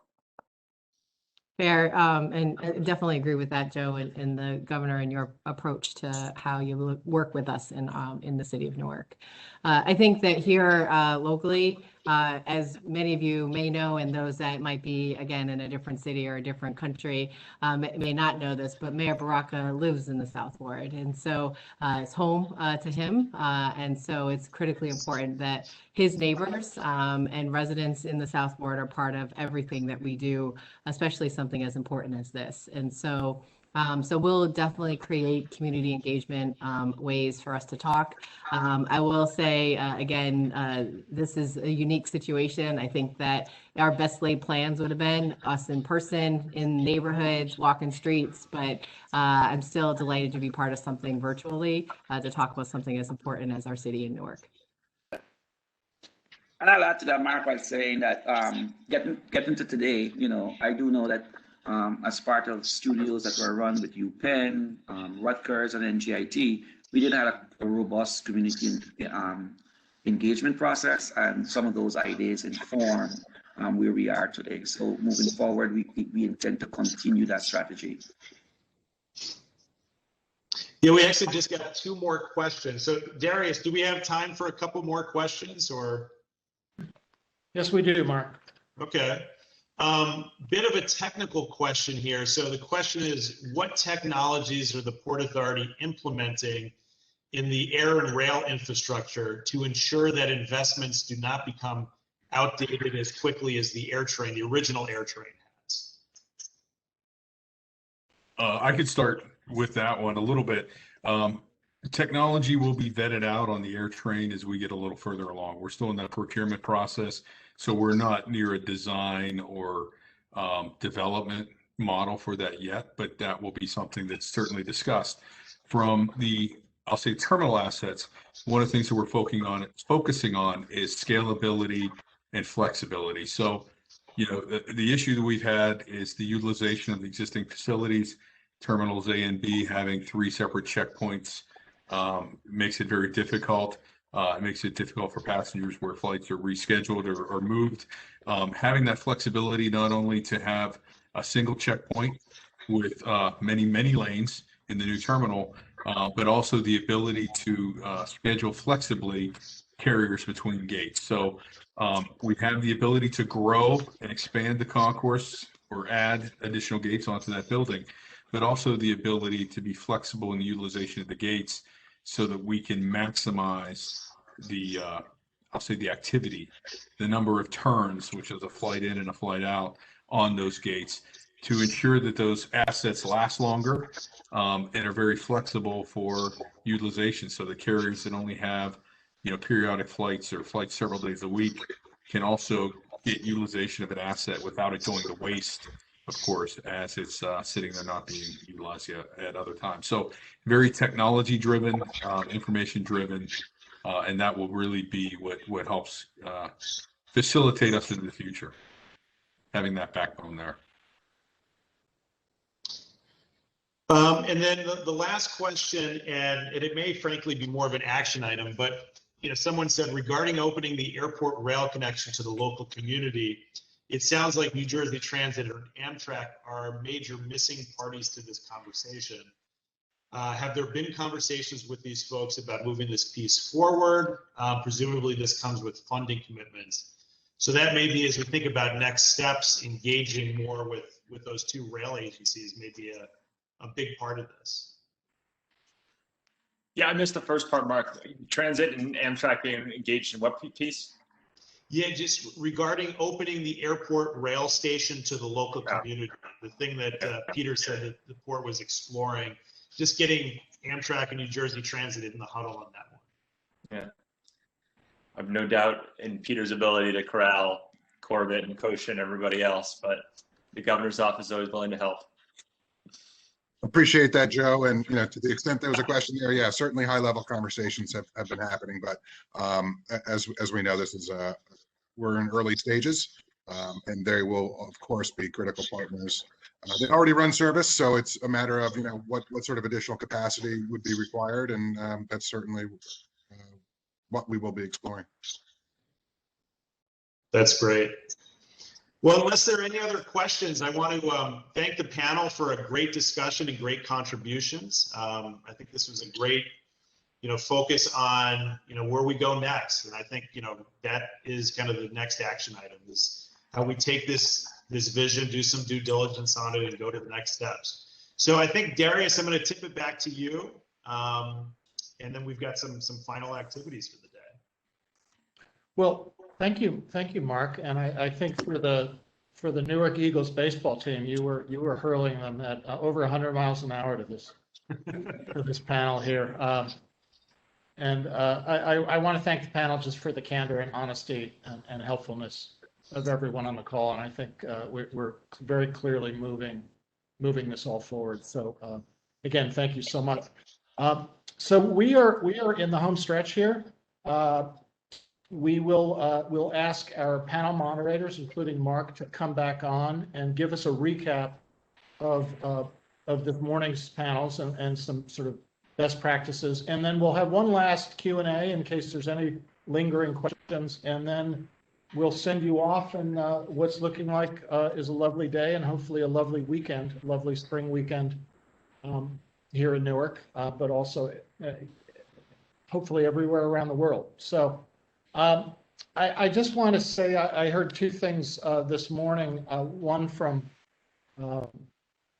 Kyle from Amsterdam, who closed saying that we all have to work together.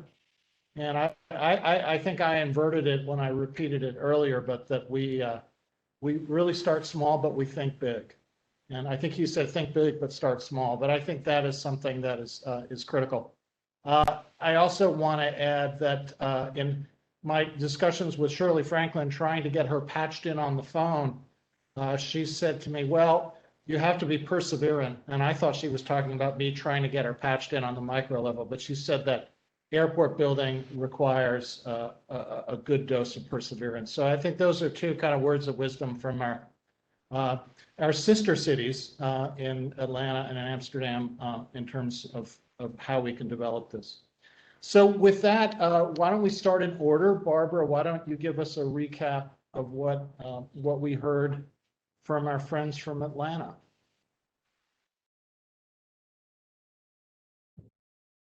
Thank you. This was a very interesting afternoon. I've enjoyed all of the conversation and panels and everything. All the speakers are just great today. Let me start with, I have a lot of notes actually from this morning, so stop me if I go too long here, Darius. But I wanted to start with the comment about Atlanta being the big sister of Newark, which I loved. I thought that was great because the first time I walked into Newark City Hall and I saw those big photographs of a lot of familiar faces from Atlanta, from the marches. And I'm from the Detroit area, and it made me think of Detroit, Newark, and Atlanta are so similar, and I enjoy calling those my homes now. So that is important. And then I also like Joe Kelly's comment about as Newark goes, so goes New Jersey. And I was thinking to myself, you know, as Atlanta goes, not so much how Georgia goes, but sometimes it works and sometimes it doesn't. We've just got to work on it a little more here. So comments on Atlanta panel. This was Catherine Ross, Dr. Catherine Ross from Georgia Tech, and Ben DaCosta, who I think may still be with us, and Mayor Shirley Franklin, who are the icons of planning and transportation in Atlanta and in the Southeast. So Catherine's comments included the pieces about 58.2 billion in revenue, owned by the city, largest employer in the Southeast, over 500,000 jobs in the Southeast, credited to the airport, primary economic development generator in the Southeast. Everybody here knows that. And we know what big generators airports are, and that's what makes Atlanta famous. And for us, I know for a fact, because I'm one of them, you move here because you want that access. You want to be able to get on that flight and go anywhere in the world pretty quickly. And if you can hit 80% of the population, the US population within a 2-hour direct flight, that is great. And I always say my two favorite airports are Atlanta, because I can get out of here easy, and then Newark, because it's so easy to get in and out of the Delta terminal there. I love that. It's so much different from the Atlanta terminal. Ben talked a lot about how public process works. And I thought this was interesting. And I really liked this list of, if you put a word cloud over the discussion today, I was kind of looking through my notes, and my word cloud would have communication is number one. The whole thing everybody's talked about today is communication, which I think is interesting, and relationships, and participation, and community, and consensus, planning, process everything, and economic benefits. So those are the things that people want to talk about, and that it's so important to work with the community on. And as a longtime practitioner and planner, I know that public consensus building, anything with community consensus, is the most important thing you can do, because it's the community that becomes your constituency, and that's what you want to be able to build. So that's what Ben DaCosta talked about. He talked about how he would do anything with the communities to make this work for them, and how, as Mark was just mentioning, about how College Park has a rental car center and now 6 hotels and several office buildings and a convention center. People did pretty well here with the 5th runway that Ben put into place. And Ben's advice was understand the people in the plan, figure out the benefits in advance, make everything, primarily information, available to the community. That's so important, that the community sees what's going on and they understand what's going on, and nothing is done in secret and everything is out in the open. And reach out to people in person, work with the press and the media, because the media needs honest and constant information. Otherwise, I think between us, they make it up if you're not telling them exactly what's happening. I want to go on with Mayor Shirley Franklin. Spoke about how every city has a story, and I like the way she tells this about how cities develop over time and how Atlanta developed as a infrastructure, highway, MARTA trains, streetcars, the Beltline, the airport, all of those things that move people around is what Atlantans seem to be interested in. And how leaders embrace the culture. The history of white and black business relationships and the lessons learned are worth the effort. And that's the other thing I find between it, that are comparable between Atlanta and Newark, is the demographics are pretty similar. And our students found that out when they were beginning work on one of those first studios in fall of 2017, when they started looking at demographics. And then I looked at it and said, I've seen this before. So the planning is about relationships. You have to work to build the relationships. Don't let the politics get in the way. And I thought her comment about should we have bought all the land was interesting. So buying all the land is something I've not heard people talk about in Atlanta before. And this was the first time, but it makes a lot of sense. The other thing that Shirley mentioned that I think is really important to the Atlanta airport is how you set the stage as an elected official. And Mayor Maynard Jackson, who was the mayor in the 70s and again 80s and 90s, he was very much a proponent for minority participation in the airport, and he established that. And that has remained to be a steadfast piece of the Atlanta airport. It's in the design, in the construction, in the management, in the ownership of and operation of any of the operations there. And then one thing I wanted to mention here was how transit-oriented development, we keep talking about TOD, but I'm thinking this should change to TOC, transit-oriented community. And that's what we want to base everything on now, is community. And then one last thing that Mayor Franklin mentioned was Atlanta planning was almost 20 years ago, and we need to continue to look at planning forward 20 or 30 years. The other piece I just found really interesting was not on the Atlanta panel, but Chris Watson's list of the pillars of Newark 360, and they're so similar to Atlanta.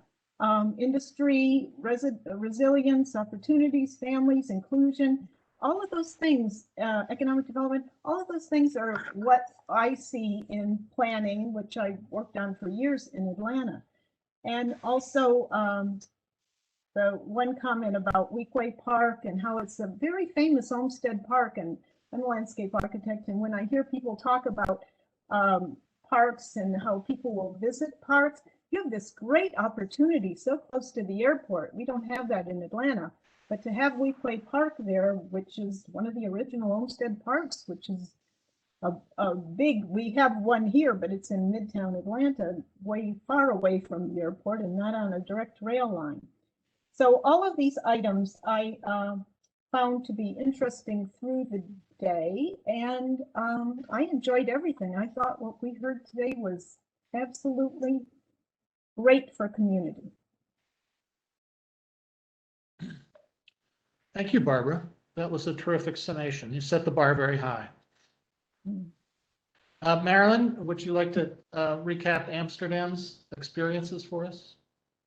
Sure, I'd be glad to. I think I'm going to do it a little more briefly because it was a very personal conversation that Barbara facilitated around Atlanta, whereas the Skipple folks who joined us really came as the long-term, as people of long-term experience of trials, tribulations, and success.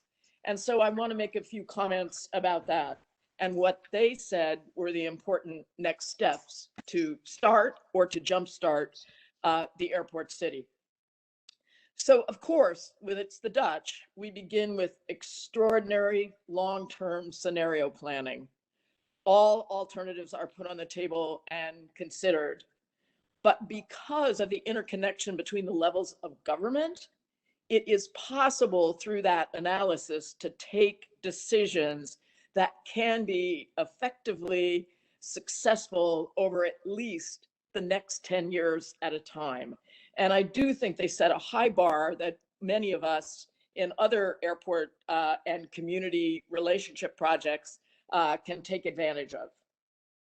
I'm just going to go on to their recommendations for what to do next. They said, partner, work together to be sure you're running in the same right direction. Secondly, yes, Darius, dream big, start small. The ability to experiment, learn, and correct is exactly what they're talking about, and they have done that very well. The third one is equally interesting, though, and it ties in with when do you buy the land and how far do you go and how far do you plan for? But they importantly underscored that you must plan in ways that protect future options that we don't yet know about. And that fits into, there's a lot of territory for Airport City right along the railroad, flanking both sides, the airport side and the city side. And therefore, thinking crisply and clearly, as Christopher Watson is so well setting out to do now, is also important. Retain options, retain possibilities for the future. And then I want to come back and speak just a little bit about community as well. If it wasn't true before, which it truly was, certainly this last year and a half has made us understand how important community leaders, community stakeholders, community engagement are key to coming to the kinds of resolutions that can achieve the much broader range of challenges and overcome them for the future. And a little closing anecdote from that. Kyle Klosterziel, who represents the Skipple group on our panel, told a short story that, in fact, the revenues from the airport city really allowed them to continue service and to do things, that they didn't have the precipitous drops that other airport authorities around the world did, especially as international travel began to fall apart together with domestic travel. And in fact, Kyle shared the story that they went out to some of the tenants in Airport City and said, do you need a rent reduction? Do you need us to push forward the rent that you owe us? And they said, absolutely not. We're doing fine, and we want to continue doing fine with you. So on the one hand, you're partners in business and the industry. On the other hand, the extraordinary community assets of art and culture, and just the perspective of people who have lived here and really cherish their city. I think all those things have to come together to make this a success.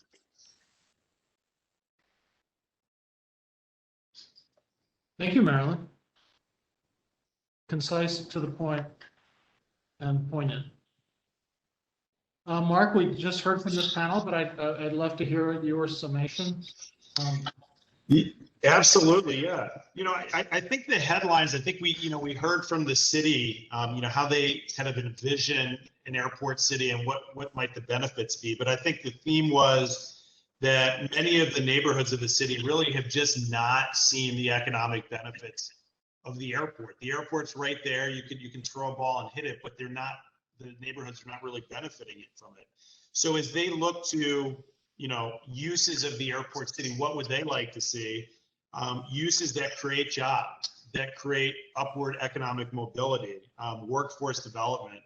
So, I think Chris mentioned, things like hotels, things like services, things like recreation, taking advantage of the great park that's just off the airport. I think we heard from Jim and from Peter at the Port Authority that, Terminal A, the new Terminal A is going to be ready next year, but that the port is very much looking further into the future. There was discussion of the new International Terminal B, which is probably going to be studied further as part of the vision plan. And I think, Peter said that they may look at an opportunity to get that new terminal closer to the air train and maybe help to kind of get better connectivity with the rail line and with the city, which was great to hear. I think some of the other things as we're talking about rail, from Peter, I mean, his comment was, look, that there's a funding gap right now with the path extension. So that's obviously a little bit further down the road or down the track, to use the rail analogy. His comment was that the agency, is exploring ways with the new air train system, working, with the FAA and with others to look and see if, as part of that new air train, can that rail link station at the Northeast Corridor be opened up to the community? I think the quote was that the new air train can't open without community access. So I think that would, be obviously a huge development, which would obviously help catalyze perhaps a first phase of the airport city.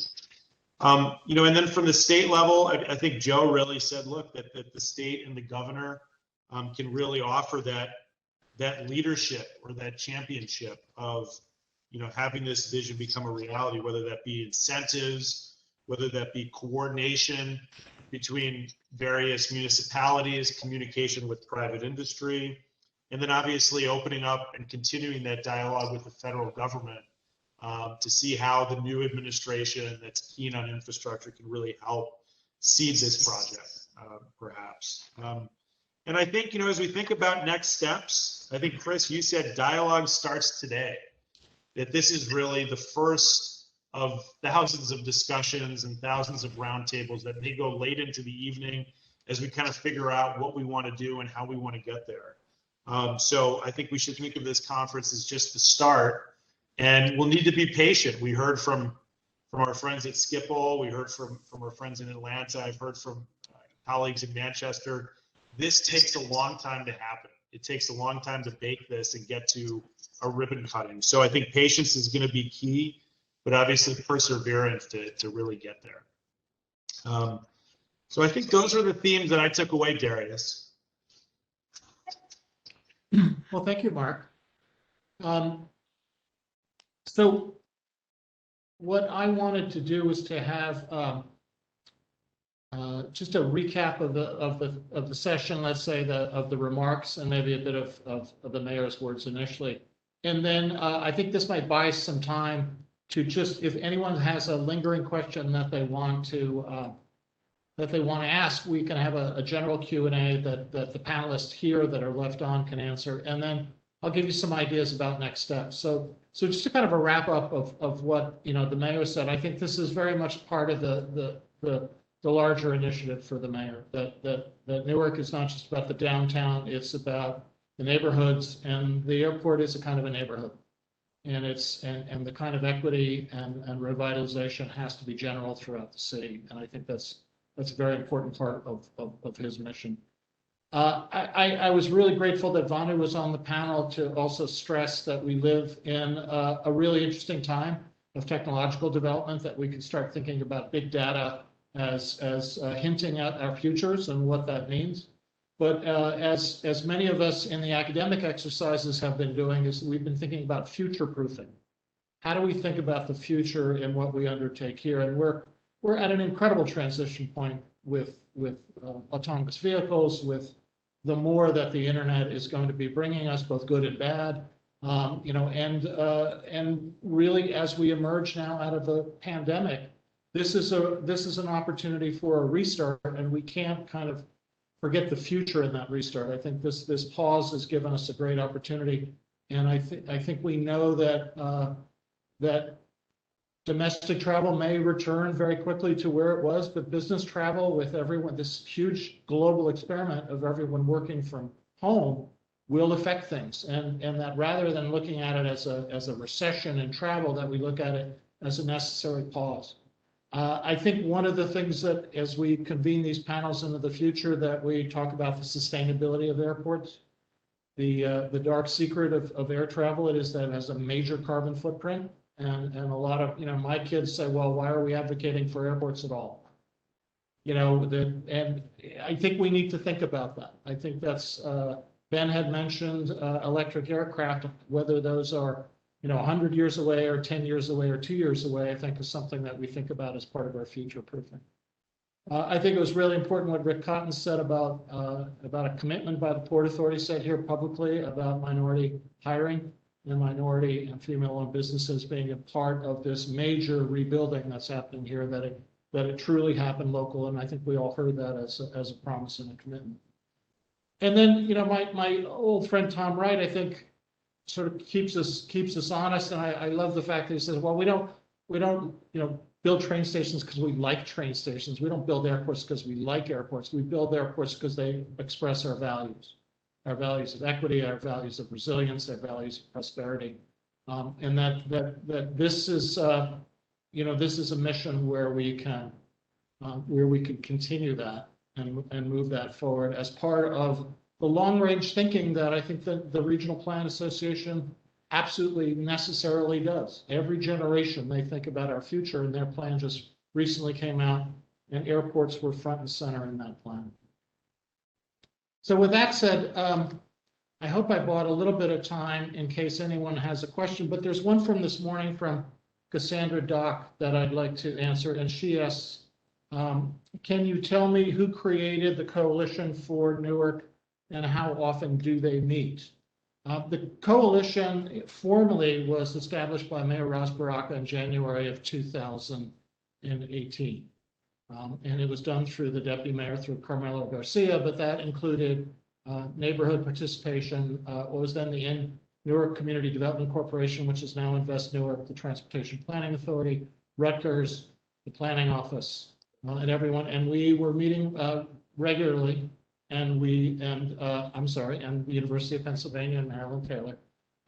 We were meeting regularly with Carmelo, and we reached out to the Prudential Foundation and filed for funding with them, and we were granted funding in May of 2018. And we held some very successful community meetings, meetings with clergy in the South Ward, big town meetings in Newark, talking about the ideas that and using the academic work as a way to sort of feed that students were part of these efforts. And we've been meeting regularly. The Prudential Foundation funded us for a second round. And just recently, we were funded to run this conference as a third round. So the coalition really exists because of the vision of the mayor, but also because of the support and generosity and commitment of the Prudential Foundation. Many of you remember, and I think the last time I wore a tie was at a meeting that we held on March 6, 2000, with the Port Authority, with Peter and many of the folks on this call, with Councilman James and we all sort of agreed and we had a whole list of meetings that we had set up. And then the next Monday, we all went home. And we've been home since. So Cassandra, we haven't met at all since then, except virtually. And we've kept this moving forward. But I hope that as things open up and as the state opens up, that we'll be able to get together again to move this forward. And I just want to say that we have a once in what is it, 10 years, Chris, opportunity to kind of engage the city. And this is a master plan year. And it's really fortuitous that this is happening at this time with the new federal administration. And so please, let's get involved in that master plan process. I've also gotten a couple of emails about folks who should have been on this panel, were not on this panel.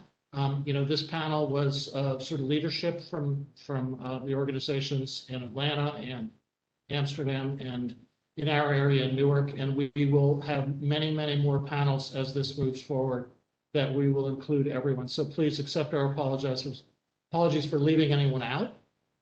We don't mean to do that. I think we've advanced this conversation a great deal today, and we will do that, as Ben said, as long as it takes into the night in the neighborhoods and do whatever it takes to get that done. So I've talked a little bit. Cassandra, I hope I answered your question. I'm looking in the chat, are there any more? My friend Doug Freeman asks, about the Weequahic Park Conservancy. Yes, Doug, we will absolutely include the Conservancy in many of the discussions that we will have in the future. I do want to read something from Chris Letournier, who wrote, and this is more of a statement than a question, but I think it's important that we have this in the official record. To garner collaboration and cooperation, Aerotropolis Atlanta has established a series of, quote, collectives or committees to cultivate, quote, champions for implementing the many initiatives of the Aerotropolis Atlanta Blueprint Strategy. The first of these collectives are focused on employment and skills training, workforce development, economic development, and marketing. These collectives are tasked with establishing quick hit catalyst projects as well as long-term initiatives. So I think that's our first lesson from our big sister city, from Atlanta, that we might actually write down and do every one of those. So Adriana, are there any more questions that have come in?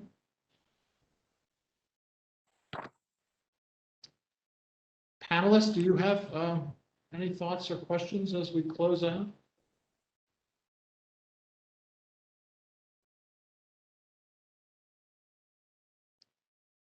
As someone said to me earlier, I think no one's ever complained about a conference that ends early.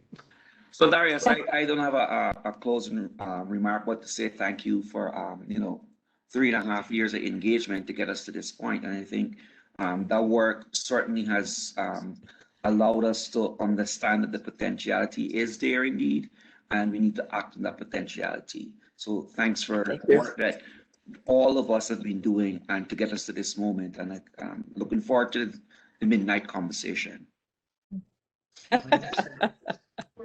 I'll echo those comments and add my thanks to this entire group, the City of Newark and Elizabeth, and look forward to continuing this conversation with a goal towards actual deliverables and real results. Thank you so much. Thank you, Peter. Thank you, Peter. Without any others, I guess really next steps are, let's just agree that we will keep this active. Again, as part of this round of funding from Prudential, we hope to convene a town meeting as soon as the governor tells us that we can. So Joe, if you can just keep the ear to the governor's door and make sure that we hear that in advance so we can convene that. And I hope that we can do that. We can do that as a group. We certainly have the facilities at NJIT, and Dr. Bloom has said that if there's anything we need in terms of space, we can have a socially distanced get together to just continue this conversation. So again, if there's anyone that we left out here, we did not mean by no means to exclude, but we will continue this into the future. So with that, I think if we can all kind of unmute our microphones, this is what I do at the end of every guest speaker in my class. We have a round of applause for everyone. And I hope everyone can hear that. All right, Jan, if you want to give the orb to, she's got it. We're going to play some credits now and some music. And then the panelists, I think we're going to go into a session. So thank you, everyone, and have a nice weekend. Thanks. Safe. Wear a mask.